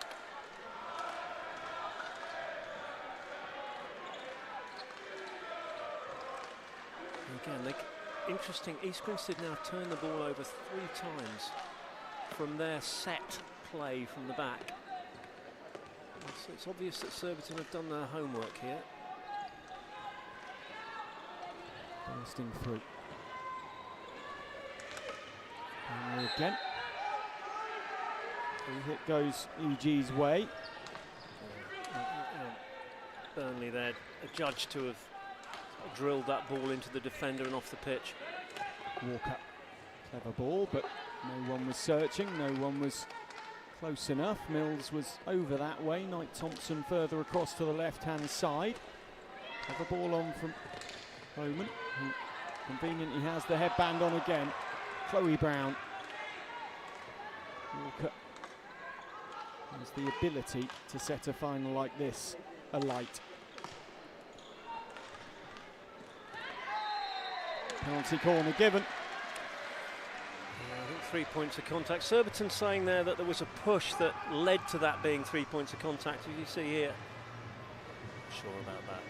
It looked like Ella Burnley just literally, what was it, hip? Couldn't see, but fell onto the floor. And of course you can't play the ball with 3 points of contact on the floor. So penalty corner, first of the game. Mills twiddling her stick, twisting it around in her hands. Brown is there too. It comes to the top of the circle. It is Brown, and it is the opening goal of the final. And she does that very well, Chloe Brown, almost a carbon copy of the semi-final. She creates space. You'll see her move the ball to the right to create space for the shot. It's very difficult then for Gemma Woods to adjust. To say it, both teams have done their homework here, looking at how goalkeepers defend penalty corners. We've got a little bit of a stoppage here as Erica Sanders coming together with Carlotta Gomez in the middle of the field there. The decoy on the top of the circle worked. Brown was there as the regulation, and it went to her. You could see Surbiton wondering, are East Grinstead going to do something and utilise Mills instead? Mason tries to find a way through her literal opposite number hipper, who comes away with the ball.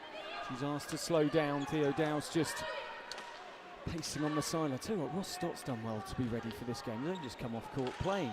As I think I said earlier, I think that these games, these days, all the games meld into one, and you are living on adrenaline, and I'm sure he is at the moment as well. Penalty corner found by the work of Emily Guckian, as I said, a Harvard student. Yeah, it's fairly simple play into the circle here. You see it carried in, and then it's always difficult. That left foot, the left foot of Molly Mason there exposed, and gives away the penalty corner. Sanders on the castle. comes Sanders, it is, and it rattles its way home. Nothing Welsh could do. One apiece. A great start to this final. And an almost carbon copy of what we saw at the other end. See how the carry here away from the goalkeeper to create the angle, just that little carry, and there's nothing Welsh can do. Fired very, very low by Erica Sanders. And whatever Chloe Brown can do, Erica Sanders can do as well. Two excellent goalkeepers in goal today. Woods, who's played a long time in the USA for the University of New Hampshire and coaching in the NCAA as well. Mila Welsh, former Borlase goalkeeper, the Marlow Grammar School, who are long history in indoor hockey and outdoor hockey at a top level. And England goalkeeper as well. Field. I think on the flip side of that, it's very interesting what. But you can see both teams, both coaches, analysts, videoing all these games, and they've done their homework here on the goalkeepers and where to shoot at corners. Hipper penalised for shielding the ball and stick block. Yeah, Hipper just going over the top of the ball, but she loves that little trademark dribble across right to left across the circle and the other side. Scored a goal in the first game from that angle, crazy angle against Buckingham. Walker, Rhea runs out of space, and her intentions for the next 4 years to make an impact clear earlier to fans in the arena. Showing real resilience anyway. A tough year 2024 for her. Here she is. Good save from Woods. She went out and played the Hockey One League for Cambridge Hill, if I remember, pulling that off the top of my head. I can't remember all the franchise names in the Hockey One League, but I think it was Cambridge Hill. She's actually named in Team of the Week at least once, Rhea. And in the centre midfield, poor pass from Gomez. Rhea comes back very coolly, collects the ball. I think it's great to see our international players spending a little bit of time in this first year after the Olympics. Almost like there's a little bit of a vacuum in that first 6 or 9 months. So players going out and playing in the Netherlands and playing out in Australia as well. Well, there's been Australia, lots of players out in Australia, hasn't there, for Hockey One League? There's been players over in India. Sophie Hamilton's been over there. I'm trying to think who else went in the end. Fiona Crackles? Ansley didn't. She pulled out Crackles, yeah. She's gone. She went to both. The ball across. Mike Thompson picks up, brings it back across towards Gomez, who has to back away. And at the moment it's one apiece, 2 minutes 11 to go in the first quarter of a very tight final in the Super Sixes. Surbiton and East Grinstead, a replay of last year. East Grinstead, of course, became champions again. Can they do it back to back for the first time? Mills stepping up there, ball being played behind her. Homan, oh, and past Welsh, who's questioning whether it's in or outside the circle. The goal has been given, and Surbiton are 2-1 up, and Welsh doesn't like it. Bandrak doesn't like it either. But what Becky Edwards is saying is it was dragged into the circle over the line. It's okay. Here it comes. We can see. Oh, it's too difficult to see there on the replay, but for me it looked like it was inside. And that's great defending there from Emma Bandrak. Interesting how that goal came. East Grinstead trying to press on their right boards as they look. Mills slots it in past Woods. So cool, so calm under pressure.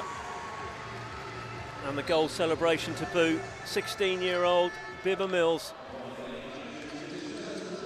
See the carry, she creates the space, she sort of drops the shoulder, tries to commit the goalkeeper, and then, what a finish. 16 years, she plays like a 25-year-old, Andy. She has sort of a physicality about her game, but then also an ice cool head, where teams would use a 16-year-old sparingly. East Grinstead can throw her right in. Here she is again. Mills crosses it. Oh, now Gomez went down under strong pressure. Brown gets the ball back. It is currently 2-2. Here comes Mills again. Yes, it goes again, and that time Banjarak just misses the mark. Von Mills finding herself at right defender there, interesting, rather than a forward. Of course, she comes from a great indoor hockey pedigree. Grandfather Barry, who used to play for England and coach England as well. Remember us talking to her parents at the outdoor finals last year at Surbiton, and having a long conversation about her grandfather. Yeah, I saw them both last night. Very proud to be up here supporting once again. So it's 2-all. Sanders and Homan putting Surbiton into a lead after Chloe Brown, as Grinstead captain, made David Beckett the worst possible start to the game. Honours even at the break, at the first break, Andy, and not much to split these two teams. They play very different hockey, but both showing clinicalness in front of goal. I think tactically, Surbiton got their plan spot on, so they put pressure on Emma Banderak at left defender, not allowing her any sort of decent outlet from the back, and it worked. They themselves have been a little bit more respectful around the way Surbiton have outletted, and they're looking to press either side when the ball goes onto the boards. But yeah, honours even. A really, really entertaining first quarter of hockey. 8-all in a shootout, we'd be happy with that, wouldn't we? I haven't got space on the paper as the ball was played forward, and Walker, who I genuinely believe will be one of the crux players for the Great Britain and England setup over the next 3.5 years in the run up to LA. Lovely little step over, but Raya hadn't read the script. Really impressed with Lily Walker's vision. I'm not sure how much indoor hockey she's played, but you look at her vision at right defender. She knows when to drop a shoulder and go round the left defender with the ball. She knows when to pass, and as by that little step over, really good. Player who's blossomed very much internationally in the last year or so, kind of playing her way into international hockey. Now Raya in the circle, she goes, turns around well onto the strong side. Woods saves well, and then it's flashed wide. Theo Dowse thought it was in. He's running up and down the sidelines. He can't contain his excitement, but it wasn't in. Yeah, first shot there from Raya, and all intents and purposes from the angle he was at, he thought it had gone into the back of the net. Great reaction from the UG coach. Ross Stotter's not letting him live it down on the side either, because he was off, he was celebrating, and he got stopped in his tracks by the umpire's signal. Gomez down the line. Raya, it just bounces off her stick. Wins it back really nicely. Now uses that pace. And loses possession with the umpire's whistle. This was the effort that had Theo Dowse, and you can see why, because it did look like it went into the back of the net, not the side netting. Yeah.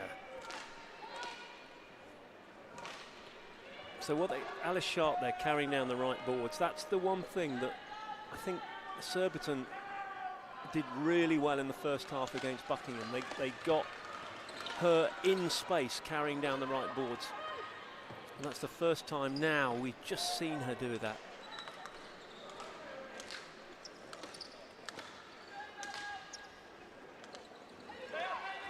So again, look at the way that Erica Sanders is defending here. So much intensity in front of the ball, getting low, making it very difficult. Two players around the ball. Picked up and tried to take it away. Rosie Hope gets it back now. Another player to have played in the US collegiate system. And now Banjarak finds herself all alone up front, but couldn't get onto the ball. Yeah, the man for man, the marking system, really impressive from Surbiton at the moment. We spoke about this in the first semi-final, East Grinstead semi-final. So how do whoever wins the other semi-final disrupt East Grinstead? I think you said going man to man, trying to disrupt the distribution that they control a game with is the only way.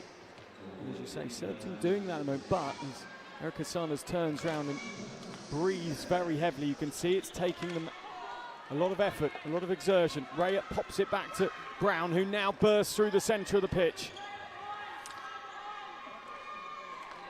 Yeah, it is, and They're specifically highlighting the left defender. There's a foot there in the circle from Sharp. Here's that replay again. Ball being fed first time into the circle and just pop onto a foot. Yeah, onto a foot, I think. Alice Sharp. So second penalty corner. Will we see a repeat? Brown on the injection. Sorry, Brown on the strike. Walker's back. Brown and Mills off the top. It will be Brown. And again, she just slots it home. And that one was more obvious, using the deception of having Mills alongside, and she just kept going and then puts the ball away really well. Again, it's exactly the same as the last, in that she carries away from the keeper just to create herself some space, and Gemma Woods has got to be thinking what we're going to do about it. Do I stay and allow my defenders to run? Because I think she'd be able to pick it if she stayed. And Woods can't save that one either. And Knight Thompson got the ball across goal. Mills was on the back post, and suddenly EG scored two in quick succession. Yeah, the carry down the boards from Walker, and then it's a direct shot from the left-hand side. Knight Thompson, really good finish, and 2 goals in a minute. Suddenly the game changes. Brown again, a player who relishes this sort of encounter. The heartbeat of East Grinstead. And what Brown is doing in this game that we didn't see a lot of in the first game is her carry. She's carrying very effectively. If she gets surrounded by defenders, she will always try and draw a foul, find a foot. That's a great pass down the right boards, but Sanders comes away. She's got support outside her. Brown with a very strong tackle that then turns into a rugby tackle. Sanders on Brown, but the two shake hands and get on with the game. Sharp. So well, that's a nice ball lifted though. Play on, says the umpire. And then well saved by Welsh off Hipper. We've seen that lifted ball being allowed all day. Sharp, good save, Welsh off the knee roll. Don't really have a knee roll in hockey, do you, anymore? But off the knee essentially.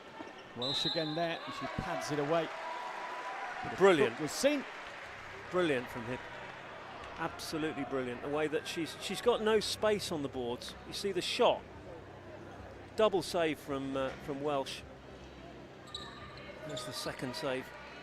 And then as Hipper comes in, she gets closed down, but she manages to create that shooting opportunity. Sharp to inject. Hipper it is. Oh, good save from Welsh. Big flash of sticks heard. And it's gone. It's Grinstead's way. I think the ball coming up off into the body going wide, coming off the Surbiton stick.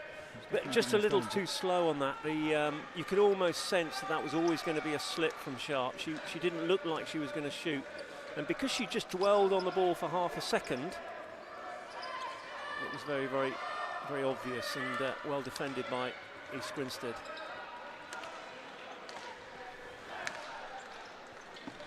Welsh to Mitchell. Mitchell. And Sharp. Tackle made. East Grinstead. Homan, good pass. Mitchell again. Back to Homan. Patience is from Surbiton, good ball pace as well, zinging it around as Rhea steps out to go and have a look and put pressure on Sharp. It just opened up the centre of the East Grinstead defence momentarily, and then Rhea goes and has a look again, and this is where Surbiton will look to try and take advantage. Sharp, though, interestingly, Andy, saying to her players ahead of her, Mitchell and co, need you moving in that space. That's where the space was created. Yeah, I always think that right boards is the strong way to go. Well, saves Homan with the original shot.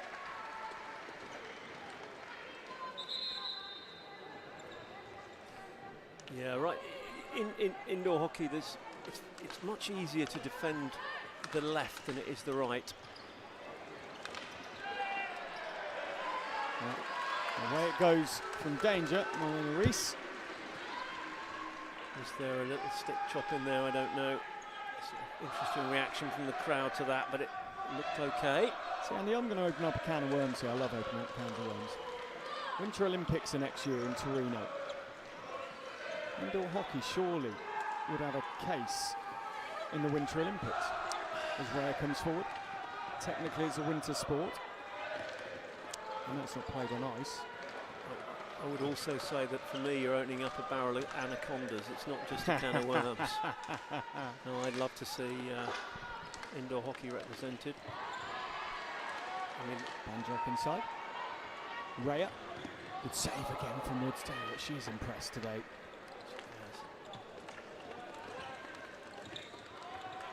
Lovely hands from Homan, and then across goes Gomez, making sure penalty corner given because essentially there was nowhere else she was looking to put the ball.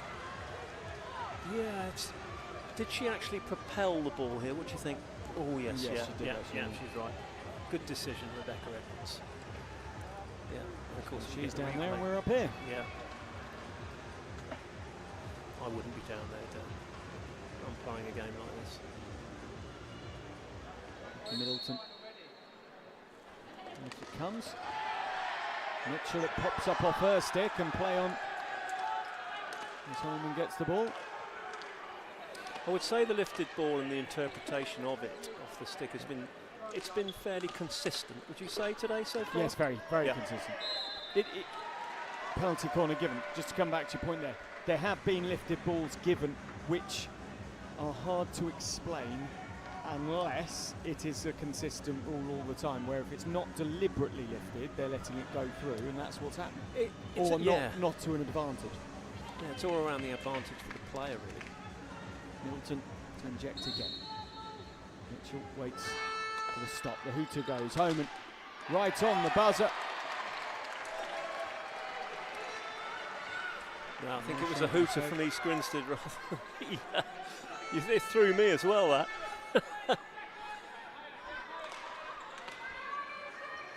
Middleton. Welsh continues to play brilliantly in goal for East Grinstead. I can't see who the player is. It's Workman. Ron Workman. Yep.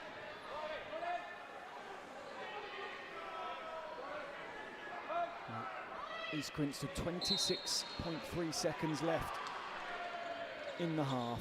In the Super 6 final, that lifts up towards Beaver Mills off the Surbiton stick.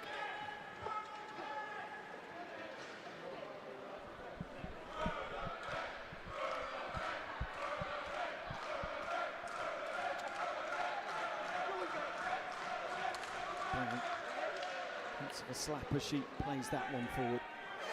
Middleton wasn't giving up on that ball, and a smile between her and Mills as they make their way to half-time. Well, it's East Grinstead smiling more at the moment because the reigning champions are in the lead here. A 6-goal game so far. East Grinstead head off to the locker room. Not long to do so. Only 4 minutes 37 till we start again. It's East Grinstead 4, Surbiton 2. And it was really all about a 2-goal in a minute that's given them this lead. Otherwise, it's been pretty much nip and tuck between these two teams, very similar. Penalty corner, Surbiton. Erica Sanders doing exactly what she'd just seen at the other end, done by Chloe Brown. And then other end, Chloe Brown, second penalty corner, does exactly the same thing, just drags it slightly to the right, which changes the line on. It's very difficult for the goalkeeper once they've committed to the line for them to be able to adjust, but as I said on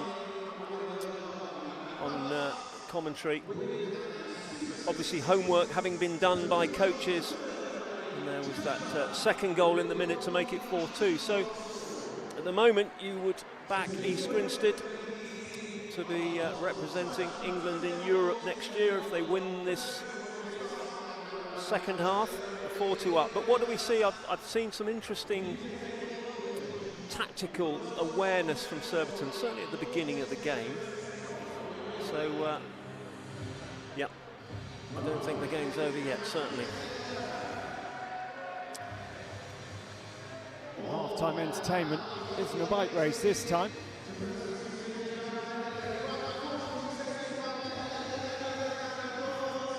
Michael Kern is doing what he always does. Real energy. Engage with the crowd. He does. Very good at this. I think Michael should have a stick, to be fair. I think he should. He's a football goalkeeper, you know. Yeah, I do. I knew he was a footballer. He's got the height for that. He'd be a good indoor goalkeeper in hockey, surely. Yeah, he would. If he's got the nerve. He would. Yeah. He's getting married in October, which I think will disappoint probably a few of the people listening, possibly. But he's a good guy. He's been around hockey a lot. And,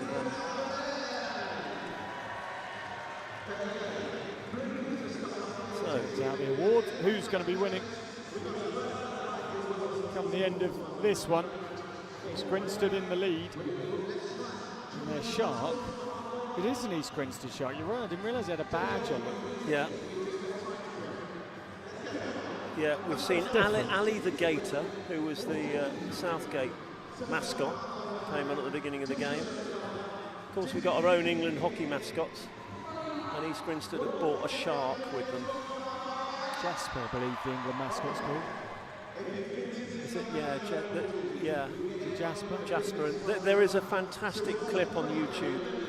I don't know if you've seen it, but I don't know what you search, but it's where there used to be at Lee Valley, the tunnel as you come out, there was an electrical, I think it's an electrical box in the middle. And of course, if you're a mascot and you're about 6'6" with a great furry head on, when you come out from that tunnel, you don't see it, and it's straight over it. It's worth a search. Have a look for that. I remember last summer at Lee Valley, on a particularly warm day, seeing the mascot in the tunnel. And it was a very warm day to be doing that job, Tony. Well, if you want to get your tickets, do go to englandhockey.co.uk. Plenty of action this summer, 14th to 22nd. And if you can't make it, Channel 4 YouTube. Good. Going back to dressing up in fancy dress costumes and animal costumes, I once ran a London marathon dressed as a Labrador. And what they didn't tell me was that it was designed for kids' parties, not for running marathons, and it poured with rain. Who in their right mind would think they designed a Labrador costume to run a marathon? Raising money for charity. I mean, it was, yeah. I got there in the end. What's your marathon time as a Labrador? I've done it quite a few times. I can't remember. I think it was pretty slow, about 5.5 hours, I think. Welcome back. The third quarter underway at Derby Arena, the women's Super 6 final, England Hockey Super 6 final. Burnley bounces the ball to Sharp. Oh, that's going to sting.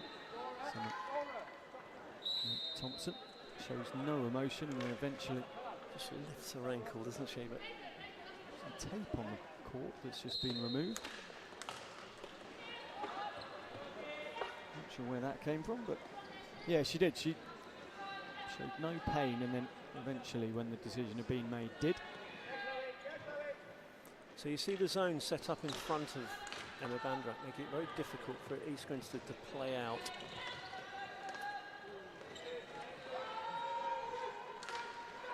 There's Bandrak.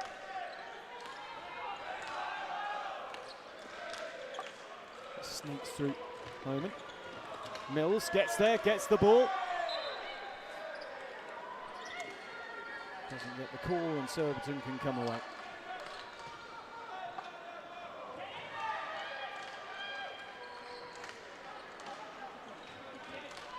Sharp. And that's the difference. Sharp needs to get that and carry it past Mills. But Mills's angle doesn't allow it for her to penetrate the circle. Bandrak, Thompson excuse me, with Brown ahead of her. See, Millie Walker immediately gave her that guard pass back out of danger, Bandrat. When she was pressed, Millie Walker goes straight back to in front of the goal to allow Bandrat to play that ball back so they can play out of trouble. That's what we mean about the vision Millie Walker has. Back and forth.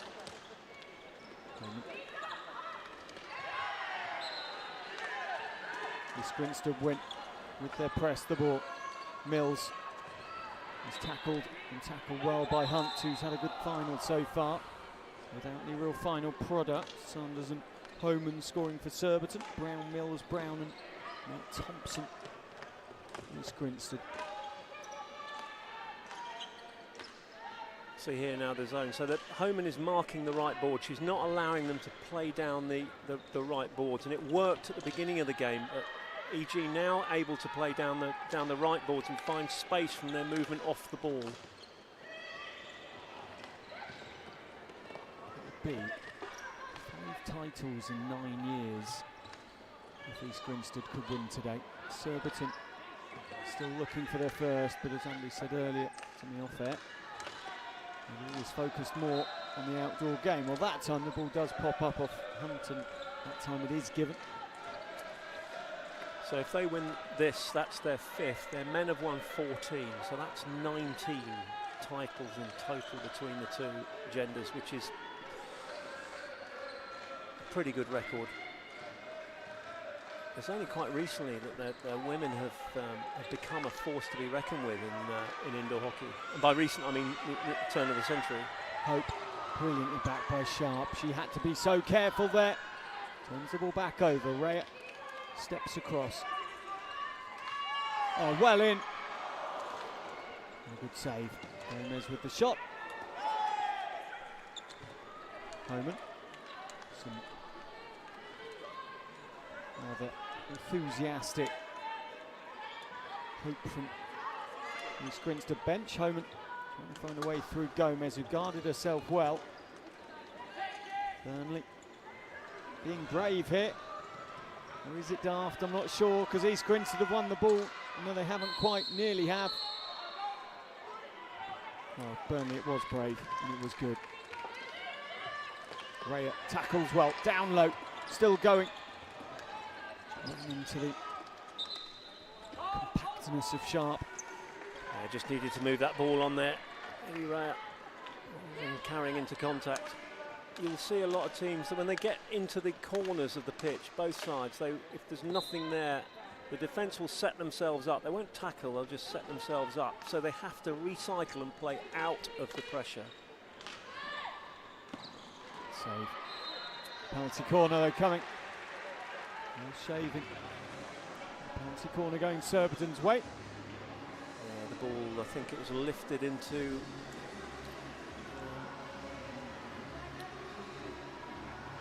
Buckingham. It's so difficult, Andy, for goalkeepers indoor because they can make some really good saves, but the ball flies up off them and it can go into a body, fast and anywhere. I know it's the same outdoor essentially, but it's more space outdoor, isn't it? Oh, well, Welsh is out phenomenally there, and then on the line, guess who? Chloe Brown. She's like a wall. She saved one like that in the semi-final. Yeah. Incredible vision. And that wasn't coming from the top of the circle. That was a shot that was coming in from about 5 metres that she saved. But again, interesting there. The shot, the penalty corner from Sanders, dragged to the right and flicked, but Welsh has now done her homework on this. I mentioned earlier I thought Brown was fortunate to get away with what I deemed as a slap, and there she got penalised for it right on top of the circle. Rhea, clever, gives and goes to herself, pulls it back across. Oh, it was a really good ball in the end, but just not quite to where Gomez or Rosie Hope had split themselves. It's a good tackle from Hipper. And her opposite number, Mason. And now Rhea bursts into action again. Oh, trying to find that bottom corner, and she wasn't far away. That's a pace. Some great technical skill on show out there. Just coming back to that tackle from Hipper. It's a brilliant shave tackle, which is one of the most difficult skills to execute in indoor hockey. Offers the ball to Hope, who tried to get there, wasn't that far away.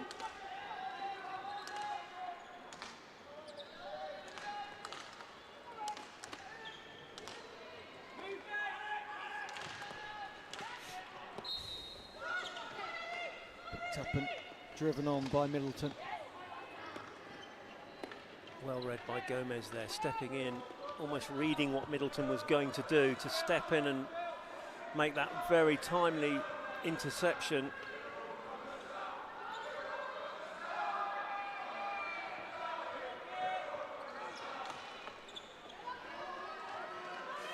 Interesting how calm the East Grinstead bench. They're sort of playing this with smiles on the faces.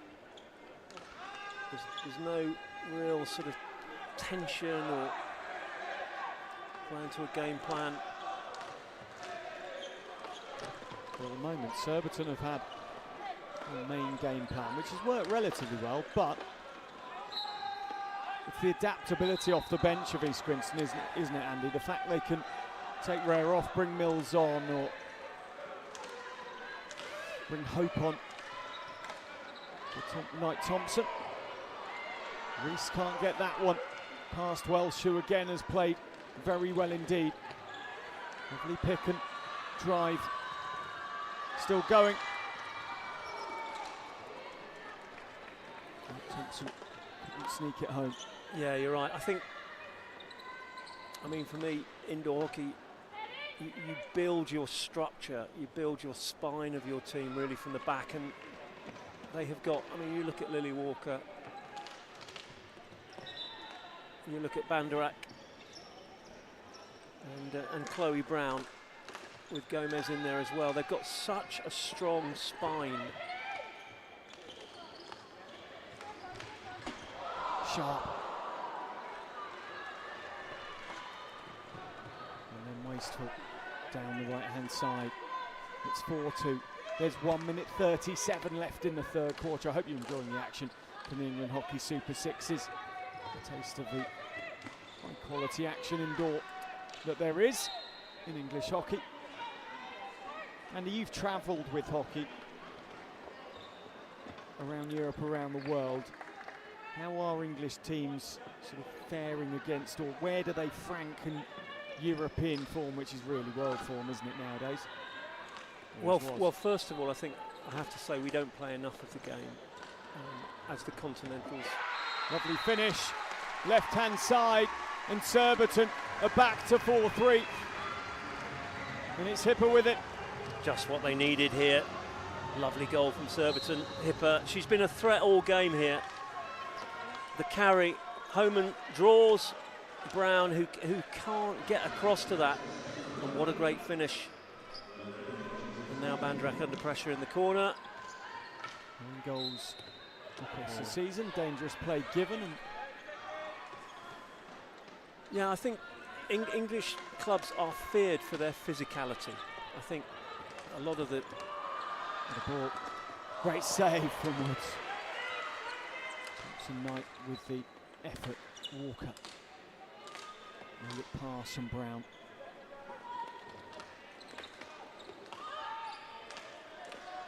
Nice thing about Chloe Brown's no-look pass there, Andy, it was a genuine no-look pass. She never had her eyes on the ball at all. Mills plays it inside, hopefully. Time ticks away, and East Grinstead's lead is reduced slightly. It's 4-3. Surbiton back in the game, Josephina Hipper.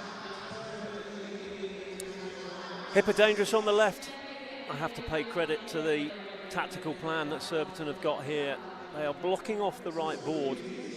And whilst East Grinstead did well to play through the press early in that quarter, in the second half of it, Surbiton became stronger and stronger down the right board. Some great movement, Erica Sanders, and in Hipper they have an outstanding player as a left forward.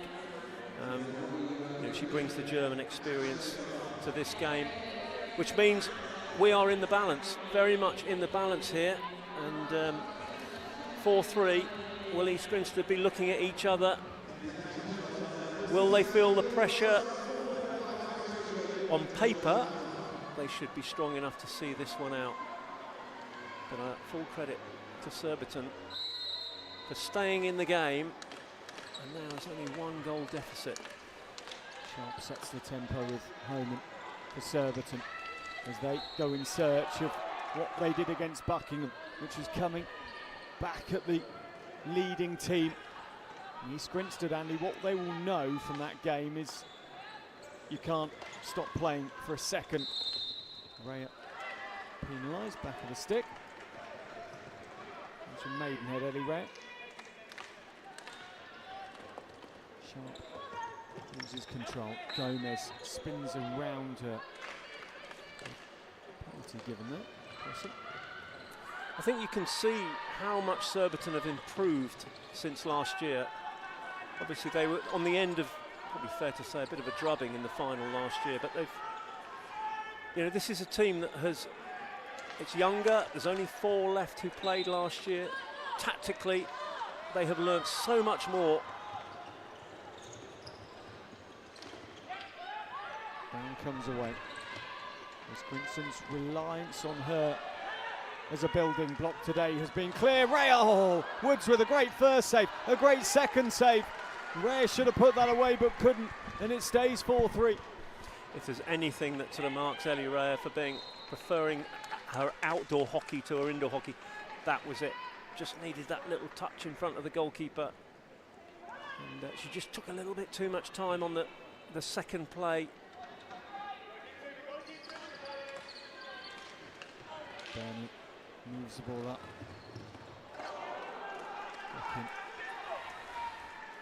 Into the play. There's that replay again, the touch from Ray, and then she just fires at the goalkeeper. And it was Sanders who's changed the number. She's currently wearing 18, not 8. I think the tape has fallen off. It was an 8. It was tape over the 1. Raya.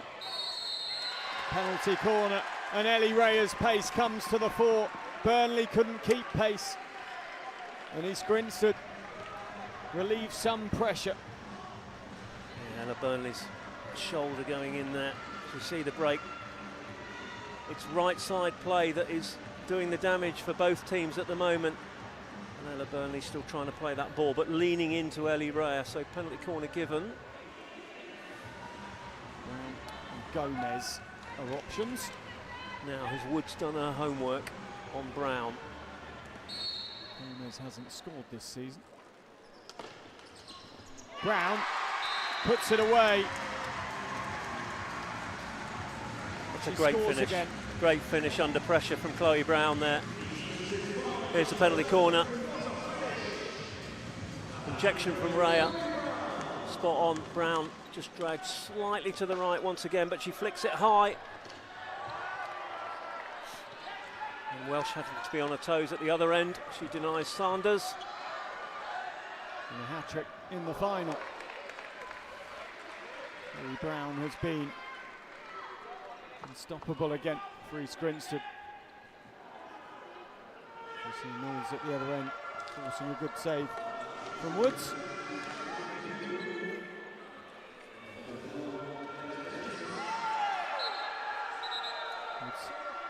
Burnley and Mills collide. Mills slipped, I think, and Burnley went down there. Free hit given against Mills. So it's a right boards game at the moment. Both teams trying to play down the right boards and successfully creating opportunities is Walker. Walker to the side of the circle.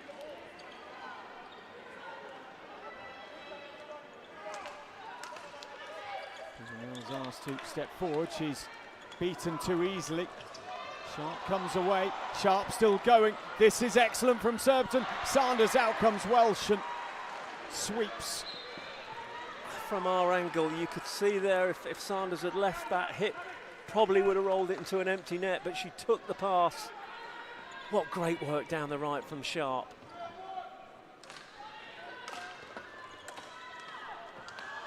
Mills and Woods does the splits to save Surbiton.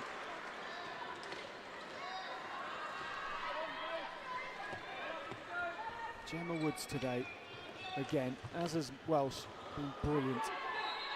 Penalty corner, Welsh will have to line up once more against this Surbiton barrage at the top of the circle. But look at this, for a save from Woods. Oh, brilliant, absolutely full stretch there. She's probably seen Bieber Mills do that. And Mills just looking for that extra space to her right to roll it into an empty net, but what a great save. So this is important.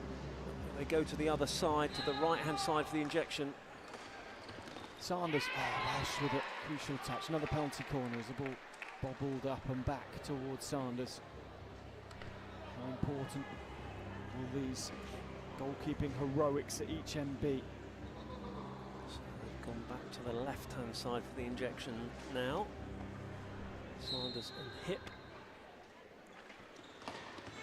Sanders cuts across. Oh, it's off the post. Gomez is scrabbling.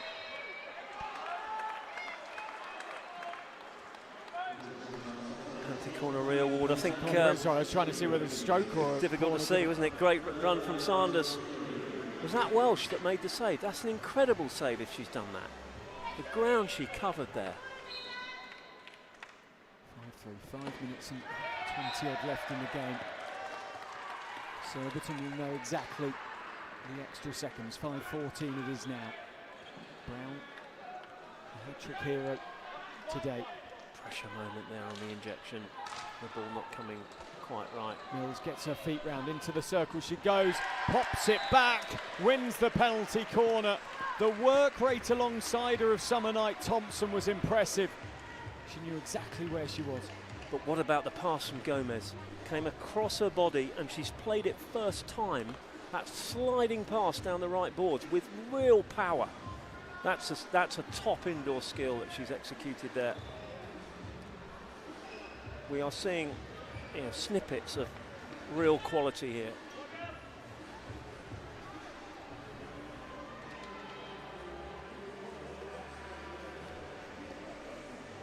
Ball eventually is retrieved. Sanders plays it to Knight Thompson. Who will she inject to? Always waiting for back stick to the injector. It goes to Gomez, and she scores. And Gomez finds a way to get her first goal of this year's finals. She scored 5 during the league stages. She scores again today. Great routine this. Direct to Gomez, but everybody is expecting that Mills and Brown are going to be involved in something on the right-hand side, but it's come straight to Gomez, who's flicked it high into the net. The fact that Brown stood with her back stick to the injector must have caused Surbiton, definitely caused me, complete. It just bemuses you. You think, what are they going to do here? And that's what it's designed to do. And deception. Because all the goalkeeper changes, it just changes her run. Again, Wood saves well. Again, Wood saves from Rhea. The original save coming from Rosie Hope. Well, Gemma Woods does not deserve to be on the losing team today. She has made some superb saves. Sanders, Welsh saves. Welsh saves again.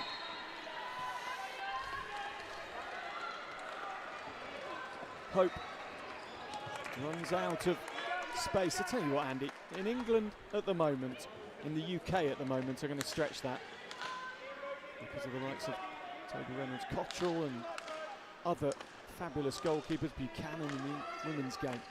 We have an array of fabulous goalkeepers as Gemma Woods exits stage right.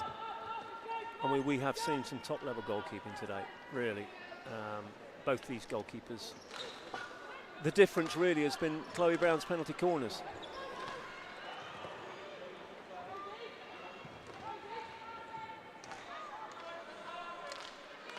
Sharp. However much you look, there will always be. Oh, penalty corner. Burnley seemed to slip into Gomez. Just thought either her foot or stick was taken, not deliberately, but as she goes into the circle here, you see the carry. She tucks in, And I just think it's Chloe Brown. She puts her hand up. She knows she's done something, but nothing deliberate there, but just takes the foot. Just under 3 minutes to go.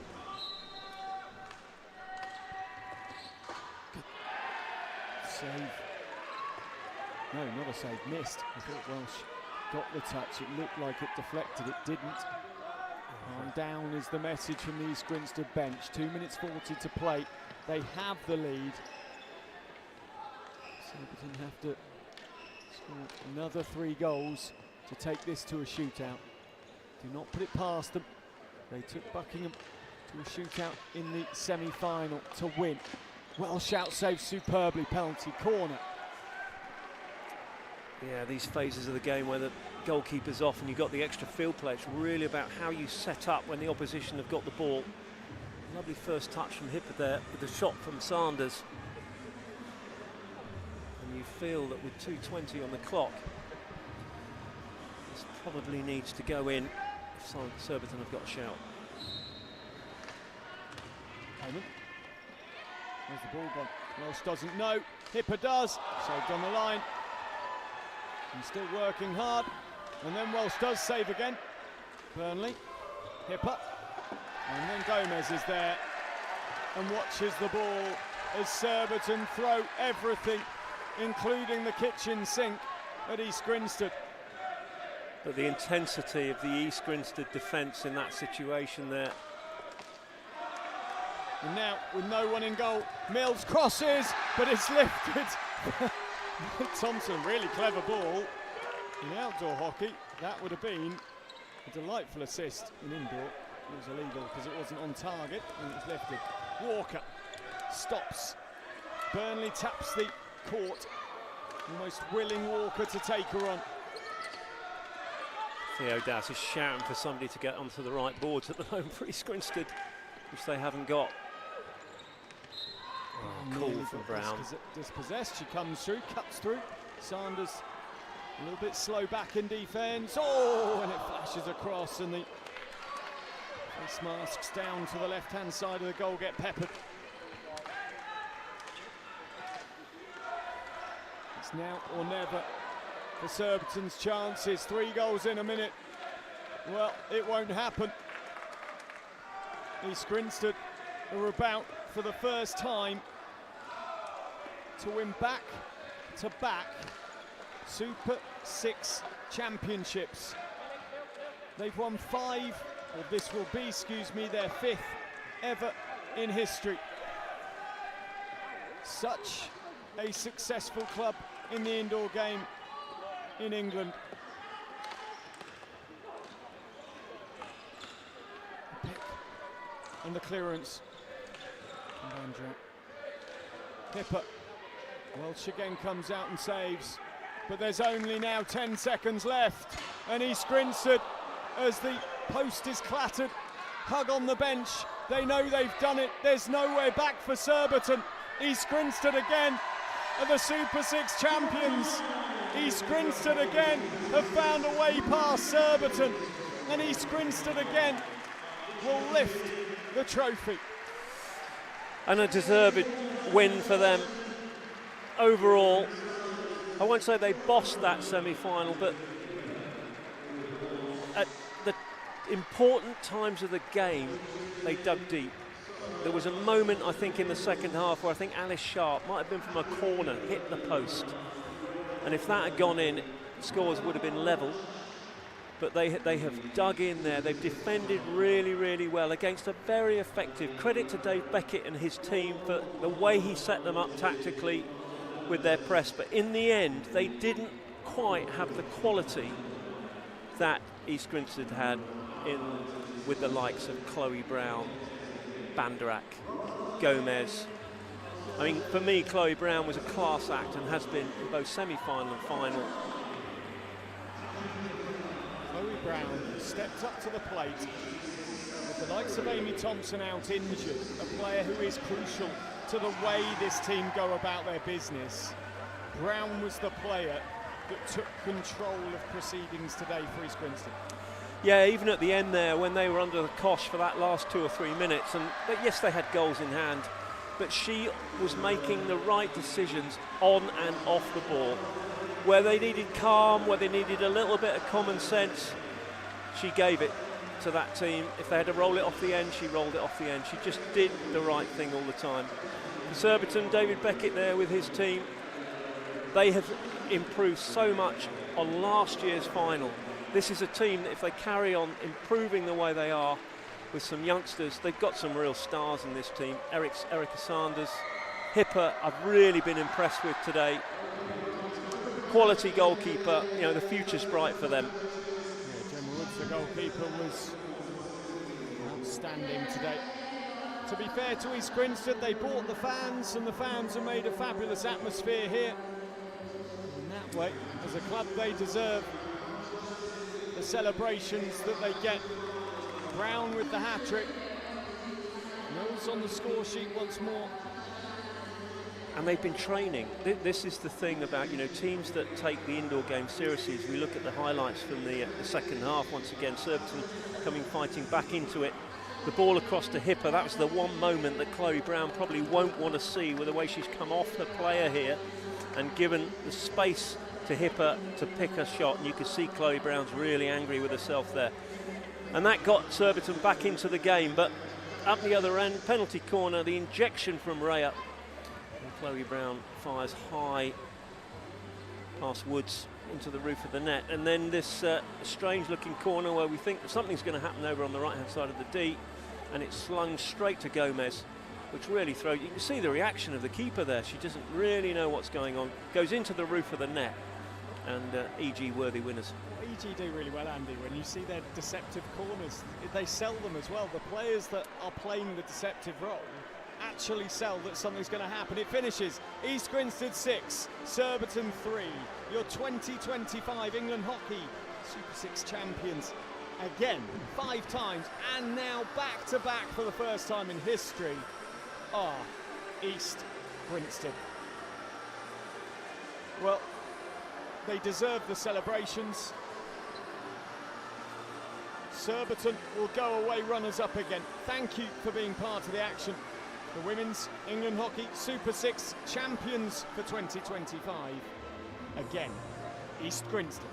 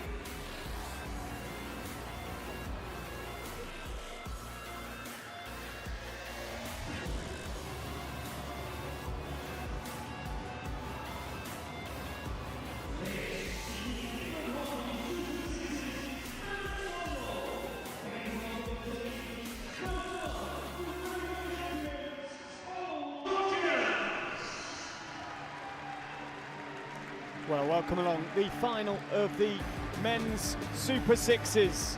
The England Hockey Men's Super Sixes final underway for 2025, or about to get underway for 2025. The reigning champions, Old Georgians, Andy Halliday, enter the court. A big game, a massive rivalry. Andy, what do you expect? Well, it'll be high quality. I think what we've seen over the last few years is this development of this rivalry between OGs and Wimbledon.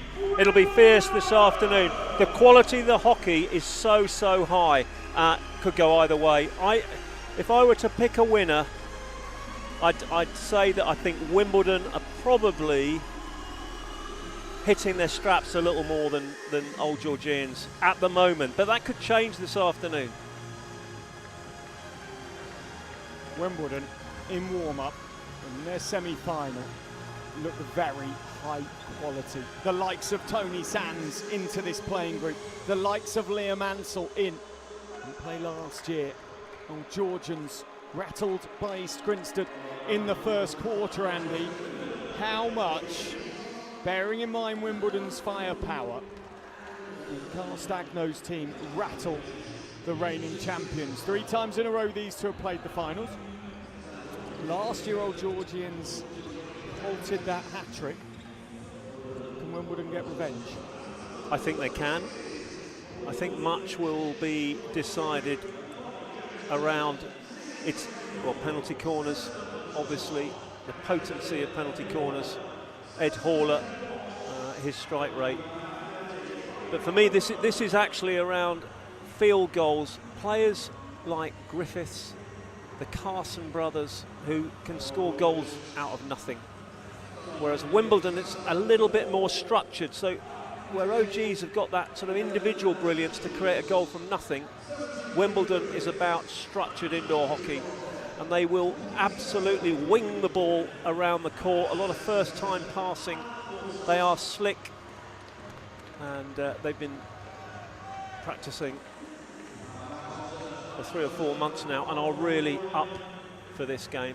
So, starting teams for Wimbledon: goalkeeper Ori Ogunlana, Turner, Newbold, who was on fine form in the semi-final, Duncan Scott, Ed Hawler, Ben Fox. They're the starting 6, and in goal, George Pinner, Old Georgians, Sanford, Shingles, the captain, Griffiths, Proctor, Forsyth. Griffiths will be delighted to be in the final. He will know, though, that 9 minutes ago his beloved Aston Villa kicked off against West Ham. But now his attention's turned to the Super 6 final in a similar strip to his beloved Villa. Not that far away. I can tell you, Andy, this didn't get rid of his season ticket before today, just in case they didn't make the final.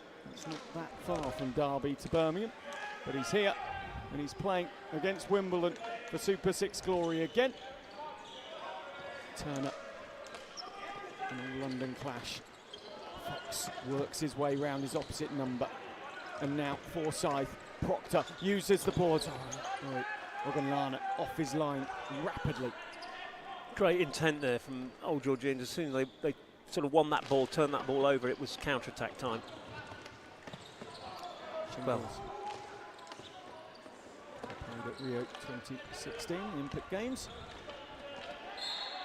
He hit Nick White, the umpire, 20th consecutive indoor finals in a row. that's quite remarkable. Not sure there's anybody, players, athletes, that could equal that. If you do know that, please message us and prove us wrong, but I can't see that being beaten. That's amazing. And yeah, followed Nick White through his career. Oh, what a goal. Dan Shingles has just played the most glorious reverse stick, threaded ball through Ogunlana. That is not a player you'd have expected to get the opening goal in this final. Oh, Georgians against a runner plate, a 1-0 up. And he gives it, brilliant. He gives the ball from his own circle. He gives it and goes and gets the return. Fox pulls it back, Pinner committed, dived. As you say, Dan Shingles, that's not, you know, we don't necessarily expect him to be on the sheet, you'd be thinking Forsyth and Griffiths and Proctor, but the way he gave that pass and followed it. Shingles chooses today to score his first goal of the indoor campaign this season. Only scored 2 goals internationally outdoors.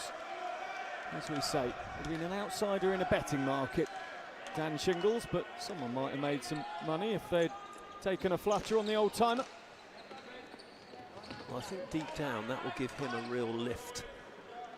But he played very well in the semi-finals, didn't he? His control of the game helped Georgians through what was a tough encounter. Turner, Fox. Yeah, I know he's a player, you know, obviously former international player, who has benefited so much from the coaching of Ashley Jackson and the influence of Ashley Jackson in the team. Sanford and Ansell, former international teammates, former teammates in club hockey as well, where they started at High Wycombe. Proctor dances through and goes for the Shingles-esque reverse stick finish, but doesn't have quite the finisher's touch. We spoke about the individual brilliance of Old Georgians against the organised and the brilliant structure that we see from Wimbledon so far. That's the difference. We've seen the occasional little bit of brilliance, individual brilliance from these players to create scoring opportunities. Forsyth pops it for the penalty corner, gets the penalty corner. Oh, it's cheap. Cheap corner for Wimbledon to give away. They pride themselves on the defence. And the carry there, as you can see from Proctor, bringing out the save from Ogunlana. First penalty corner. Just a little subdued the way Wimbledon have started this game so far. Still, Hawler not utilised yet. And it's 2-0, and it's Griffiths. Forsyth with the slip. Chris Griffiths, and now the change has come. For Old Georgians, their starting 6, though, have done a job. They put them 2-0 up. Yeah, complete change for Old Georgians. 3 Carsons come on. Jackson and Weir at the back. And a slick corner move there. And again, it was the slip.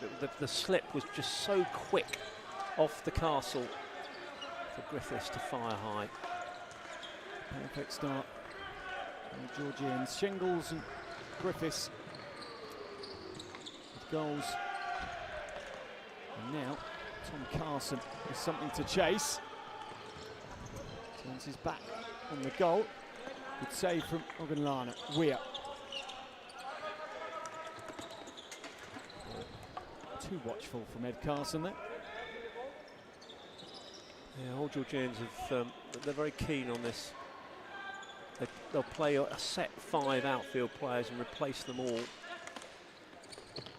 I know that's been something that Ashley Jackson has been keen on doing for his team. Which is great when you can develop patterns of play with a certain 5, but you also need to be able to be flexible and adjust at certain times as well. And so forces some movement from Pinner, then he goes back with more. And it goes to Francis, who loses possession. The breakaway from Weir was good off the boards. Carson. Again, they'll try and counter-attack. You'll see the counter-attack opportunity. They will have a look. Can they attack? But if they don't, they just recycle. They'll bring the ball out safely and recycle. Jackson back to James Carson, just under his arm. Wizardry. And then tries to offload. Fox comes away. Fox still working hard. The ball just drifts and Pinner. There's still a little extra showmanship always from George Pinner, isn't there? Especially. Of course, and you talk about showmanship, that little tuck pass there from Ashley Jackson, whilst he probably doesn't have the... Oh, now Jackson and Hawler, surprise, surprise. There's Hawler into the game, and I was going to say a bit of showmanship. He's more wind-up merchant than Hawler. I love the way he plays, but he does wind people up. Collected well, back to Hawler it goes, and well dealt with. Weir down the line. Chance there for Scott with that first time pass from Hawler. And Scott again. Hawler spins. Tom Carson goes to offload, takes out the advertising hoardings. I think he's hurt himself here, and this could be a very important moment in the final. How much has Tom Carson damaged himself as he crashed through what are relatively light hoardings, but he hit the ground hard. And right in front of the East Grinstead supporters as well, which is a little bit, doesn't it? Yeah. Just gives them a little bit of momentum, East Grinstead supporters. Carson, of course, salt added to the literal wounds. Phil Bootland there, one of the hockey makers, putting the hoardings back together.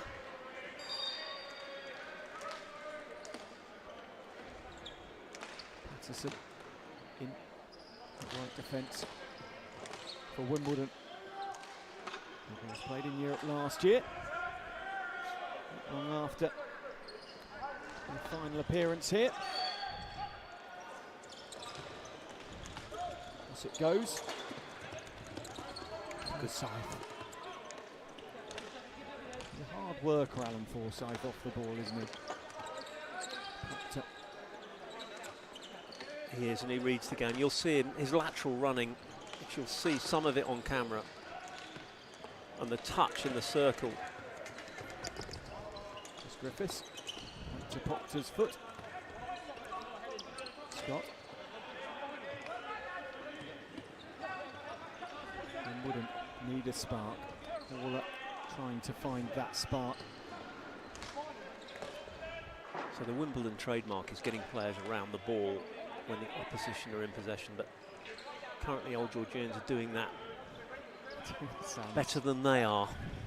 Sands and Sanford locked in an intriguing little battle. Sands gets the ball now. They'll know each other, I'm sure, from international hockey. Sanford's played a lot more of it than Sands has. Griffiths, Sands back well. Oh, good spin from Proctor. Forsyth, Ogunlana saves. Scott works the ball out well and calmly. Hooper, little impact so far today. Wimbledon number 15, who would have been coming into this hoping to continue the form he had outdoors for England prior to Christmas. I know they're different. They're not different games. It's the same game. It's hockey, but different codes of the game, as it were. Patterson, styles of the game, I suppose. Patterson and Hall around the ball there, not giving Forsyth any space at all to work. Now, both teams, you'll notice, particularly in the middle of the pitch, they are getting players around the ball so quickly. Even if it means stepping up and not marking the player behind you. Well worked. Collected by Ansell, who's been busy himself, and he wins the penalty corner. Magical work down in the corner. Ansell and Sands. Sands doing that almost double spin, and then Ansell just tucks it back and then onto the foot, and Shingles just can't get his stick down in time as the ball hits those pink trainers, pops up in the air. Also returning from a stint out in the Netherlands last year. He played at Amsterdam Hockey Club. Been having a tough year or two, Amsterdam. This club not in a vintage time in their history. He enjoyed himself out there. Hooper can't find a way. Corner given. That's a good save, whether that's George Pinner's stick or whether it's the number one runner's stick there, but there is a certain level of intensity with this OG's defending at the moment. Here's the corner again. That's a good save. Yeah, that's a good save. They've obviously again done the homework. Hooper flicking. So this time Sands again takes it. He'll inject from the right-hand side. Hooper, Francis, Ansell. Patterson is demoted to halfway. Sands to inject. We've seen Ansell roof one from here. Hooper, Ansell didn't get it right. Threw it away. off the line. I'm not sure that was what the planned routine was. It looked like Liam Ansell was going to stun that for Hooper to flick, but he's taken it himself. And of course, the longer it takes at a corner to execute, the easier it is to defend. Ansell. Tripoli Patterson shells the ball in. As we come to the first break. It is Wimbledon 0 and the Georgians 2. Yeah, not quite as I expected actually.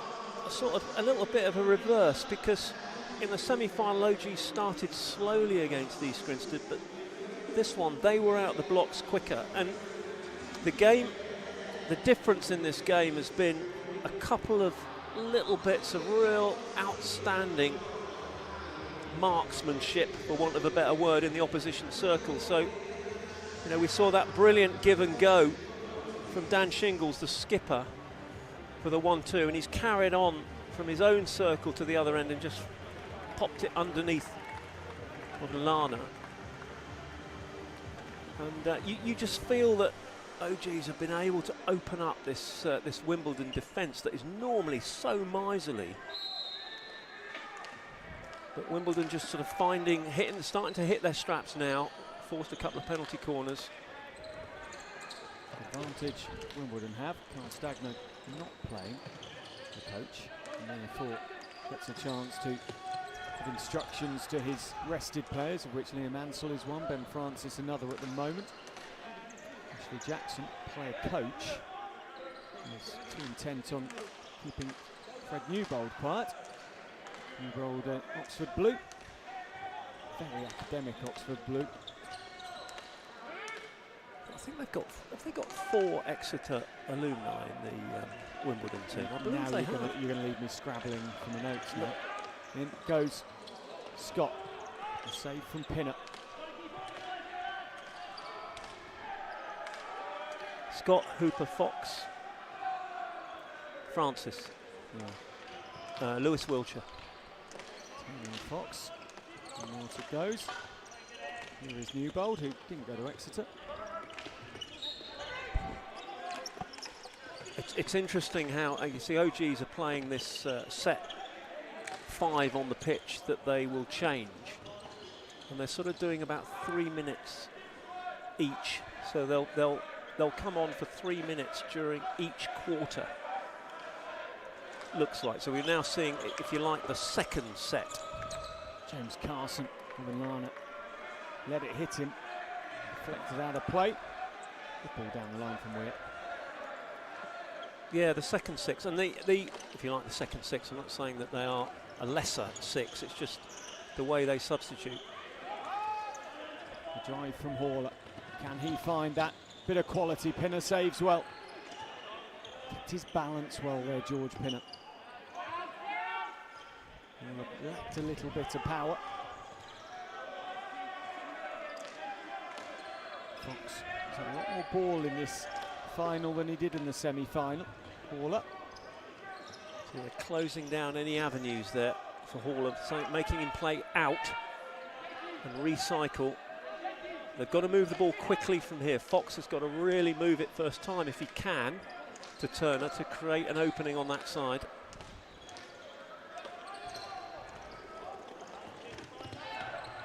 James Carson lifted the ball as he tackled. To be very careful there, Carson. If that tackle had been about another 6 inches towards his own D, you could have seen a corner being given for that. Turner. Fox. Wimbledon favouring this right-hand side, trying to find a way through. And G's a 2-0 to the good. 7 minutes left. Bits of indoor hockey at the Derby Arena today. Of the Super 6. Newbold. Skull. Pinner. Confidently just holds his arms out. Newbold would have probably been better to look for. If Scott had set himself up on the far post there, there's lots of ifs and buts. He probably could have scored if Newbold had thrown it flat.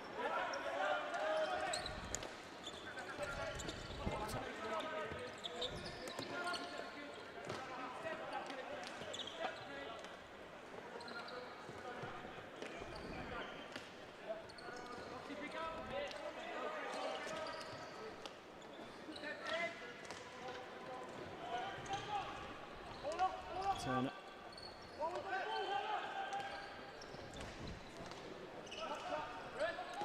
Scott comes off for Wimbledon. Turner finds Fox. He picked from Newbold, and again he just tries to work it over to the left-hand side. That's brilliantly one back very quickly. One back by Hawler. Francis, right-hand side.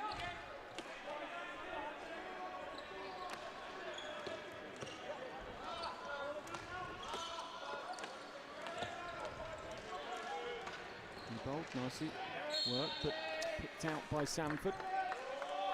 OGs are defending the middle of the pitch really, really well at the moment. Tries to keep control of the ball, and a little bit of a shove on Newbold, who just gives him a little bit back as Fox breaks away in towards the circle. Can he find someone? Pinner comes out, saves well. Sands offloads to Ansell. OG's ball. Forsyth on his own. Two players to beat. Beats one of them well. Back goes Liam Ansell with an important touch, but Proctor and old Georgians continue. So a little bit lucky there. He was rather forceful through the back of Proctor, who then fluffs his lines. And we have calm. Okay, incredible 15-20 seconds for Liam Ansell there. Involved at one end, and look at his work back, his jump back.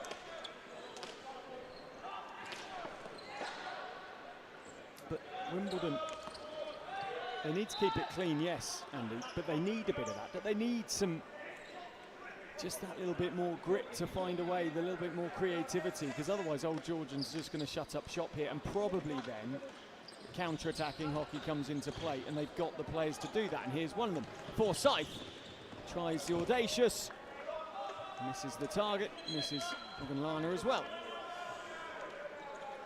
Yeah, it's the strength of the OGs defending at the moment. They really, I mean, it's getting players around the ball. They get players around the ball very, very quickly. Pinner is off his line there. Sands, that probably would have been a goal in the semi-final. They are defending as if their lives are dependent on it. Giving Wimbledon the outside, but defending the middle really well. And the story again, and the ball just drifts out of play, and Wimbledon's efforts of creativity and attempts to be inventive as Shingles comes through. Can't do it again, can he? Yes, he surely can. Dan Shingles for old Georgians has made it 3-0. Well, as a proud left defender, member of the left defender club, this is fantastic.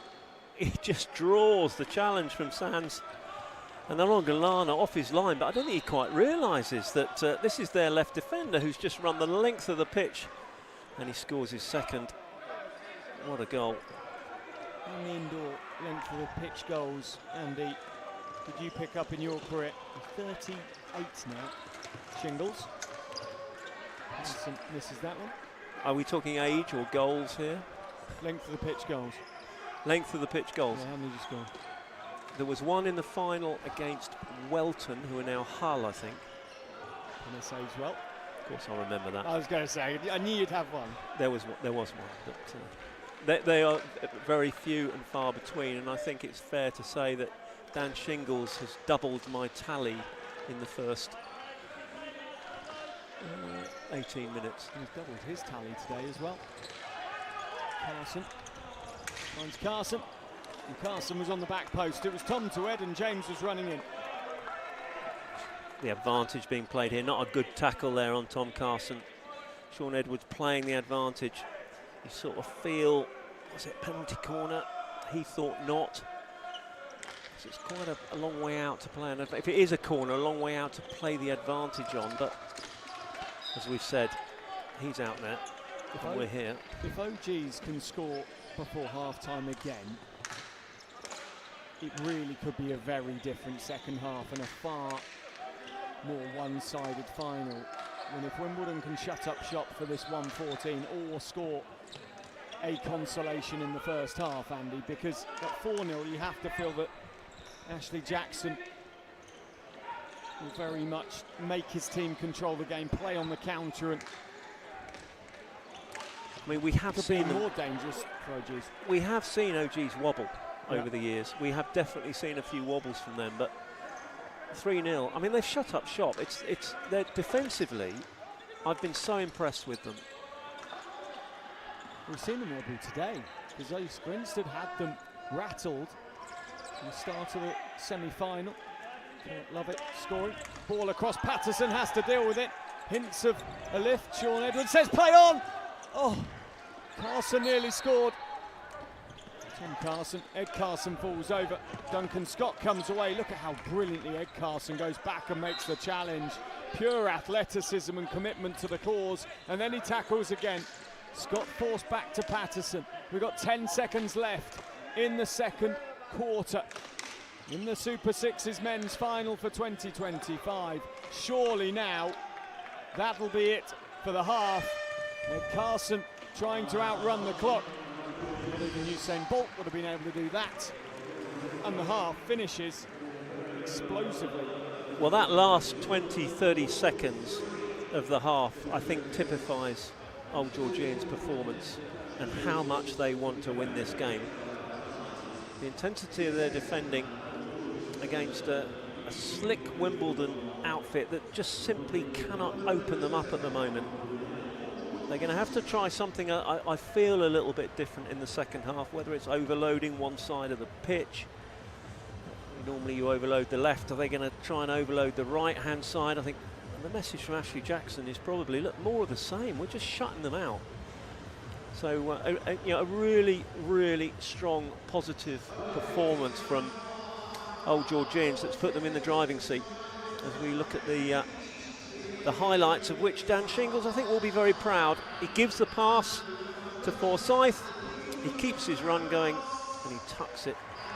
And Aguilana is not happy with that.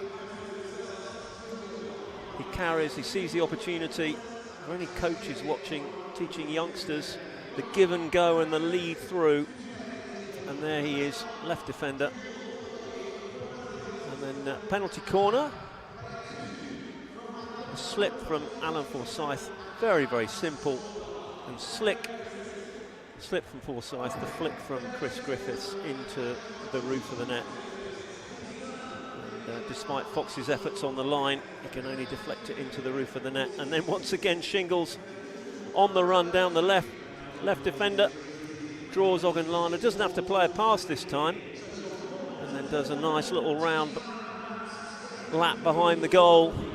He'll be pretty proud of that. On the day of finals, we've seen East Grinstead win here in the Super Sixes. Out in India in Ranchi, the Odisha Warriors have won the inaugural Hockey India League for women. This is different. The outfit's different.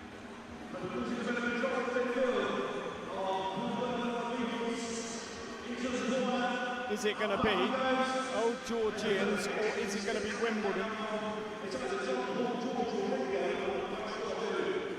who take the men's Super Sixes?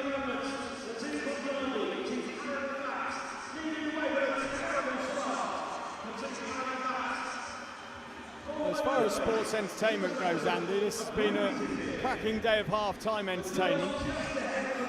With some excellent indoor hockey, bookending everything. Oh, nearly went over the boards there. For me, this is one of those really frustrating, it's like a dream that you have. This is marathon with an inflatable giant ball and stick. 2026 London Marathon, Andy Halliday. 26.2 miles. And I hope there's a gale. Make it really tough. Behind me. Yeah. Yeah, behind me. Yeah. Challenge set. Well, a big challenge here for Wimbledon.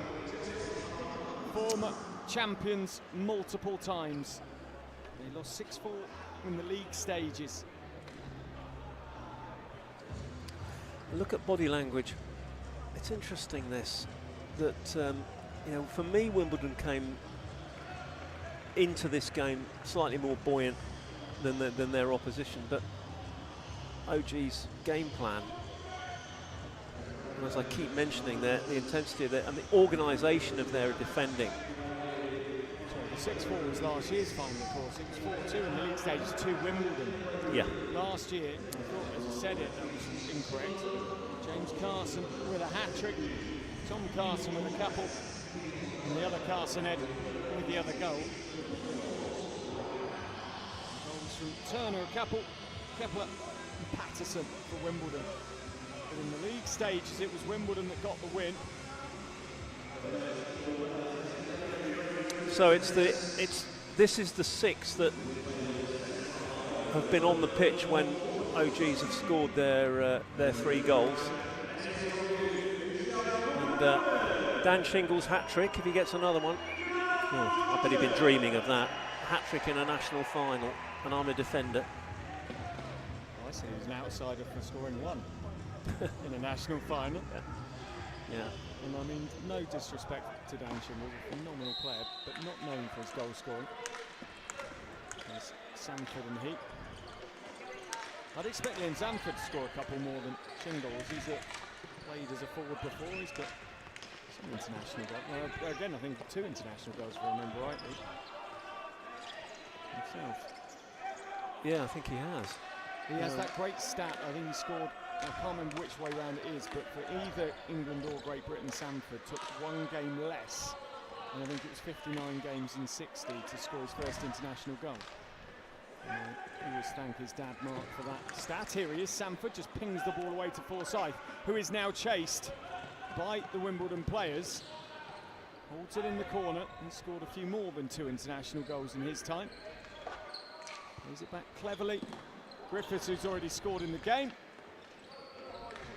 About a second bite at the cherry. Shingles finds Sanford, lovely quick hands. And then Griffiths tries to get it back from Proctor.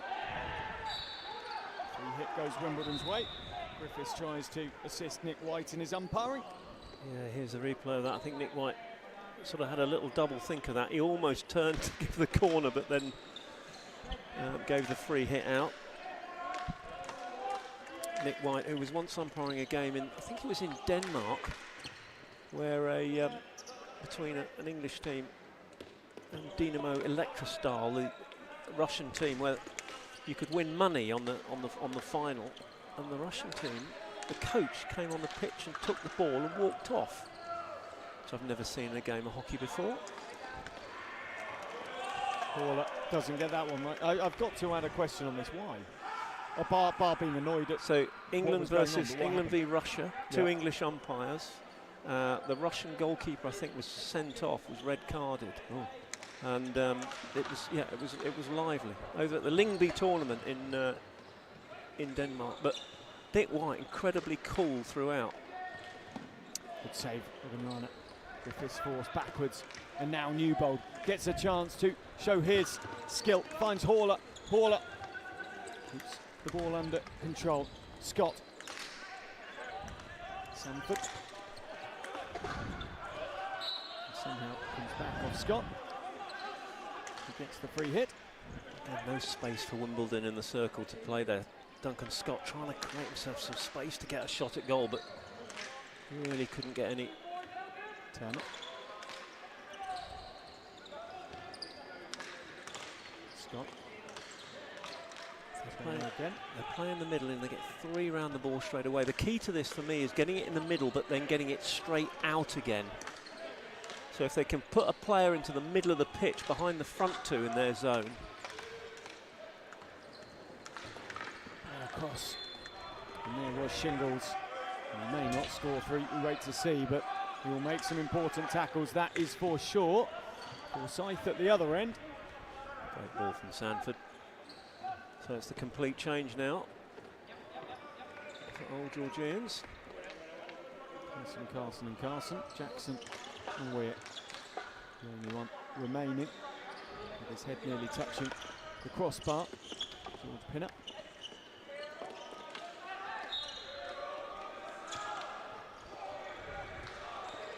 Marner dives down. Frustration for Newbold as he knew he'd made the error. Ball coming onto the foot of Newbold there. Again, attacking down the right-hand side.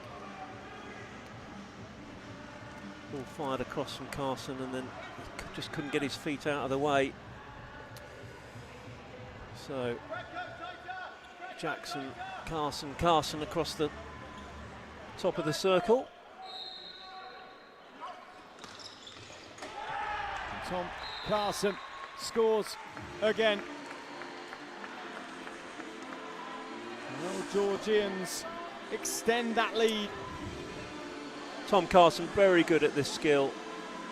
You see his movement, his weight is already going back to front as he's cushioning the ball on his stick and getting his feet in the right position to sling that low left.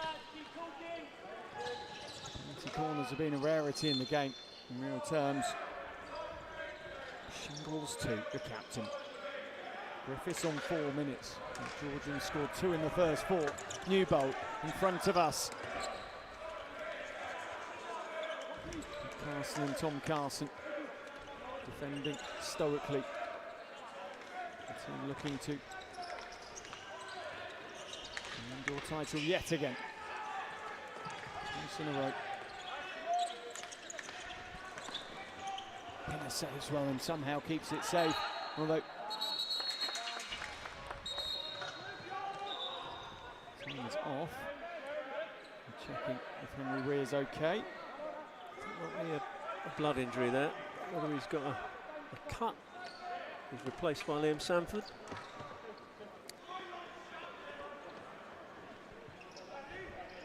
Of course, they haven't rushed to do anything to him, so it looks like he's not a blood injury, but potentially a knock to the head. Yeah, possibly. I mean, he was sort of pointing towards his. And now they do. Okay, they've gone to this. Yeah. This is chin. Yeah, it's his chin that they're patching up. It's just taken their time to collect the appropriate gear. I think actually get the gloves on as well. Ansell. Yeah, the odd thing in those situations, quite often you don't even realise you've done it because there is so much adrenaline flying through the body. In the semi-final, we mentioned Tony Sands' name again and again and again. And we've only mentioned it a couple of times in the final. His impact in this game has been far less. James Carson. It does well. Yeah, it's how Old Georgians have set themselves up defensively, so they haven't allowed Sands to carry, particularly down the right boards. That was where he did all the damage in that first game. They've protected the middle of the pitch really, really well and got players around the ball, and it's that balance between the man-to-man marking system and the zone. And you'll notice they'll go into a man-to-man, but then they'll adjust to pick out what is the threat, what is the danger, particularly trying to protect the middle of the pitch. Well, Ansell trade places. Ansell's frustration taken out on the advertising hoardings. Cooper made it a little more difficult for him than I think he wanted. And now Haller comes away, offloads to Hooper. Sands still going. Pinner comes out and smothers the ball. Sands gets a shot away. Advantage was originally being played and then isn't. Again, maroon shirts around the ball so quickly. Sands just not given the time for a shooting opportunity. Lana comes out and the goal is scored. And Carson, Ed Carson it was, who put the finishing touch. The Georgians rampant now. Unselfish here. The bounce ball, but then through the defender. And Ogunlana commits. Alan Forsyth slips it unselfishly to Carson. Old Georgians, of course, who will be representing England in the European Trophy competition in 2 weeks' time over in Budapest. As the winner, they were winners last year of this competition.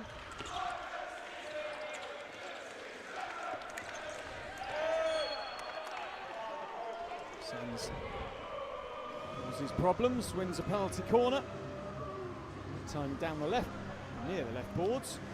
There's the carry and just tucked back from Sands, but onto Sanford's feet. That area around the left foot, so difficult to defend in your own circle in indoor hockey.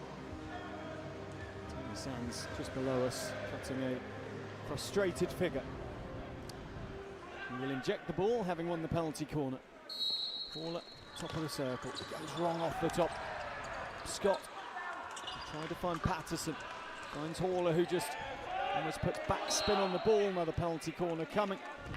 Well, the error off the top, Andy, almost caused Pinner to overshoot the ball, but Wimbledon couldn't then manufacture anything else, and Pinner got back easily. Yeah, it says something about the commitment of the penalty corner defence, I think, from Old Georgians. He's hurt. He got married down in Somerset not too long ago now. And a successful coffee van business, which you'll no doubt know if you ever make your way to Lee Valley. Haller there again. Pinner out. Stop as well. The shingles behind them. Play on, says the umpire. Scott. Haller. Pinner tries to assist Sean Edwards in his decision making. Sands.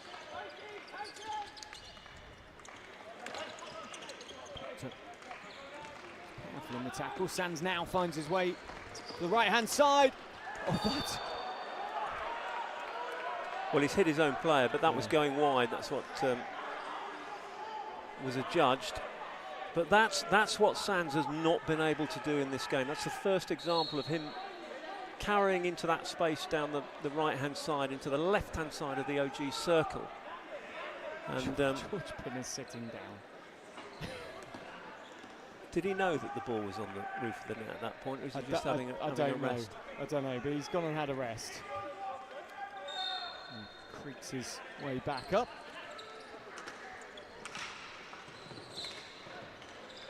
Griffiths back to Proctor. Griffiths turns and arches his way through. A lovely, lovely finish for Chris Griffiths. And even with 1 minute left to go in the third quarter, you have to feel that is probably the icing on the Old Georgians' cake. If it isn't, wow, it will be some fourth quarter. Lovely double bounce there off the boards, and Griffiths, who he throws it to Ogunlana's left post, the near post there, but what skill from him. That left to right carry is so effective across the circle.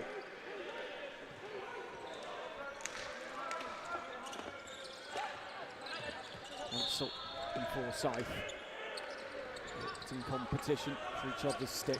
Sands on the reverse stick. Ansel's had an annoying final, hasn't he? He's played well, but oh, now Proctor wore that on the thumb.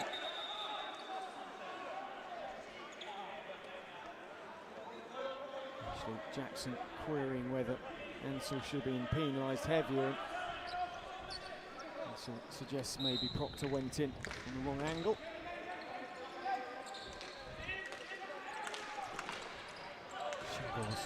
What quality, what power. Oh, and finally, Sands gets a goal, cutting across Pinner, who was stranded. There was nothing he can do. It was a goal right out the top corner, right on the buzzer, and Wimbledon have won back in a game where they just could not breach the defences of Pinner. A touch just in front of his toes, make it 6-1.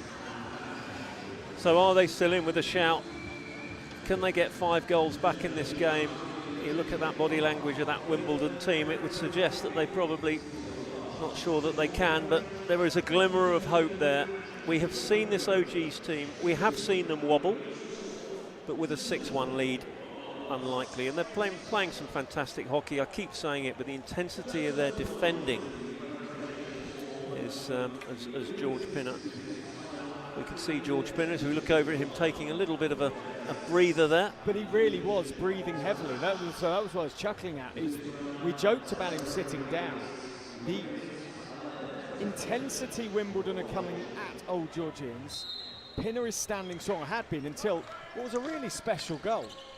And it shows that, we joke that goalkeepers, obviously it's not a position where you're out running around much, although you do more in indoor hockey because of running out on penalty corners. But Pinner really, the stamina, the endurance needed from him, he's been very good so far.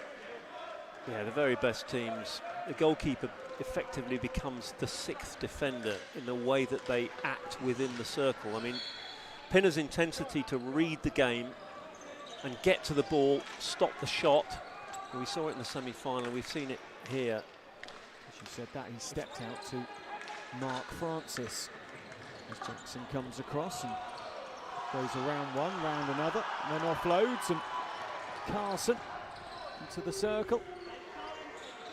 Looked up for where the options were. James was there. James Carson, Ogunlana saves. Jackson. Free hit given. Sands must have more impact in this final quarter. Weir loses possession. Fox. Penalty stroke given. Penalty stroke given. And Wimbledon, with 8:48 left in the game, have a chance to make it 6-2. Yeah, rather, I think overzealous is probably as we see this again. Henry Weir just goes in. There's no way he's going for the ball there. It's just gone into the body. I think it Newbold, and chance for 6-2. Mind games will go on here from George Pinner, as we are used to seeing. Hooper of England's future against Pinner of England's past. And the clatter of the backboard tells you that Hooper, who runs off and places the ball back for his team, has done his job. And to the bench he goes, 6-2. Long way to go, long time to go, and how the game has changed. Yeah, sends Pinner the wrong way there with the very simple penalty stroke slung low and hard at the far post. Sands clever ball. Ansell. Sands leaves James Carson on his backside, and now Ansell is suddenly invigorated. Francis back to Ansell. Oh wow!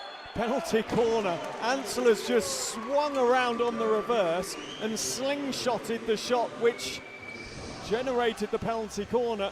Wimbledon, having not played to the level they wanted for three quarters, have suddenly decided it's time to turn it on. There's that skill again from Ansell. Probably looking at the ball at the far post. I'm not sure. So Henry Weir there, how he is, he's obviously went off with that that whack. He's given a penalty stroke away. He was really at fault for that corner. Ansell nearest to the ball, and here James Carson is going to be asked to remove himself to the Wimbledon D. Ansell, Sands, Francis just have a little conference in the middle and maybe suggest a movement. So 8 minutes 20.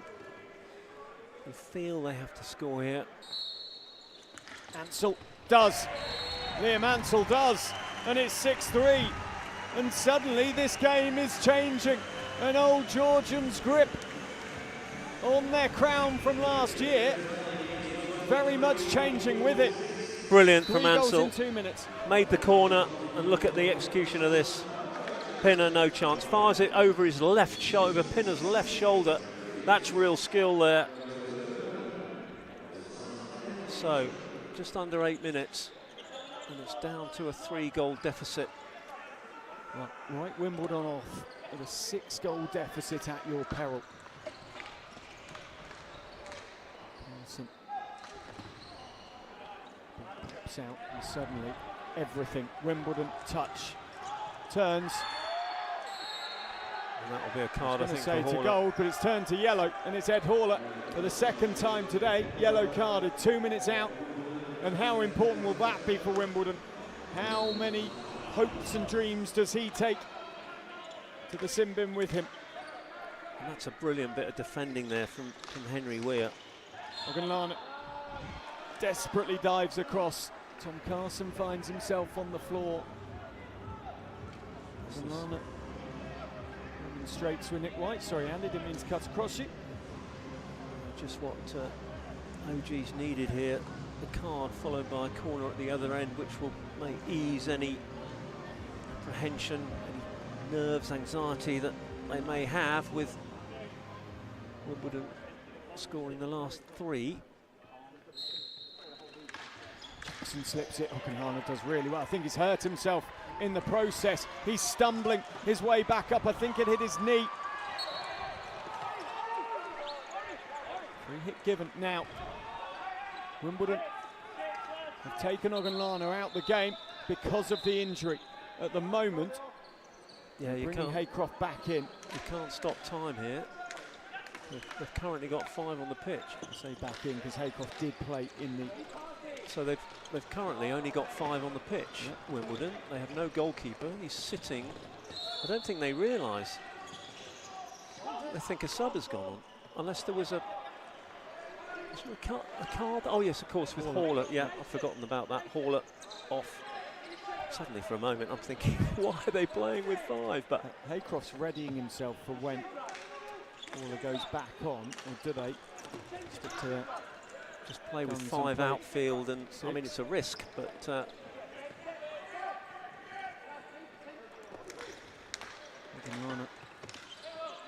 seems okay. They're getting some ice spray ready. Turner comes forward. 6 goals to 3. An excellent final in terms of this final quarter. Newbold thought about the shot from the angle. Pressure on him from Proctor and Forsyth. Sands finds Turner.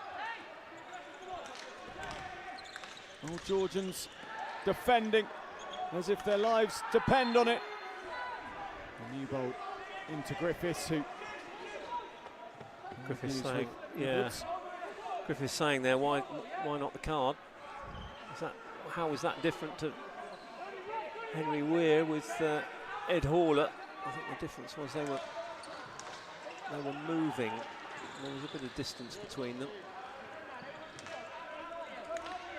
Now Wimbledon back to their full 6, and still Haycroft on the bench. So no goalkeeper for Wimbledon at the moment. Haycroft is waiting with his helmet on just in case. Ogunlana has an ice pack on the lower part of his quad, the upper part of his knee. Ansell wants the decision from the umpire, but more in desperation because he lost control of the ball than in reality. And Turner's there to help it round the corner. The judge to be going wide there with the save from Turner. So 4.5 minutes left and 3 goals to score from Wimbledon's point of view. To defend for all Georgians. You need to take the time, build this goal, not give the ball away, force the ball. Just keep that ball moving around really quickly like that. He's outside the circle. Again, Dan Shingles. Control of the game will be crucial here for his team. Fox. See how quickly Carson got in front of Fox there. Fox with the chance of getting down those right boards, but Carson in the way. Francis left the ball brilliantly. Ansell was there. Tom Carson plays it behind Forsyth, who steps off, and James Carson comes in, gets a little bit lucky, finds not the intended pass of Ed Carson, which was where he was looking to go. Great touch from Francis there. That's a certain goal if he'd missed that. Ansell trying to wheel his way round to the right-hand side, was hit by Ben Fox, who was looking for the pass inside. I think it was an accurate pass in terms of where he was aiming, but he didn't find it. Pass before he found the foot of Ansell. 3-12 in the game, 3-11 in the game, 3-6 the score. Oh, Georgians, don't forget, were 6-0 up before Wimbledon found some fire from the embers of their day here at the Derby Arena. If you're looking on telly, I'll make it along next year. It really is a fabulous day. Sanford, Shingles under pressure from Sands. Penalty corner because Shingles went to the floor. Yeah, correct decision that. I feel Shingles is sort of looking at Sean Edwards and saying that he was pushed, but I thought he actually pushed into Sands and slipped over, so correct decision for me. So just under 3 minutes. If this goes in, the deficit will be 2. We could see a tense last 2.5 minutes. So a new ball either side of Sands. Sanford the last to be ready. 6-3 the score. Ansell, well by Pinner. And then, now, Sanford's hurt. Yellow card to Ansell. He makes the same protest he made before, but he's sent for 2 minutes and will get just 36 seconds back on court. And Sanford's okay, it seems. I would suggest the game has gone with that decision for Wimbledon. But again, we've seen this whole drilling situation, particularly when you're shooting and you've got a defender set in front of you and you get that drag on the ball. There is that real danger for the defender in front. Tom Carson chases a lost cause. Wimbledon chasing one of their own here.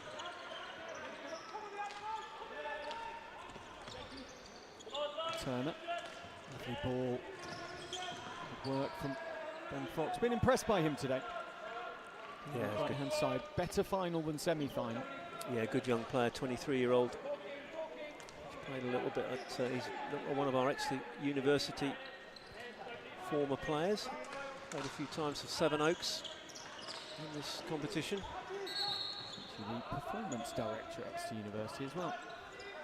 He's studying economics.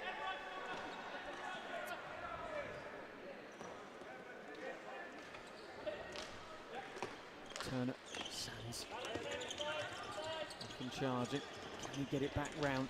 No, he can't. Free hit given. Jackson doesn't waste time. Under 90 seconds left in the game. James Carson lifted across towards his brother.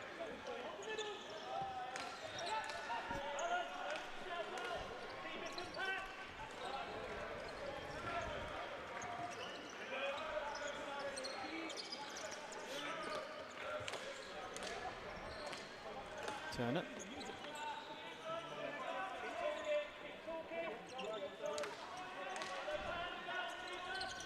Fox.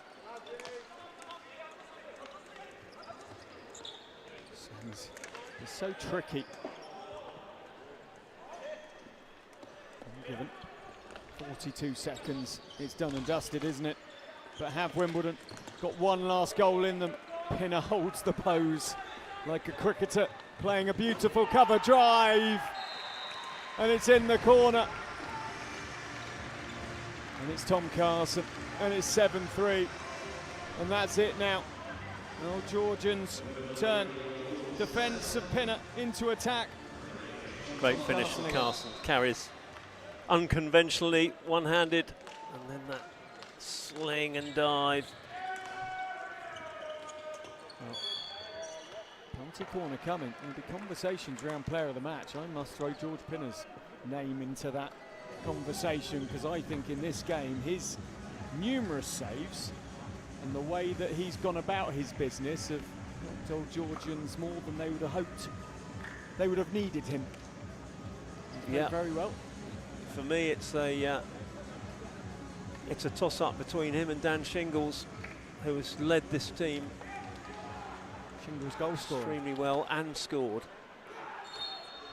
Wimbledon have one last chance. Sands scores it.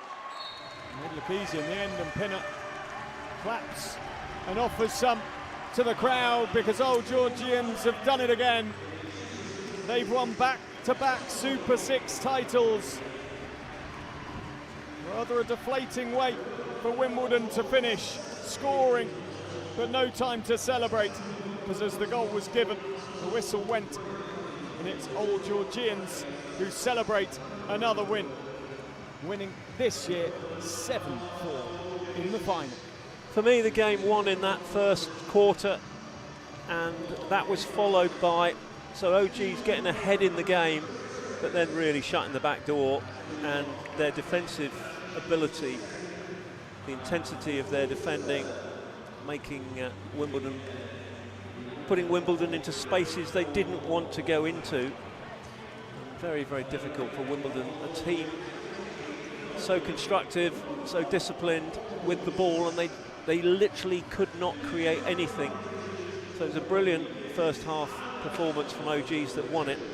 And then, yeah, we saw a comeback, 3 goals on the bounce for Wimbledon, but OG's too strong in the end. And a surprise to me, I thought it was a slightly subdued performance from Wimbledon, but if you flip that over, OG's tactically absolutely hit the nail on the head for me there. And as you say, I think George Pinner, some of the saves he made in the first half and second half, but particularly the first half, when they were under a little bit of barrage as they go over and support their supporters. So yeah, George Pinner and Dan Shingles for me sort of standout players. And then of course you look at Ashley Jackson's distribution from the back, some of the passes he's picked out, and the effervescence and creativity of Tom Carson up front. You know, they have done well. I'm really looking forward to see how they perform in Budapest in 2 weeks, representing England in the European trophy, and of course they'll be representing England in next year's European competition. I can't tell you, Andy, bad news. Neither Shingles nor Pinner have won player of the match. Is that man, Chris Griffiths, player of the match in the final? Well, I mean, we're just pundits, Dan, aren't we? But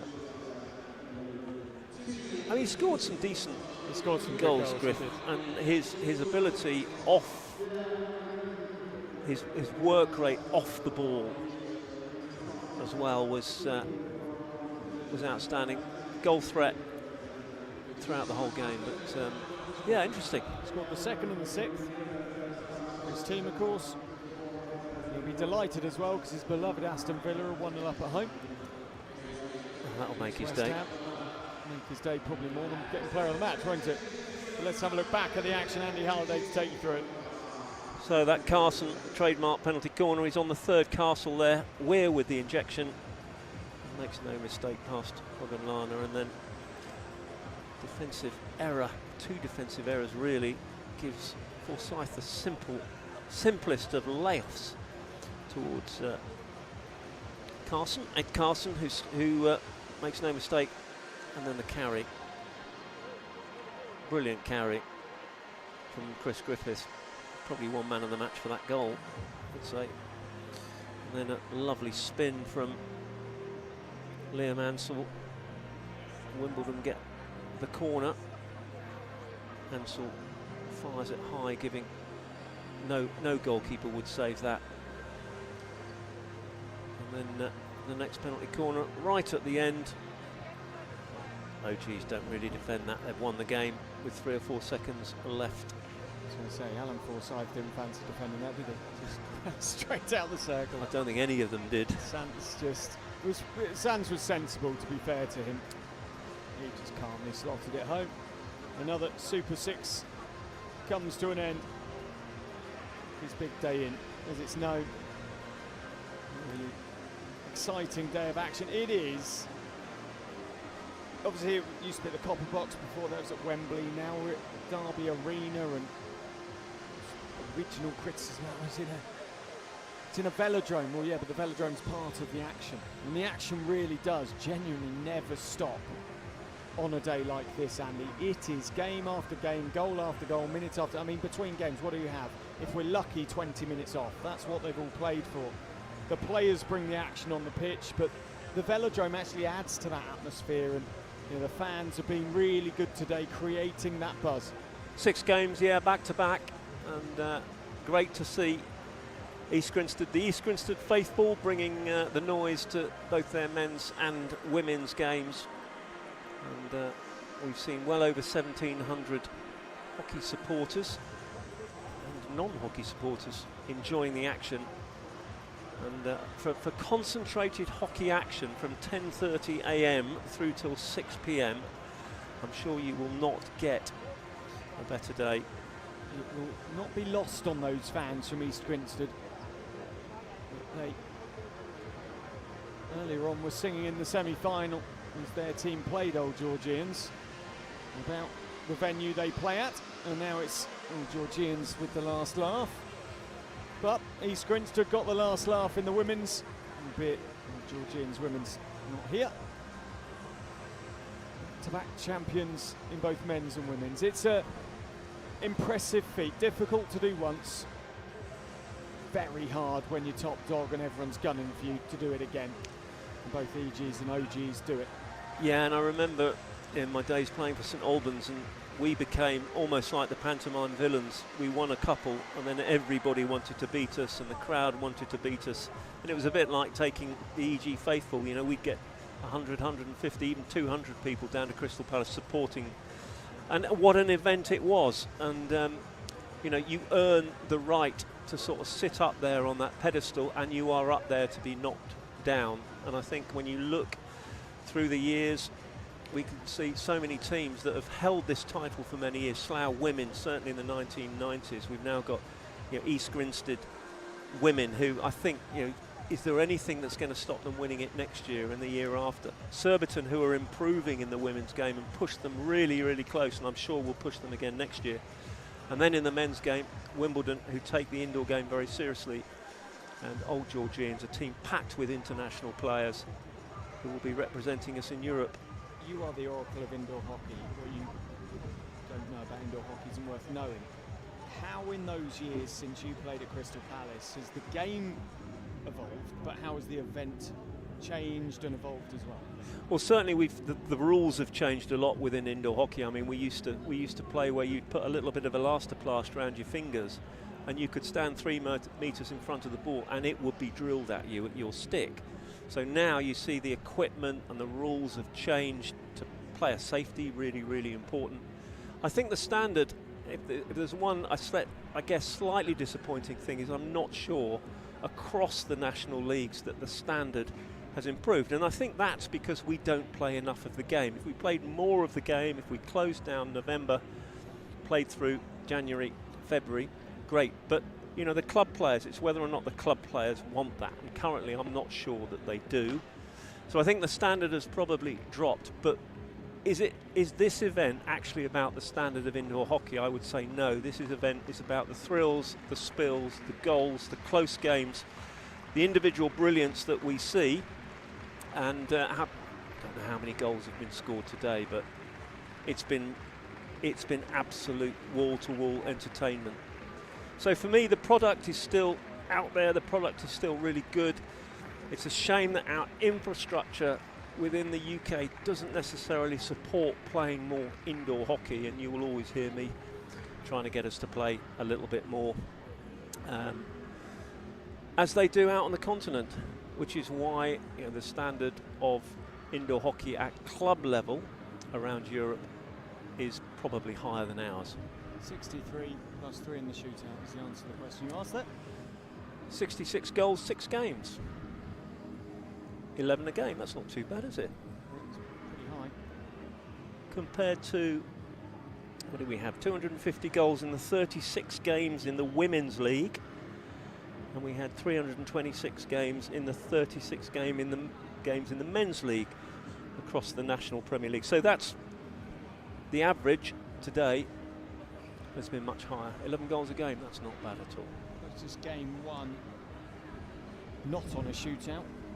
Biggest margin, 3 goals. It's been 2 times. Of course, the biggest win of the day was 11-1. Wimbledon men against Southgate. Not far off that for East Grinstead against Sutton Coldfield. That feels like yesterday. It does seem like an eternity. Winning 8-1. But the good thing is, we don't, quite often in indoor hockey, you see 2 teams that play against each other and they both sit really deep and they just protect the edge of their circle, and it ends up as a 1-0 or a 2-1. We haven't seen any games like that. We've seen teams who are tactically astute and are able to take the game to the opposition. And that makes it a much more exciting, open game, as we've seen in both finals. Buckingham was so unlucky not to make the final. They were leading until the last seconds. There's no time left on the clock. The team that knocked them out in the semi-finals then went and took it to East Grinstead. East Grinstead in the end were just too good. 6-3 the score. We're going to have in a moment goal of the match and the player of the match and goal of the match. East Grinstead women, goal of the game, goal to Gomez. Defender East Grinstead. On the score sheet a number of times this season. Once today. Was it the penalty corner goal she scored? I'm trying to think back. Penalty corner goal that she scored. It was the one where Brown was stood with the stick the wrong way, facing the wrong way. Mills next to her, like they were going to run that decoy. Instead they went to Gomez, and Gomez very, very clinically finished it. Yeah. And it was an incredibly clever goal, because everyone in the stadium, in the arena, was thinking, why is Chloe Brown facing the wrong way? She's not stick stopping it. And the player of the match, and there's no surprises here, she was the heartbeat for East Grinstead.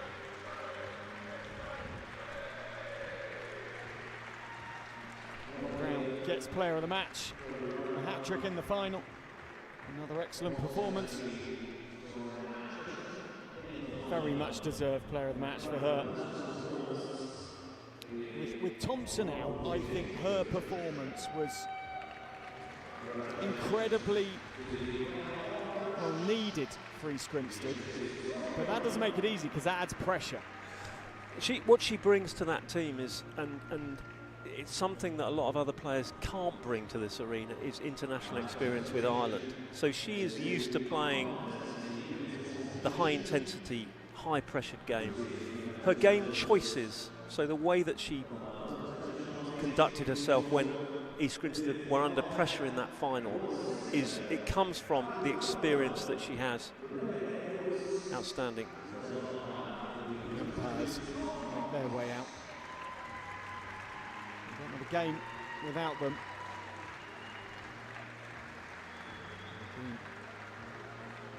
Excellent today again. It's so fast, the game. The decisions just, and without review as well. Yes, I can't really remember many that were. There were some that were contentious in that people asked questions, Waller, Griffiths, etc. In the men's, that is. Sorry, this is of course the women's group. But there weren't many decisions that you'd really query or we can even think of. I mean, the thing that stands out for me is the teamwork. Yeah. Because in indoor court, things happen so quickly, it's very difficult to see in certain areas of the circle. So you will see them constantly talking to each other. So the teamwork's been really good. Some will be off to the Indoor World Cup. And here come the runners-up. Team from Surbiton, Surbiton women. Runners up again. They'll be sick of the sights of East Grinstead, led out by their captain, Alice Sharp. But they can go away from here knowing how much they've improved. They really didn't turn up in the final last year, but we now see an extremely well-drilled, tactically astute team that have got a great future in front of them. Gemma Woods walked past a minute ago with the dark hair and the tracksuit top on, and how she's strengthened this team in terms of her goalkeeping. Becky Middleton, all smiles. Say just a word for David Beckett, their coach, who I think he's become quite a tactical mastermind of the game, and I thought the way he set them up against EG in that game, certainly in that first quarter, they were brilliantly set up tactically that didn't give EG any sort of chance to get the ball out from the back. Still yet to win a Super Sixes, but they're getting closer. I was talking to one of the East Grinstead coaches the second team and has assisted with the indoor team after the game, a guy called Ben Barden, and he said, yeah, for me, Surbiton definitely improving. And that's coming from an East Grinstead mouth. You know that it must be the case. East Grinstead come forward, proud champions once more. Nina Welsh was of the same class as Gemma Woods in the final, both really outstanding goalkeeping performances. Yes, it's been a great day for goalkeepers. We mentioned George Pinner in the men's game there at the end there, but Nina Welsh right up there as well.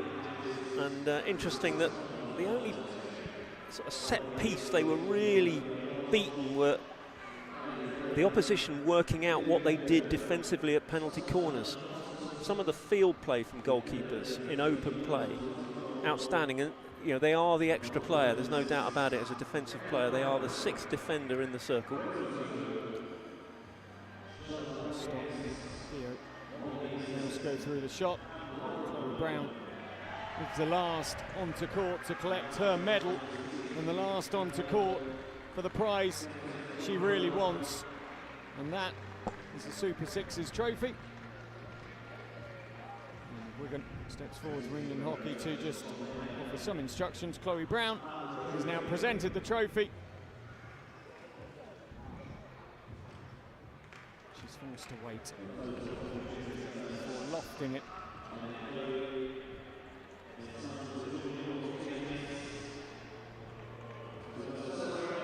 The club legend East Grinstead, Chloe Brown and East Grinstead do it again. They win the Super Sixes for a 5th time and a 2nd time in quick succession.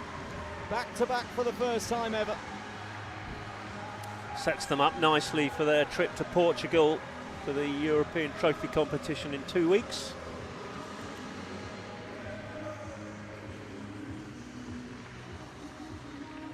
Team who set the tone last year with their quality. Changed team this year, but the likes of Ellie Rare bringing added pace in. Andrea and Gomez playing well. Do you know they've been training since the first week in October?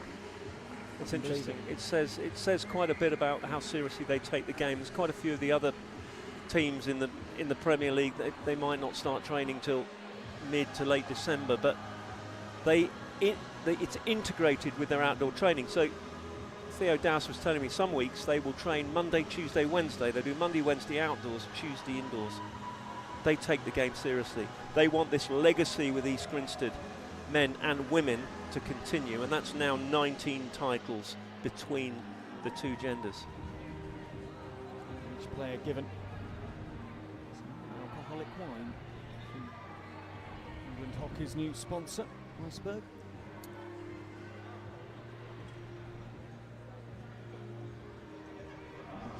Team selfies.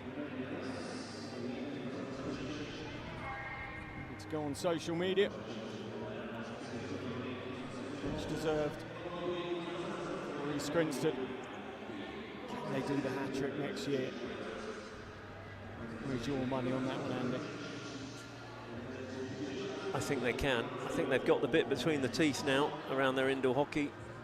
Again, certainly if they start training in October, they're going to have a pretty good shout. I think so. I mean, Amy Thompson, you know, hasn't even featured today. Dan Shingles, the goal of the game in the men's match, for that run down the left-hand board, and he put it away. It was his 2nd goal in the game. And we thought the first one was decent, but yeah, I bet he didn't think he'd be receiving this at the end of the day. But a proud moment for the Defenders Union, particularly the Left Defenders Union, because you don't often run down the left-hand side with the boards, but he's done it twice. He's done it, not with flair. Well, not with that flair. Normally, a left defender running like that, they get to the D and it all goes wrong. Correct. I've got a few left defenders in my head. Some of them are watching and listening at home and probably chuckling at the moment. But the finish was just excellent from Shingles. Yeah. And Chris Griffiths gets the player of the match in the men's final. Well, some excellent goals from him. Real tenacity to his game. And there were a number of players we mentioned, the likes of Shingles, the likes of George Pinner, who very much could be in the position that Griffiths is now. It was a team performance from the OG's victorious team. It's Griffiths that gets player of the match. Yeah, outstanding goal that he scored in that game, but it is work off the ball as well. You know, I would say it's probably fair to say that when Griffiths started playing indoor, the defensive area of his game was probably the area he needed to work on. But you know, under the guidance of Ashley Jackson in that team and Dan Shingles, he has really blossomed as an indoor player. He walks off to order from Georgians. To Wimbledon after the umpires. Nick White, 20 years, 20 consecutive years at finals weekend. Charles behind, Martin Twist. Again, a team that have worked so well together.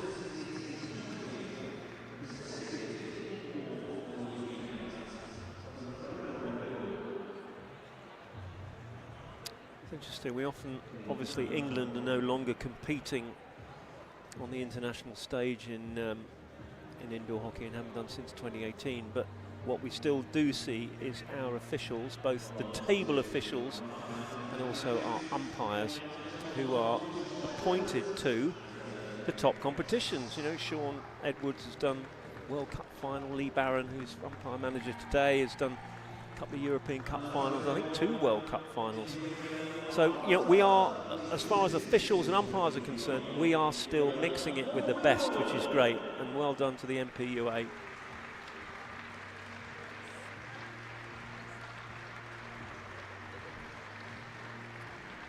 And now Wimbledon, beaten finalists. That trick was stopped last year. Ed Hawler gets his medal. The season of goal scoring from him. I think the fact that we haven't seen a lot of it, we didn't see a lot of him in that final, says much about the way Old Georgians defended and snuffed out any threat. Francis scored today. Oriel Gunlana, who looks to be moving still rather gingerly with hurt. And so Tony Sands, player today. Sorry, Dango. Ansel, medal on, medal off. He doesn't like finishing second. There's somebody who he loves winning, and Ansel. I think this will hurt him. This result. I've heard of worse. A good friend of mine once threw a Paralympic silver medal in the bin. I think I've heard that story. It was retrieved. It was given to his mother, and it now lives in Colombo. Sri Lanka, but he threw his medal in the bin. 1996. Paralympian by the name of Joey Duratney.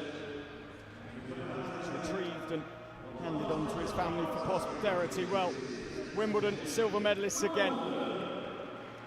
They've been on the top step before. They've taken the trophy home before, but not this year.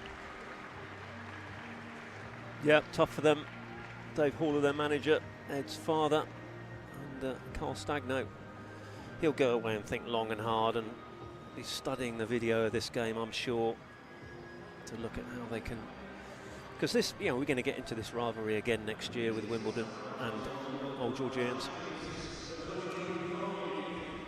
Old Georgians led by Asif, goalkeeper. Literal number 1 in terms of the number he wears. Trent University, first class degree in mechanical engineering this year. So Liam Sanford, Alan Forsyth, Griffiths the player of the match, James Carson, Tom and Ed alongside him. It is a sensational family, the way they go about their business, the Carsons. Proctor, I hope his thumb's better. He's had a good day today, Chris Proctor.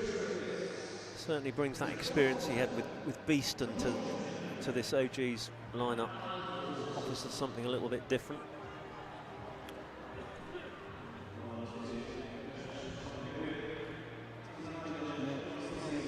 Sorry, no, it's a player match. goal scorer, this goal scorer in the match, Dan Shields, steps forward because he's waiting to be given the men's England Hockey Super 6 trophy for the second time in 2 seasons.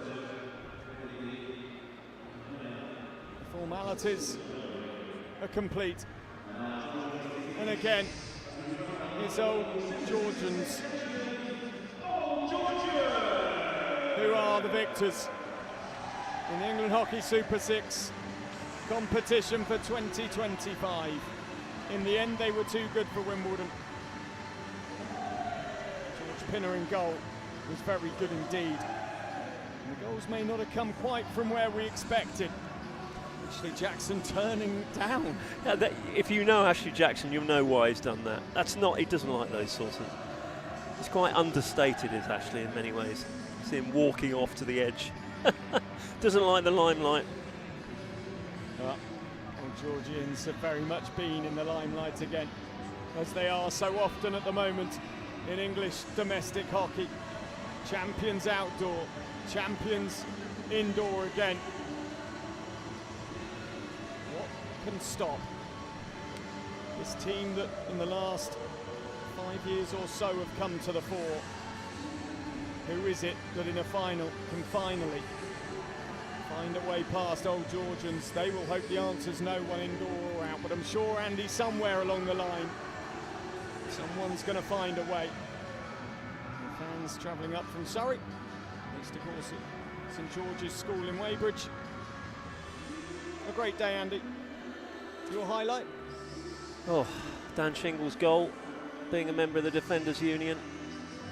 Dan Shingle's goal, I think, loads of highlights, loads of moments in the games, but overall it's just, the state of our indoor game, so long as this event is still going on every year and being supported, brilliant. Andy, brilliant indeed, brilliant co-commentary. Thank you for your time yet again. It's been a wonderful day here at the Derby Arena. Thank you for your time, thank you for being part of the action. Can't wait to have you back for the outdoor finals coming up in May, and of course on the Channel 4 YouTube channel for all the Pro League action. Make sure you watch that in February. Get your tickets to the Pro League in June, englandhockey.co.uk if you want to buy those. But to you at home, thank you for being part of the action in England Hockey Super Sixes. To East Grinstead women and to all Georgians men, congratulations, fabulous victories. Goodbye.